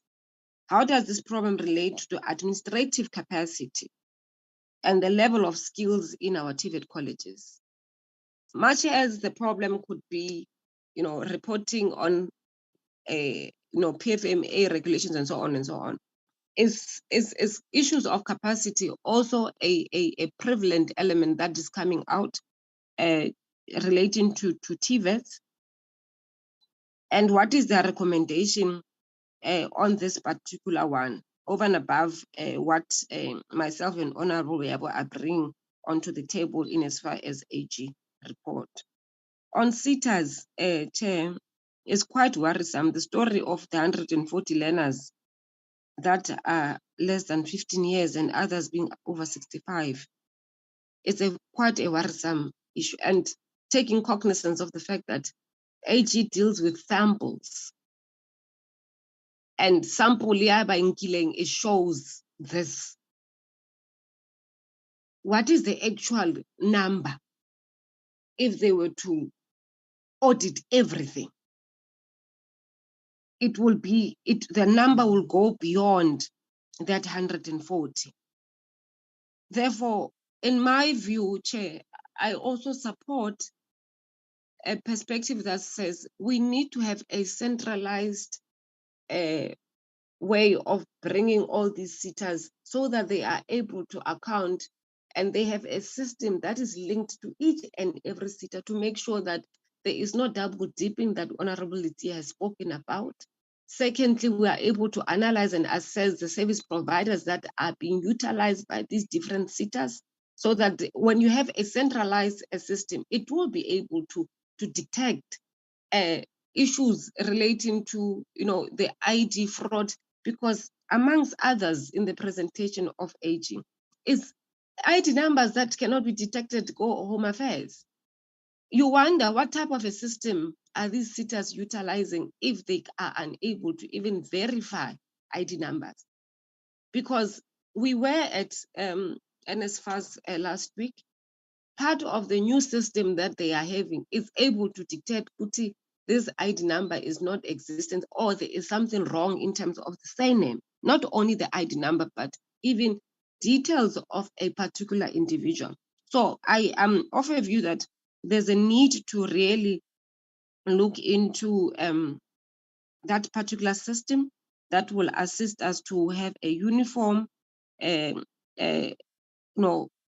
analysis or a uniform approach on making sure that all these 21 sitters come together. And I also want to agree with the view that says, for purposes of making sure that these sitters, they work efficiently and effective, or how to optimize the intake of young people, because sitters can play a quite significant role in terms of youth unemployment. I think there will be a need for us as a committee chair to bring all these sitters under one roof, to really, have a conversation around these important aspects. Of course, the minister came at some point and indicated to us that sitters will be taking in this financial year, they would be able to increase the intake from 5 to 10,000, depending on the size of the seat and the budget allocation and so forth and so on. So we really need to look into that and say, the value of the sitter is quite significant in terms of building, in terms of job in a country, in terms of economic development and so forth and so on. But if they are not coherent and working together in making sure that there's a massification in terms of intake and there's no double dipping, we will never be able to achieve the optimal goal of this particular sitters. Chair, when we come to the issues relating to NSF, the audit outcome indicates to us that the weaknesses in the NSF is due to the absence of adequate project management processes and expenditure, inclusive of approval of all these processes. This weakness is at a critical phase of the spending and project management, which should ensure expenditure yields the intended outcomes. However, would the AG ascertain this weakness as existing by design or lack of accountability, and to weaken, with an intention to weaken and over and above abuse of systems? Noting that this particular observation from AG is a repeated observation. And what specific recommendation should the portfolio committee curb to do? What specific recommendation should the committee take note of in order to curb this particular problem? Because AG says to us they are expecting a report in as far as NSF by December 2022. But that report must be inclusive of processes, including investigation, action taking, and so forth and so on. And I'm taking cognizance of the fact that they said they were expecting a progress report by somewhere end of September. What else are they doing to make sure that they babysit this particular problem? Because 5 billion is a lot of money. And it could be able to assist many young people who are not funded, especially when it comes to higher education, dealing with the missing middle that is giving us headache as a portfolio committee, which is a necessary problem, by the way. It's not a problem that is not important. It's a very critical and necessary problem. But what is it that the AG will be able to assist us to make sure that they babysit this particular problem in making sure that there is progress in making sure that much is done in that particular space. My last question, Chair, it will be on the general observations by AG, especially when it comes to irregular expenditure, wasteful and fruitless expenditure. Given their extended mandate, which amongst these cases, especially when it comes to SETAs, where companies are unregistered and so forth and so on, I would add, what is it that they are able to do based on the outcome of this particular audit in making sure that consequence management does not become just a rhetoric, but something that we are able to see and touch and make reflection on in terms of progress. Over and above the fact that other matters can be handled at the level of the portfolio committee, but themselves as AG, because legislation has been given to given you some teeth to bite. How far can you go out of all these outcomes in relation to our sector that you will be able to take forth and making sure that there are investigations and all these other issues are sent to necessary authorities? Because I'm of a view that each and every sector, department, ourselves, and yourselves as the Auditor-General, you've got specific mandates and responsibilities. And the department has a responsibility to do consequence management, irrespective of the fact that they will be investigating themselves. But it is within the framework of the work that they do, that they need to do so. However, it does not take away the fact that there are issues that you have seen yourselves that you can take up to make sure that we are able to get value for money in relation to the work that we do. Chair, I would quickly want to jump to FFC, especially when it comes to the CET program. The FFC analysis observes a significant role in allocation to skills development and CET program and TVET program as well. Is the growth significant relative to the growth of the university education? And is this significant growth in real terms after considering inflation? And what impact can such growth have in real terms? Over and above that, how objective is the reason provided by FFC on TVET number of students enrolling at Tibet Colleges annually, at 74% being due to lockdowns and disruptions? The question that Honorability has raised, recognizing the fact that university targets have increased their targets, even at the same period. Now, TVET is on a university that rise in the same period. What is your analysis around this particular issue? Is it issues of facilities that were available to TVETs, because our TVET institutions, in terms of infrastructure, there are challenges? But universities have been able to increase their numbers under the same condition. So over and above the fact that there could have been infrastructure issues that would have led to TVET decreasing during the same period, what are other mechanisms would have made situation much more better? And what is it that FFC is recommending relating to the college infrastructure matters, including the governance of our TVETs? Because part of the challenges in terms of TVET sector is not only infrastructure, but governance in that particular space.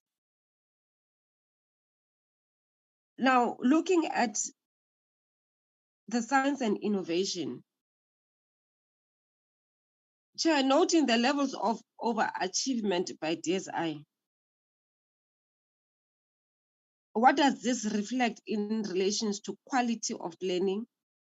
And how can we ascertain that the planning targets are commensurate to budget allocation and capacity of the department as undertaking or looking at the risk while the department can perform beyond its targets. I'm raising this particular issue, Chair, because generally, DSI performs well in all aspects, including their entities. But in terms of, getting the real details in terms of their performance and transformation in those entities is quite a problem. Because my view is that you can perform as good as you can, being able to account for your bananas and apples. But if there is no level of transformation in that particular space, you are as good as not doing anything. Because DSI generally, it focuses, I wouldn't say new liberal policies, but I would rather say it's more focused on, very far-fetched programs that are quite necessary, of course, but do not speak to the poor of the poorest, does not speak to the masses of our people who would need those services, because focus of science and innovation it has become so far-fetched from our communities. They are unable to bring whatever innovation that they are coming out with to relate to the ordinary masses of our people. I've always said when I joined this committee that I wouldn't have known about the number of entities that are in this particular department had I not been in here. It's because whatever that they do there does not necessarily translate in transforming our people. Yes, it moves towards economic transformation, but it does not benefit Blacks in majority, if I had to put it that way. Thank you very much, Chair. Thank you very much, Honorable Mahlatsi. Thank you very much, honorable members. Honorable King, I'd like to believe that's a legacy hand.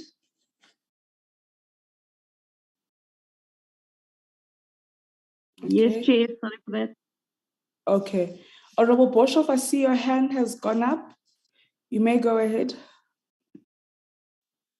Thank you, Honourable Chair. Now, I lost signal just for a while when you were taking hands for the first time, so I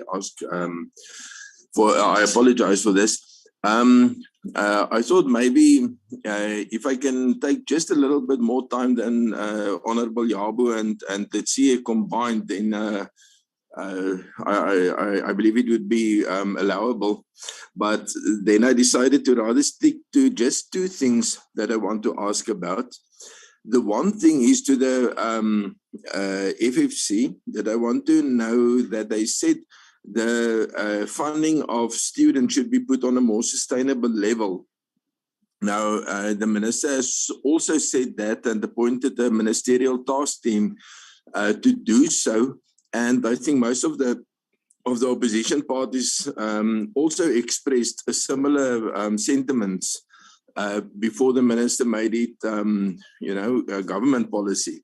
So I would like to ask from the Commission, as they are experts and especially accounting experts, if they have anything that they would like to suggest. I'm very curious about that. I thought maybe they would go beyond just the recommendation that there must be a more sustainable footing for this and to suggest how that should look like. I think there are several ideas flying around, but I'm very, I really want to know their perspective on that. And then to the AG, I want to ask, firstly, maybe I want to say that the AG told us of many things which are wrong, and it's as if we are responding by saying, well, that is wrong, but that's actually what they told us. We should take it up with the department later on. But what I would like to know from an accounting perspective,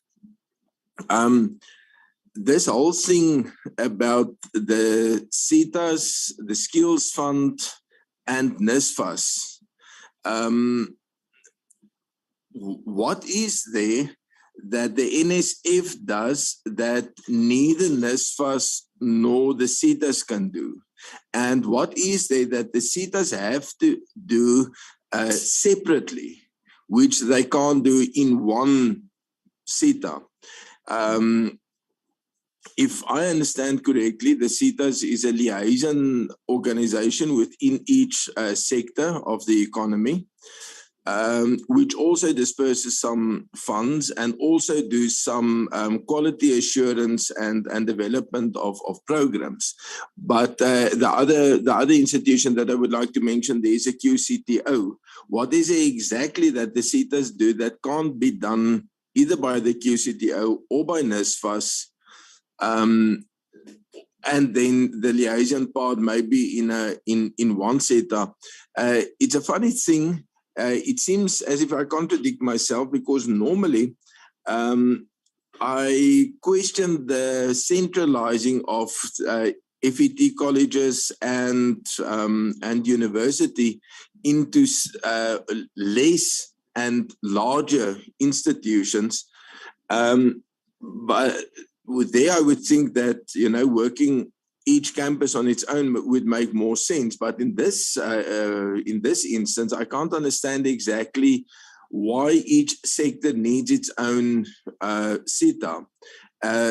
Now I'm asking this now from an accounting perspective. I know the substantive arguments around that should come from the department. So I don't want to ask the AG now what the department should answer. I would like to ask that from them also. And then also referring to the National Research Foundation, we have this problem that they, with very little money, have to fund, amongst many other things, postgraduate studies. And the goals are formulated in terms of master's degrees and PhDs. But between a bachelor's degree, which is funded by NSFAS, and the master's degree, unless it's a lectured master's degree like an MBA, whenever it's a research master's degree, one needs to have an honors. And I can't see that honors degrees, which is a prerequisite for going beyond, is formulated as a goal somewhere. And isn't that maybe the one hurdle that refrains us from reaching the goals in terms of master degrees and PhDs? So I promised to ask something about two things, and now I expanded it to three. But thank you very much, Chair. Thank you, Honorable Boshoff. That is okay. It's also okay to feel like sometimes you're contradicting yourself, because these matters are very complex. But thank you very much, honorable members and colleagues.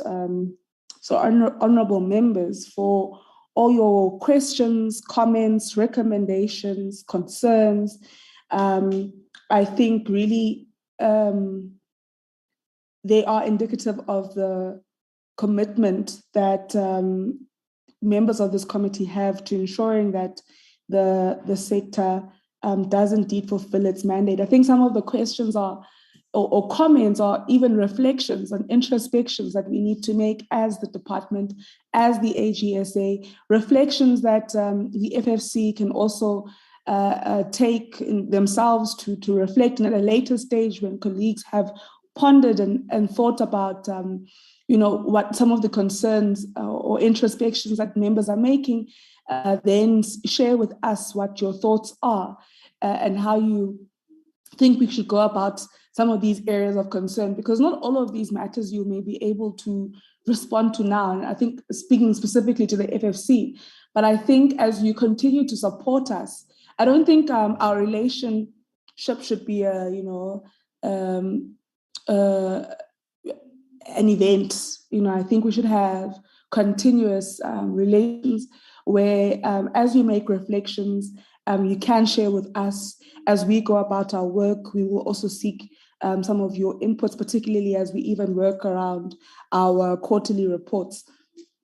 So I think, honorable members, and colleagues, I don't want to reiterate a lot of what members have said, but there's a strong theme around cohesion or synergy, integration, whether it be around funding, whether it be about performance or mandate. There's a strong theme that's coming across from different members, concerned about duplication of funding, concern in seaters or students getting opportunities, duplicate opportunities from different seaters. And I think there were strong questions around that, where Honorable Yabo Litsie tried to ask for timeframes that can assist in creating an understanding of how we find ourselves there. And I think, DDG Zungu, when you come in at a later stage, you may be able to clarify members and assist with that. And I really hope that, I see that many DDGs are on the platform. I really hope that we've been taking down questions and thoughts that have come from members, because some of them are really, I think, directed to the department. And so I hope that you have been listening. So, I mean, if it's not also a concern around the duplication of funding, and I think this speaks to the FFC's sort of analyses around having an integrated funding model. I mean, we want to, if we want to refer to it as integrated, refer to it as sustainable. And ultimately, we're not only speaking about funding in terms of tuition funding, but we're also speaking about the entire sustainability of funding for the entire PSET system, right? So that we don't have them raba that we continuously see when there's a shortage of funding in one program, and therefore the funds being shifted from one program to the other. And so that also alludes to the sustainable funding, the vision around sustainable funding, I may believe, not only speaking to tuition, but funding, holistic funding for the sector at large. And so even the issue around, the administration of bursaries, members, Ms. Komape, had raised this concern when we visited NSFAS about 2 weeks ago to say, well, I mean, we note those bursaries that are being administered by NSFAS, but there are many others that should be, and this is not a new call. I mean, when we sort of came out at the peak of the 2015, 2016 protests, a lot of conversation was that there's so much funding, there's so many bursaries that are being allocated to students. How do we find a way to synergize these? How do we find a way to synergize the funding? I mean, we've even had the conversation in relation to postgraduate funding, so that we understand the pool of funding that we have, and we are able to make a proper analysis of how that particular funding can stretch, for example, the benchmark of 350 or the cap of 350 that we currently have, and maybe be able to encompass more young people who fall under household income brackets in addressing the issue of funding for the missing middle. But we don't have a holistic picture of how much funding for tuition do we have. And so I think that the conversation around integration, synergy, cohesion, cooperation is a really important one that is a continuous theme, in what members have said today. And I think it's something that we are hoping that the report on student funding will address and will speak to. And we look forward to hearing on whether or not the FFC was reached out to in those particular discussions. A consequence management, again, coming out strongly, coupled with concerns of, yes, the department has the immediate oversight role to play on itself and its units that are not performing, but also on entities and institutions and colleges, right? So they have that immediate role to play in terms of holding those institutions to account. However, there is a great concern to say, how is it possible that there haven't been any funds recovered? Therefore, speaking directly to the issue of consequence management and the lack thereof. And how do we then, when there has been this continuous lack of consequence management, how do we then entrust the same leadership to play this important role of looking into all these concerns that exist within the sector? And I think AG, you really could assist there in providing a suggestion or a recommendation moving forward on how do we regain trust in these organizations. I mean, I want to take it to institutions of higher learning. You know, there was an institution we were working with on Honorable Itie, where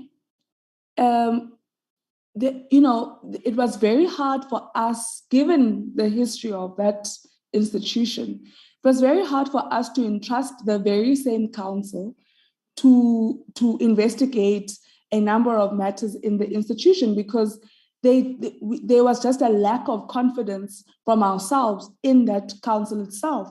So, I mean, that's I think, a fair concern that maybe is something that we need to reflect on as a committee, together, of course, with the AG.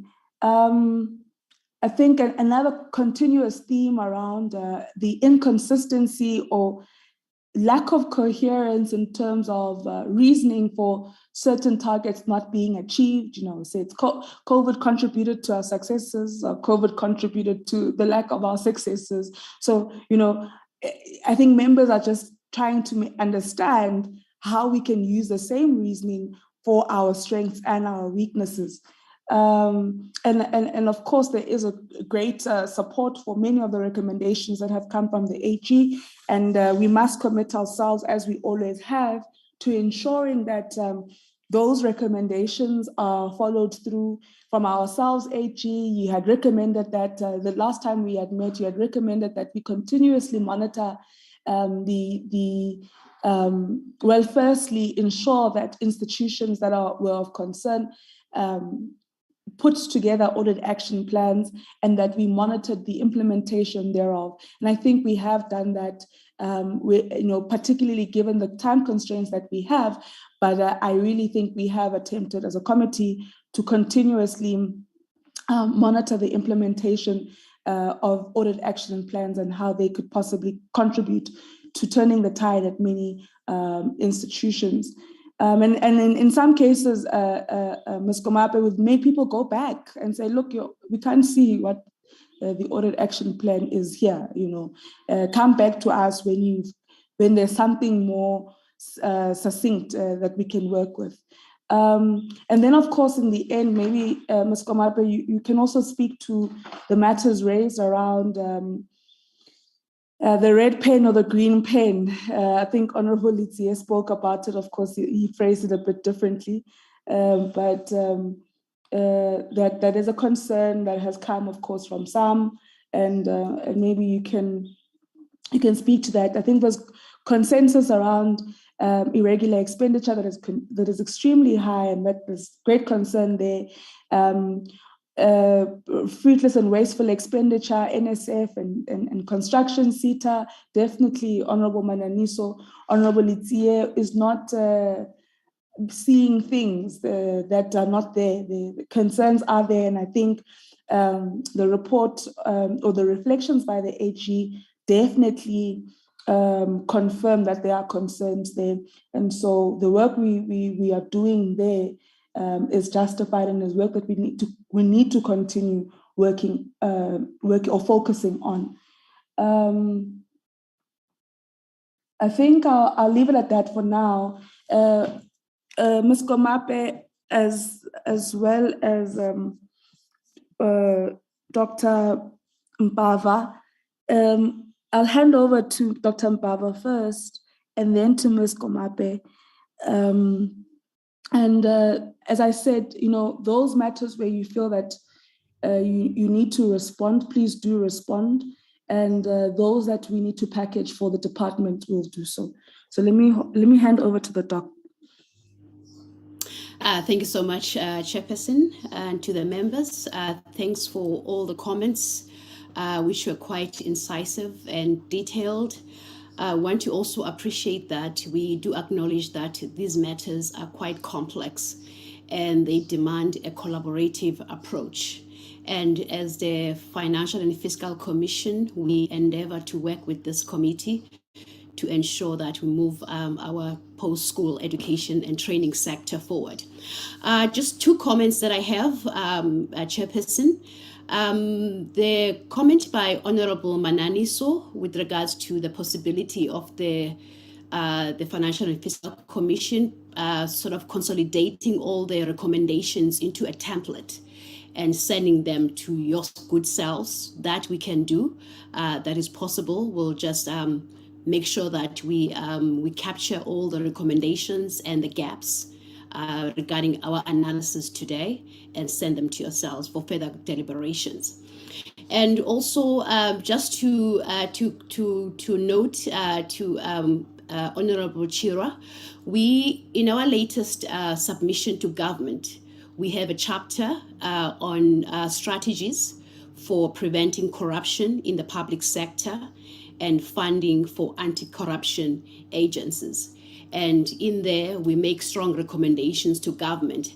But I think given our discussion now, we appreciate that we need to probably do a deep dive analysis as the commission in the future into the post-school education sector, looking into the issues of TVETs and the SETAs, and also the higher education space in terms of issues around corruption and the strategies thereof and how we can address that.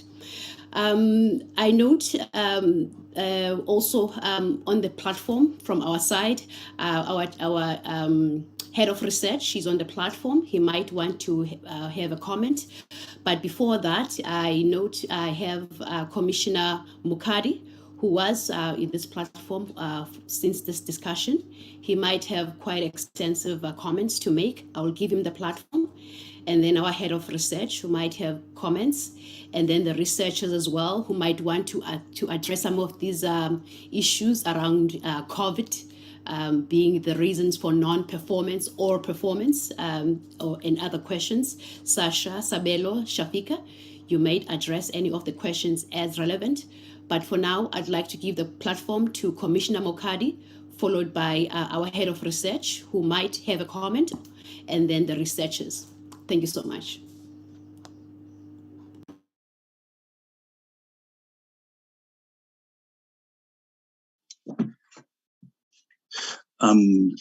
Thank you very much, Dr. Mbava. Greetings again to the Honorable Chair and Honorable Members of the Portfolio Committee on Higher Education and Science and Innovation.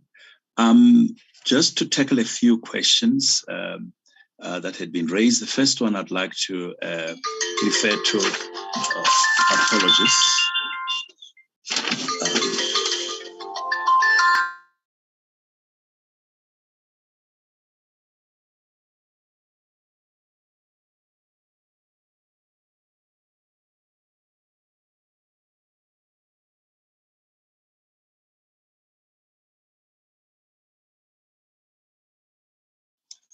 Apologies for that, Chairperson. I'm sorry. The issue that I want to raise is the first one that was raised by Honorable King, as well as I think by Honorable Chira, and I think also by Honorable Boshoff. It's got to do with the funding model. Broadly, the questions that have been raised refer to our participation in the development of that model.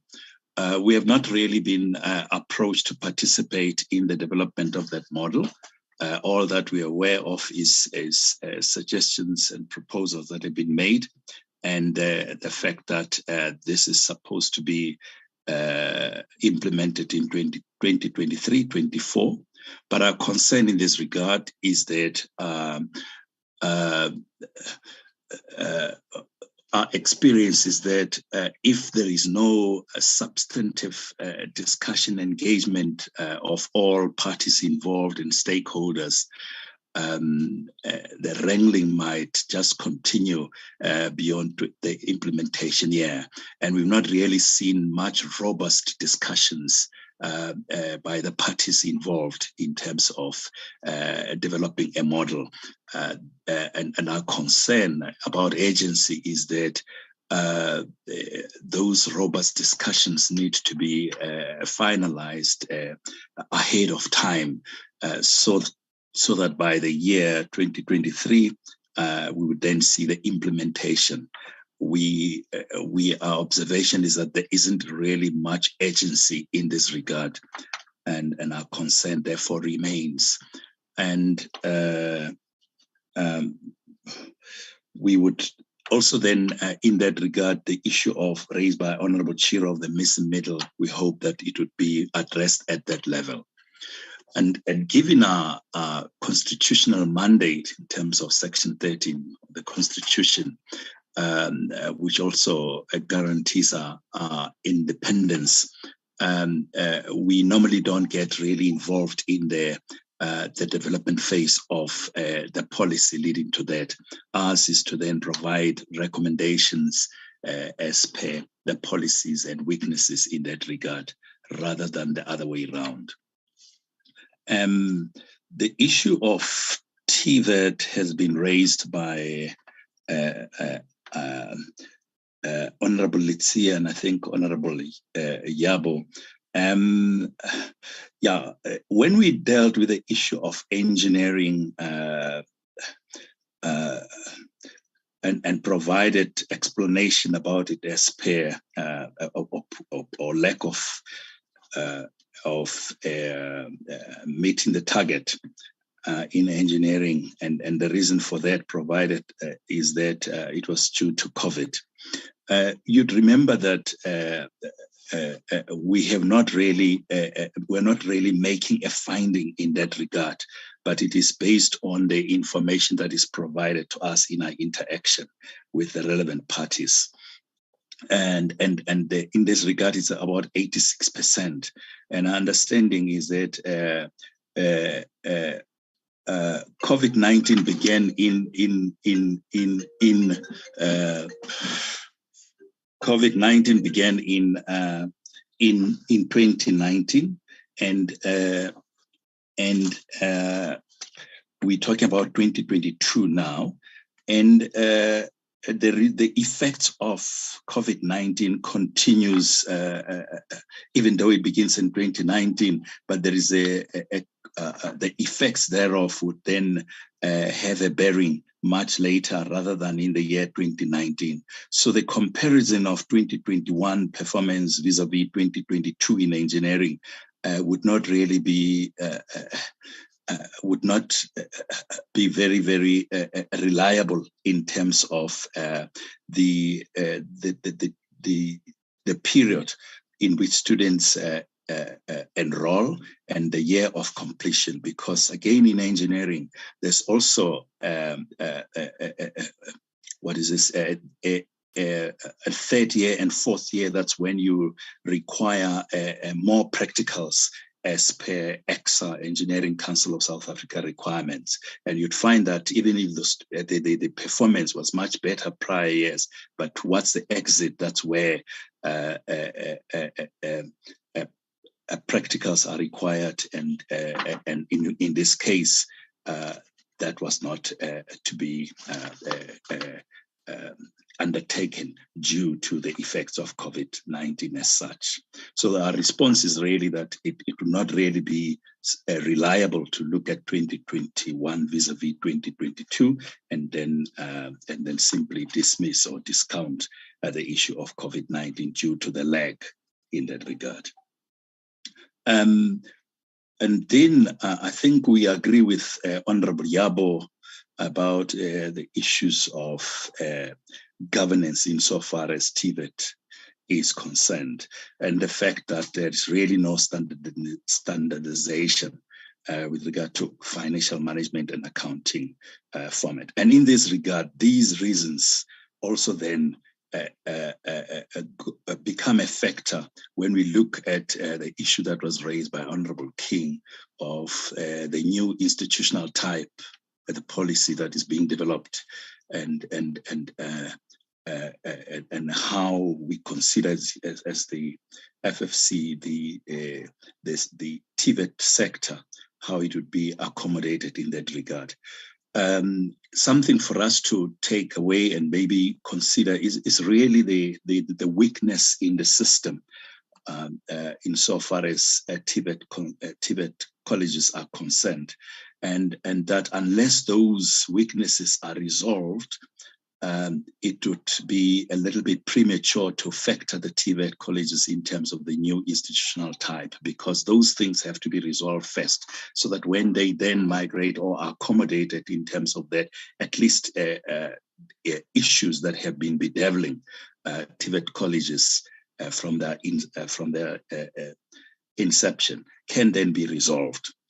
For example, we're concerned about the fact that in terms of the target for 4IR, which is so critical, there is really 0% in terms of meeting that target. And then you look at the N6 completion, which is about 21%. It's really decrying. And maybe this also goes to replying to the issue that was raised by Honorable Mahlatsi about the enrollments between universities and TVETs, why universities are increasing and TVET colleges are not increasing at the same rate or proportionally so. And it is because of those issues of governance, not only infrastructure, but governance and the outcomes that do not seem to be becoming attractive to students due to the fact that a completion rate of N6 is weak and is very, very low, and students do not find opportunities as compared to universities. And the other issue again is the historical one between universities and Tibet colleges. Generally, students tend to more inclined to think that way, that university qualification bears a better prospects of job opportunities as opposed to Tibet colleges. Now, this is even aggravated by the poor performance of Tibet colleges in general, and the weaknesses, lack of standardization, fragmentization that is at play at that level. And with that, Dr. Mbava, thank you very much, and Honorable Chair. I'll take it back, maybe if as you've directed, maybe the head of research may add on to some of the things we've not addressed. Thank you. Dr. Mbava, thank you, Mr. Mukai. I hope I'm pronouncing that okay. Dr. Mbava, can I ask that if there are key matters that colleagues would like to respond to, can they respond to them, those that are urgent for the purposes of the discussions that we are having? I'm just looking at the time. I would like for us to at least give members about 30, minimum 20 minutes to just refresh themselves before we start on the 2 o'clock session. So, because we also need to still give the AG some time. So can the last 2 minutes given to the FFC, just if there are key issues, if they aren't, so if there are matters where, the FFC still wants to reflect and contribute to a analysis and synopsis that we must make, can I request that be given to us in the form of writing, and in fact, to the FFC. Thanks. I've just eaten into 1 minute of your time, so I'll still give you your 2 minutes. Okay. Thank you so much, Chairperson. I would like to give the platform to our head of research, who might want to summarize and be succinct. Thanks so much. Thank you very much, Chair, Commissioner, and Honourable Chair members. Apologies for jumping in midway, but let me put forward 2 points only. One is, I think, at the macro level, and it is after so many years of admittedly quite commendable investments into this education sector, all the way from basic to higher, to this point now in 2022. One thing, maybe we look into the lessons learned throughout all this and this investment and exercise and all the years, is that we should perhaps start paying attention to the meeting of labor supply and labor demand, and especially in this vein, also brackets in front of it, educated labor supply and educated labor demand. because skills and education at the end of the day is an augmentation on labor supply, right? Somebody who perhaps operating at a higher capacity because he or she has gone through higher education and learning and to obtain that scarce skills and being able to operate at a higher level and with expertise. But with that, it means that we have to see the outcome in terms of employment creation. And that, as we all know, it hasn't been quite effective, the outcome of all this investment that we're putting in on the labor supply side and meeting up with a labor demand side. And in fact, one of the perhaps the issues, I think, from what we have researched FFC as well as other literature or fields of research in the literature on this matter, is that South Africa, I think since the new transition, there has been a bit of this leaning towards classroom-based education instead of the practicals, the artisanal skills and soft skills and practical knowledge in the work field.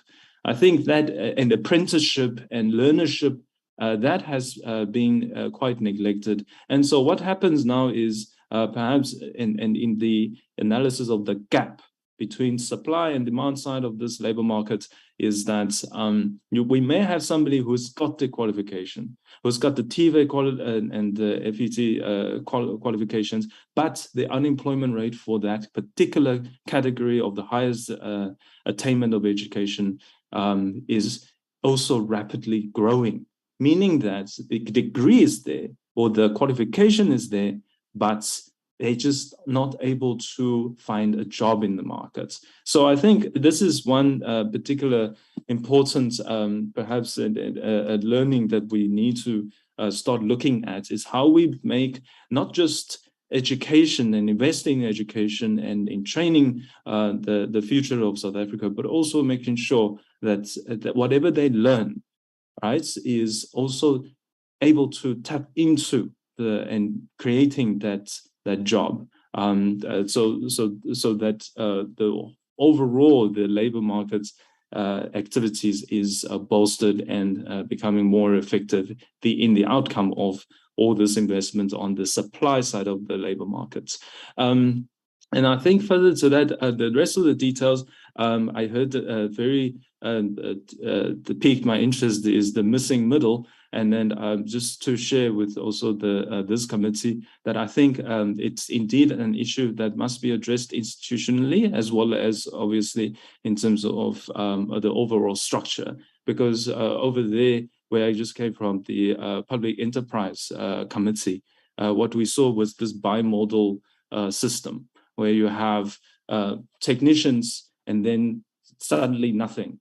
All right, and then a huge contingent of senior management, and of course the result there is a situation where it's an institution that is not able to move as optimally as it should be. Thank you, Chair. I think with that, the rest we of course welcome the technical questions, and then we are happy to make further submissions to answer those questions. Thank you, Chair. Thank you so much. Over to you, Chairperson of the committee. Thank you so much. Thanks, Dr. Mbava and your team. The other, reflections that colleagues would like to share from what members raised, maybe if you have time within the next, I won't say 7 days, let me say 14 days, please do share those reflections with us on inputs that members have made, because we have rushed you in your responses and maybe there's more that colleagues would have liked to share. Thank you so much for your time. Ms. Komape? Thank you so much, Chair. Let me start by just acknowledging the valuable inputs from the members, really quite valuable. So we do take note of that. Chair, maybe without going one by one on some of the questions or the comment that were made, let me just summarize the comment around reflections. Really, I welcome it. I think as a AGSA, we are continuously looking at the journey that we had. And I think that's why at the beginning I was just highlighting some of the things that we're working on. And we'll continuously reflect. So I do take your point, Honorable Chair, to say, so how do we reflect in just making sure that we are able to move the country forward as the committee do so? But one thing that is quite important, Chair, is that you would notice that in this accountability ecosystem, one, it is very clear that as AGSA, it is not going to be even sustainable or possible for the AGSA to activate all of the key control elements, right? Because otherwise it will then defeat the intention of the law, and hence the importance of everybody doing their part. But you will see that in the accountability ecosystem, we are highlighting the importance first of accounting officers. And we need to ask ourselves, even as a sector or even as government, that is there a need why we are keeping officials and systems that are not necessarily assisting the mandate of the entities? And that's key. And I think it would be important to go straight to that bandage and rip it off, because all of other processes that are a hurdle or they are sitting with a bottleneck is primarily because how is hired to discharge certain responsibility and how is not doing it. And now all other layers must come in. Internal audit must recommend, audit committee must do the same, HSA must do the same, portfolio committee must do the same. But the root cause is just to say, why is Harvey here to begin with? The same goes for the systems that, yes, at some point they saved us. They saved us, and they're not saving us as government as we are sitting, or as a sector. Being IT systems or otherwise, is there a reason why we are still keeping them and then attempt to put other layers to then speak to how do we then consequence manage all of this element? And I think that's one thing that we are urging, Chair, as we are reflecting, we'll also urge all of us to reflect on it, to say, is really the reason why we can't go to the core of the problem. An official, a system that is sitting in government and not necessarily giving government what it's supposed to be giving. And hence just cause a lot of bottleneck that all of us must work around, put the recommendation, come again after a couple of years and try to see, or a couple of months, try to see what is happening. Because I think for us, if you go to the requirement of the PFMA, it's very clear. It will always enable the official or an accounting officer to first do their part before all other levels of accountability come, including the activation of Rule 227 as an example of the National Assembly that also empower portfolio committee. It will be difficult for the portfolio committee to really continue to activate that 227 if somebody at entity level had decided not to do what they're supposed to be doing. And I think for us, we believe as an AGSA that if we zoom into that space, we'll get quite a mileage in terms of the resourcing that we are investing as government, so that we don't continue to lay layers and layers of consequence activators as opposed to just be getting the right people in the right spaces. But the other element that came in quite strongly, and I really just want to touch on it a bit. I think there was a question around why the CDS, why NSF and QCTO, and you remember that how the legislation is structured, especially the SDA, it will put the CTAs to be responsible for the industry and the sector. But again, it also provides an opportunity for the sector, especially at DG level and ministerial level, to identify those projects that are of strategic importance that may not necessarily be catered for by all other sectors, so that as the country, we are able to close that gap. And that's how section, I think, 28 of the SDA is structured, so that the DG and the minister are able to tap into that gap where the skills development need that is of national importance and not necessarily dealt with, and the NSF is supposed to close that up. But of course, the QCTO is supposed to do the quality management and the grading of all of these interventions that are happening in the sector in particular. But I just want to touch on some of the reflections, and I'm cognizant of your time, Chair. The Honourable Litsie had put through a request that we're more than happy to really support. I think he said, may you please share for that slide on the value add, the work that we've done on the CITRUS, share how each and every CITA contributed to each of those items that we highlighted, the findings, or rather the observation. We'll share. I think we're more than happy, Chair, to do so, because we do believe that it will provide the committee a clearer picture in terms of dealing with each of the SETAs. I think it was slide number 25. And we really just acknowledge the encouragement, Honorable Litsia, on the work that we do. We acknowledge, we appreciate the committee acknowledging our efforts, really. We can't take it for granted. I think the Honorable Litsia, you also asked, what is the posture, in a nutshell, of the department and its entities, primarily with regard to the work that we do, and obviously our teams as well. And I can tell you that it's quite a tough work that our teams have to go through. I guess audit by its nature is not an easy exercise, because you're looking over somebody's shoulder and they're really not going to take it quite well. But I think you would also be privy that for the past, I think, 2 years or so, we really had the most robust or heated of the debates within the sector. But I can tell you now that as it stands, the department have been very supportive of us. And that quite helps, because it cannot just put the leadership tone at the right space for the AGSA to do the work that we're supposed to be doing. We don't always agree, but at least at the leadership level, in terms of the department, we had gotten that particular space. We've been provided space to do the work that we're supposed to do. And I think it just set the tone for the entities. Of course, there's still some of those entities that would still not be happy with the work that we do. And we do our best to debate, engage. But at some point, the AGSA is supposed to be given a space, and that's what we really run with. To then give an objective view of what is our stance, regardless of how so it would be for that particular entity. And I think if you take a case in point, NSA, for the past 2 years, they really have been vacantly arguing and not necessarily agreeing with the issues that we're putting on the table with regard to the skills intervention initiatives, right? Up until now, when they start to really acknowledge the fact that there's an issue, and you can shy away from it. And that's just the tough nature of the mandate of the AGSA. And I will just provide Sangeeta with an opportunity at the end to just touch a bit on why is it that we did not finalize the audit of NSFAS. But with regard to Coastal is a year behind. So as we sit in, Coastal submitted the financial statement for 2021 and not yet submitted 21-22 at the point when we're doing the 21-22 financial year. So really the only reason why we did not finalize them has to do with the fact that they have not at the point submitted the financial statement for 21-22. Honorable Yabo, really acknowledging the comments that you've made, again, very, very valuable. There's a comment that you made, or rather a question, and you said, or the sitters that we are seeing them in multiple, or the learners that we are seeing in multiple sitters, was it during the same period? Yes, it was during the same financial year. Acknowledging that some of the sitters, the intervention will be shorter than a year. So you may have a 3 months, a 2 months, and a 4 months process. And then we also acknowledge that there will be instances where you'll have a learner, as an example, that's supposed to take a certain intervention, meaning a certain course.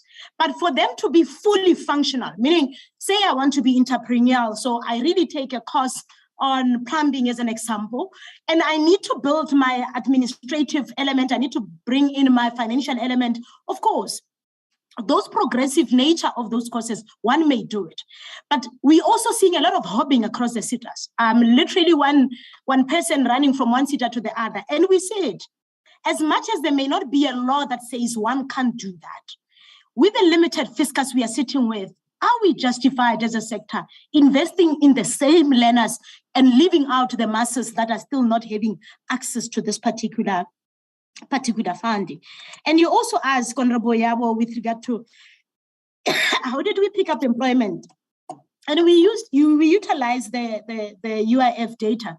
And when we go to the UIF, we are particularly focusing on the contributions that the employers make, right, other than the sitters, of course, to say there is another employer that is contributing for learner A, and they wouldn't be contributing for them if they are not employed by that particular learner. But at the same time, we see this particular learner benefiting, or rather reported, on an intervention that was meant for the unemployed.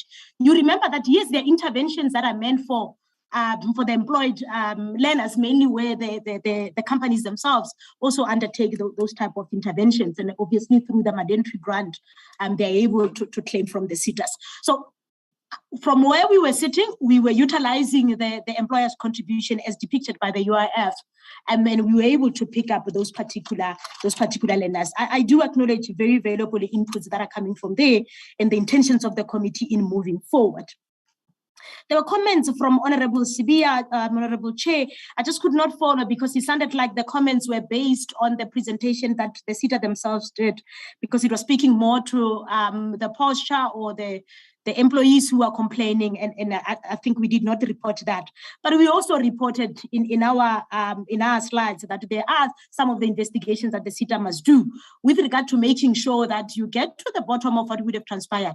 And we say that as the AGSA because the PFMA says that. The PFMA primarily says if there is an irregular expenditure, if there's a fruitless and wasteful, the first area where everybody must go as at entity level is that the accounting officer, please go do that investigation, so that by the time you start to pin somebody, you are pinning somebody on the backdrop of an investigation that supports you. And you will imagine that then the AGSA have to appreciate that element of the PFMA and not necessarily ignore it. And I think there was, I just want to touch on some of the comments around the deceased learners are welcome again. Honorable Chira, I think I really touched a bit on the role of the AGSA.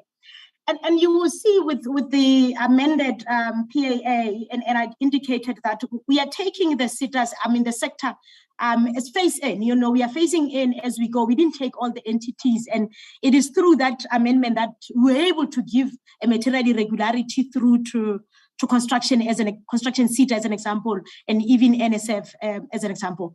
But again, the full chain of all role players, including the portfolio committee, because that's how the legislation of the country was designed, that everybody just pull a bit in just making sure that we achieve what we want to achieve. But again, the root cause of us sitting with a long chain of consequence management is literally just officials and systems that are choosing not to assist the sector or the country or government for that matter. And I think at some point, we really need to speak to that directly and not really spend a lot of time on all other layers of individuals and entities that must unblock. Honorable Mahlatsi, I think some of the comments were just reiterating the comments that the honorable members made. And on the AGSA with regard to the review of the indicators, and we started to do this, Honorable Mahlatsi, to really just say, look, before you go submit your APP, let's have a look.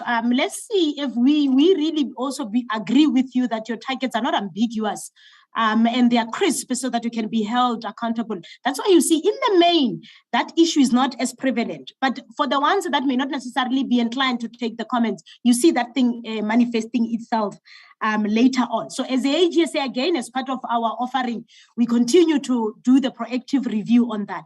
The element we need to really just deal with, and that's where we are relying a lot on the portfolio committee, is to say, even in instances where these targets indicators are clear and they are well defined, because the Act and the framework of performance information would ask that when the AGSA do the audit, they have to speak to that.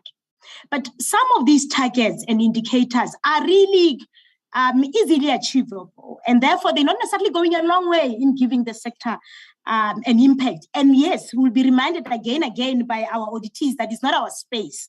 And as much as it's not our space, that's why we're leaning a lot on the portfolio committee, that when these entities then do present their APPs and they're presenting their annual performance report in planning for the next year, and really reflecting on these targets that they're continuously setting, it will be worthwhile for them to demonstrate how impactful they would be in solving the issue that the sector is dealing with on the ground at that point in time.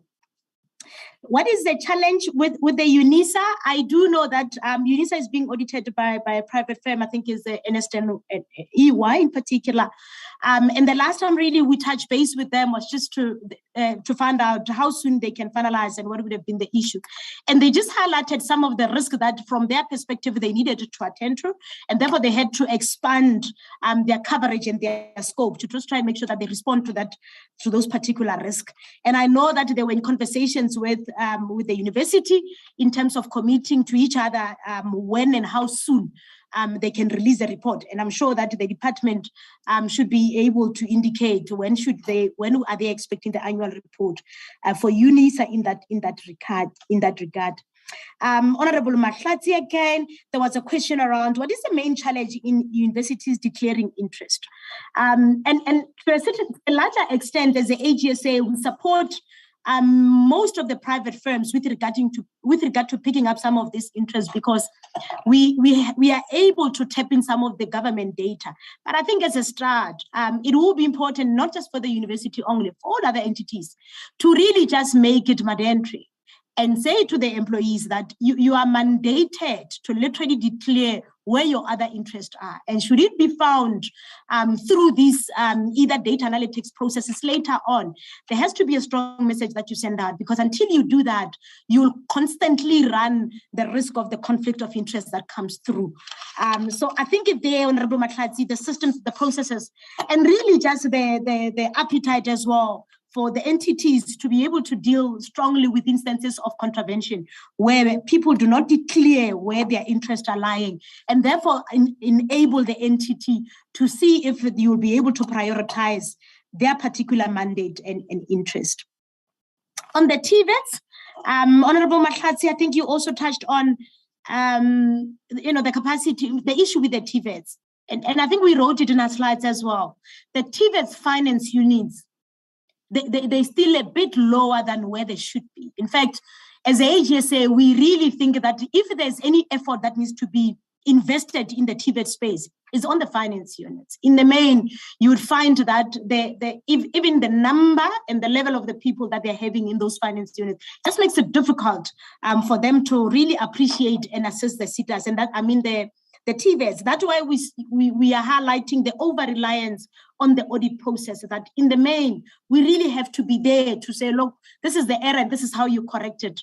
And we need to do so cautiously, as much as we are developmental in nature, but we're also careful that we don't end up becoming a player and a referee at the same time. So capacity, you're spot on, including the internal audit units, because internal audit will be able to be there during the year on a monthly basis, on a quarterly basis, to highlight the areas that needs to be dealt with, and therefore just afford the TVET an opportunity to remediate on time.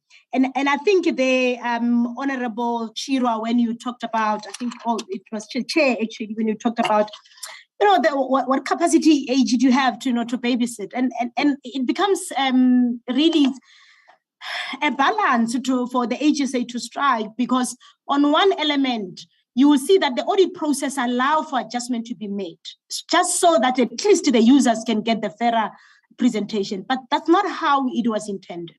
Because if you look at how the PFMA was intended, it was mainly to say, prepare the financial statements that are free of material errors.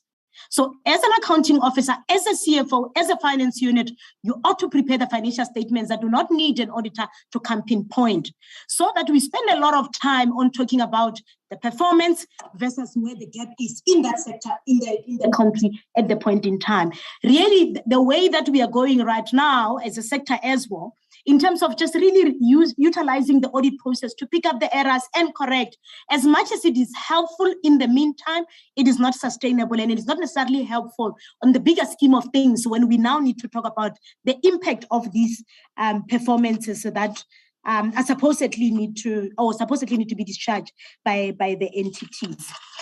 I think I touched on our journey on the PAA, and as we are trying to take more and more entities on the PAA, we'll start to see some of the material irregularities being issued. And on that element, we build a relationship with your SIU, as an example, with the public protector, so that we are able to strike a conversation and a relationship among ourselves in making sure that we are able to refer some of these cases as and when they occur.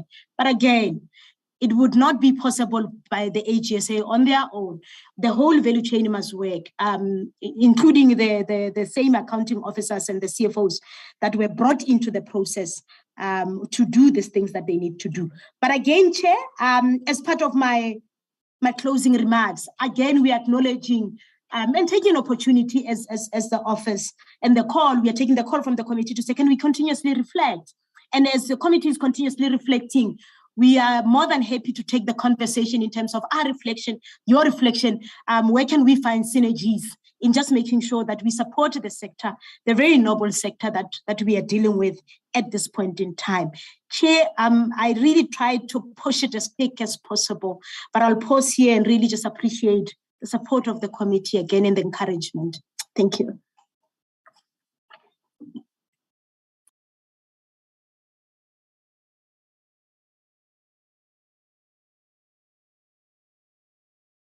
Sangeeta, may you please just speak to NSFAS, please? Switch on your camera. Okay, sure. No, that's fine. Thank you, Pabo. Honorable Chair, I think it was important that we just reflect on the NSFAS, and NSFAS has been shown as being an audit that's outstanding. If you remember that we've got an engagement letter in place, and that engagement letter allows for a dispute resolution process. So NSFAS has activated the dispute process with us as an audit office. So we are currently in that process, and I think, Chair, if you'd allow us to maybe go through the process and get to a level of finality before we can bring to the committee the outcome of the NSFAS audit process. I think it's also important to elevate the fact that we do apply ourselves from a very impartial and objective manner when it comes to these dispute resolution processes. So that's where we are currently with NSFAS, and I think it would be important that we then attempt to elevate the finalization of that audit once we are done with this dispute process. Thanks, Khabo. Thanks, Chair. Thank you, Chair. Thank you, Sangeeta. Chair, may I hand over back to you? Thank you. Thank you very much, Ms. Gomape, and thank you very much to all colleagues, even those who presented earlier on from the AGSA. Indeed, I want to reiterate sentiments by members earlier on that we really appreciate the work of the AG as an enhancer and enabler to the work that we do as a portfolio committee. I remember when we had our reflections or our meeting with the AG as a few chairs from different committees. He said the AG must assist us to see what we don't see, give us the briefing, the spicy briefing, but I think because the AG is committed to being impartial, to being objective, you give us the facts. You're not coming with spice, you're not coming with sugar, you're coming with what is in front of you and what the sector and what the department and its entities or the sector at large needs to be held to account on, a true reflection on progress, a true reflection on weaknesses, a reflection on how we ought to move forward. I think, as I reflect on, it was Honorable Ms. Gomape who raised the matter, the concern or matter around, the view that of some entities in terms of their relationship with the AG. And I think I just lifted it in my summary. And I think, with your response now, when you say, look, we've become, things have changed. It was never meant to be like this. It goes back to your opening remark when you said, within this, and I'm really paraphrasing you, when you said, within this whole accountability ecosystem, we have found ourselves in a place where we are trying to go around issues, so we have these hurdles in front of us. And instead of dealing with the hurdles and dealing with the barriers, we keep trying to, so our susumuntu oyingxaki, our susi system eyingxaki, or you want to later on come and say, no, consequence management. But the first thing we should have done was put the right people in the right places with the right systems, right? So, and I really think that should be our biggest focus area. Colleagues, we need people who know what they're doing. We need to invest in ensuring that we have the right systems put in place. We can no longer blame it on and want to speak about legacy systems. The same way we were able to try and deal with the backlog on certification, we need to deal with the backlog on many other elements of the sector, right? And so I think really that is really where the crux of the matter is that we need the right people doing the right, what they are able to do, when they are able to do it, with the systems that are needed to achieve what it is that we want to achieve. And I really think that is something that's very important as we go into our conversation with the department and its entities throughout this week. And so we really want to appreciate those responses and some of the views that you've also thrown back at us to say this could be the role that the committee could play in strengthening the accountability ecosystem. And so I think we'll leave it at that, colleagues. It's now 13:45 on the dot.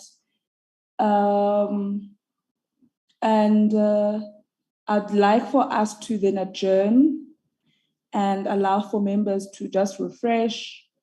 And then we will come back at a later, we'll come back at 2:00. Sorry, I'm just looking through my notes to make sure I didn't leave anything out. Yes, let us adjourn. It's 13:46 now. Let us return at 2:00 or 1 minute past 2, and then we'll take the report by the department. And I really want to apologize that members were not able to have a full hour of lunch. Each job, and this is the situation that we find ourselves in. Thanks, colleagues and honorable members. Ms. Komape, you'll still be around, right? Definitely, Chair, but at some point I need to attend another meeting, but my team will remain in presence all the time. Okay, perfect. Thanks. All right, thank you so much. Thank you very much, colleagues. Let's go stretch our legs and drink some water. Recording stopped.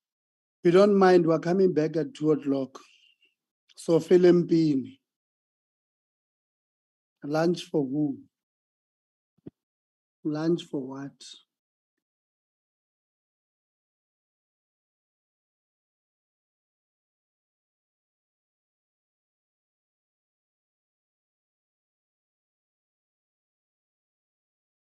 No, honorable team, we just grab a toebroodjie, just very quick.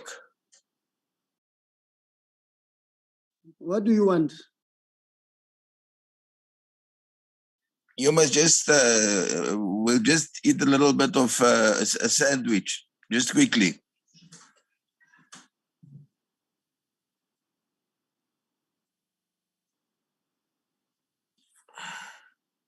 Yeah, I think you've got 15 minutes. Go and eat, my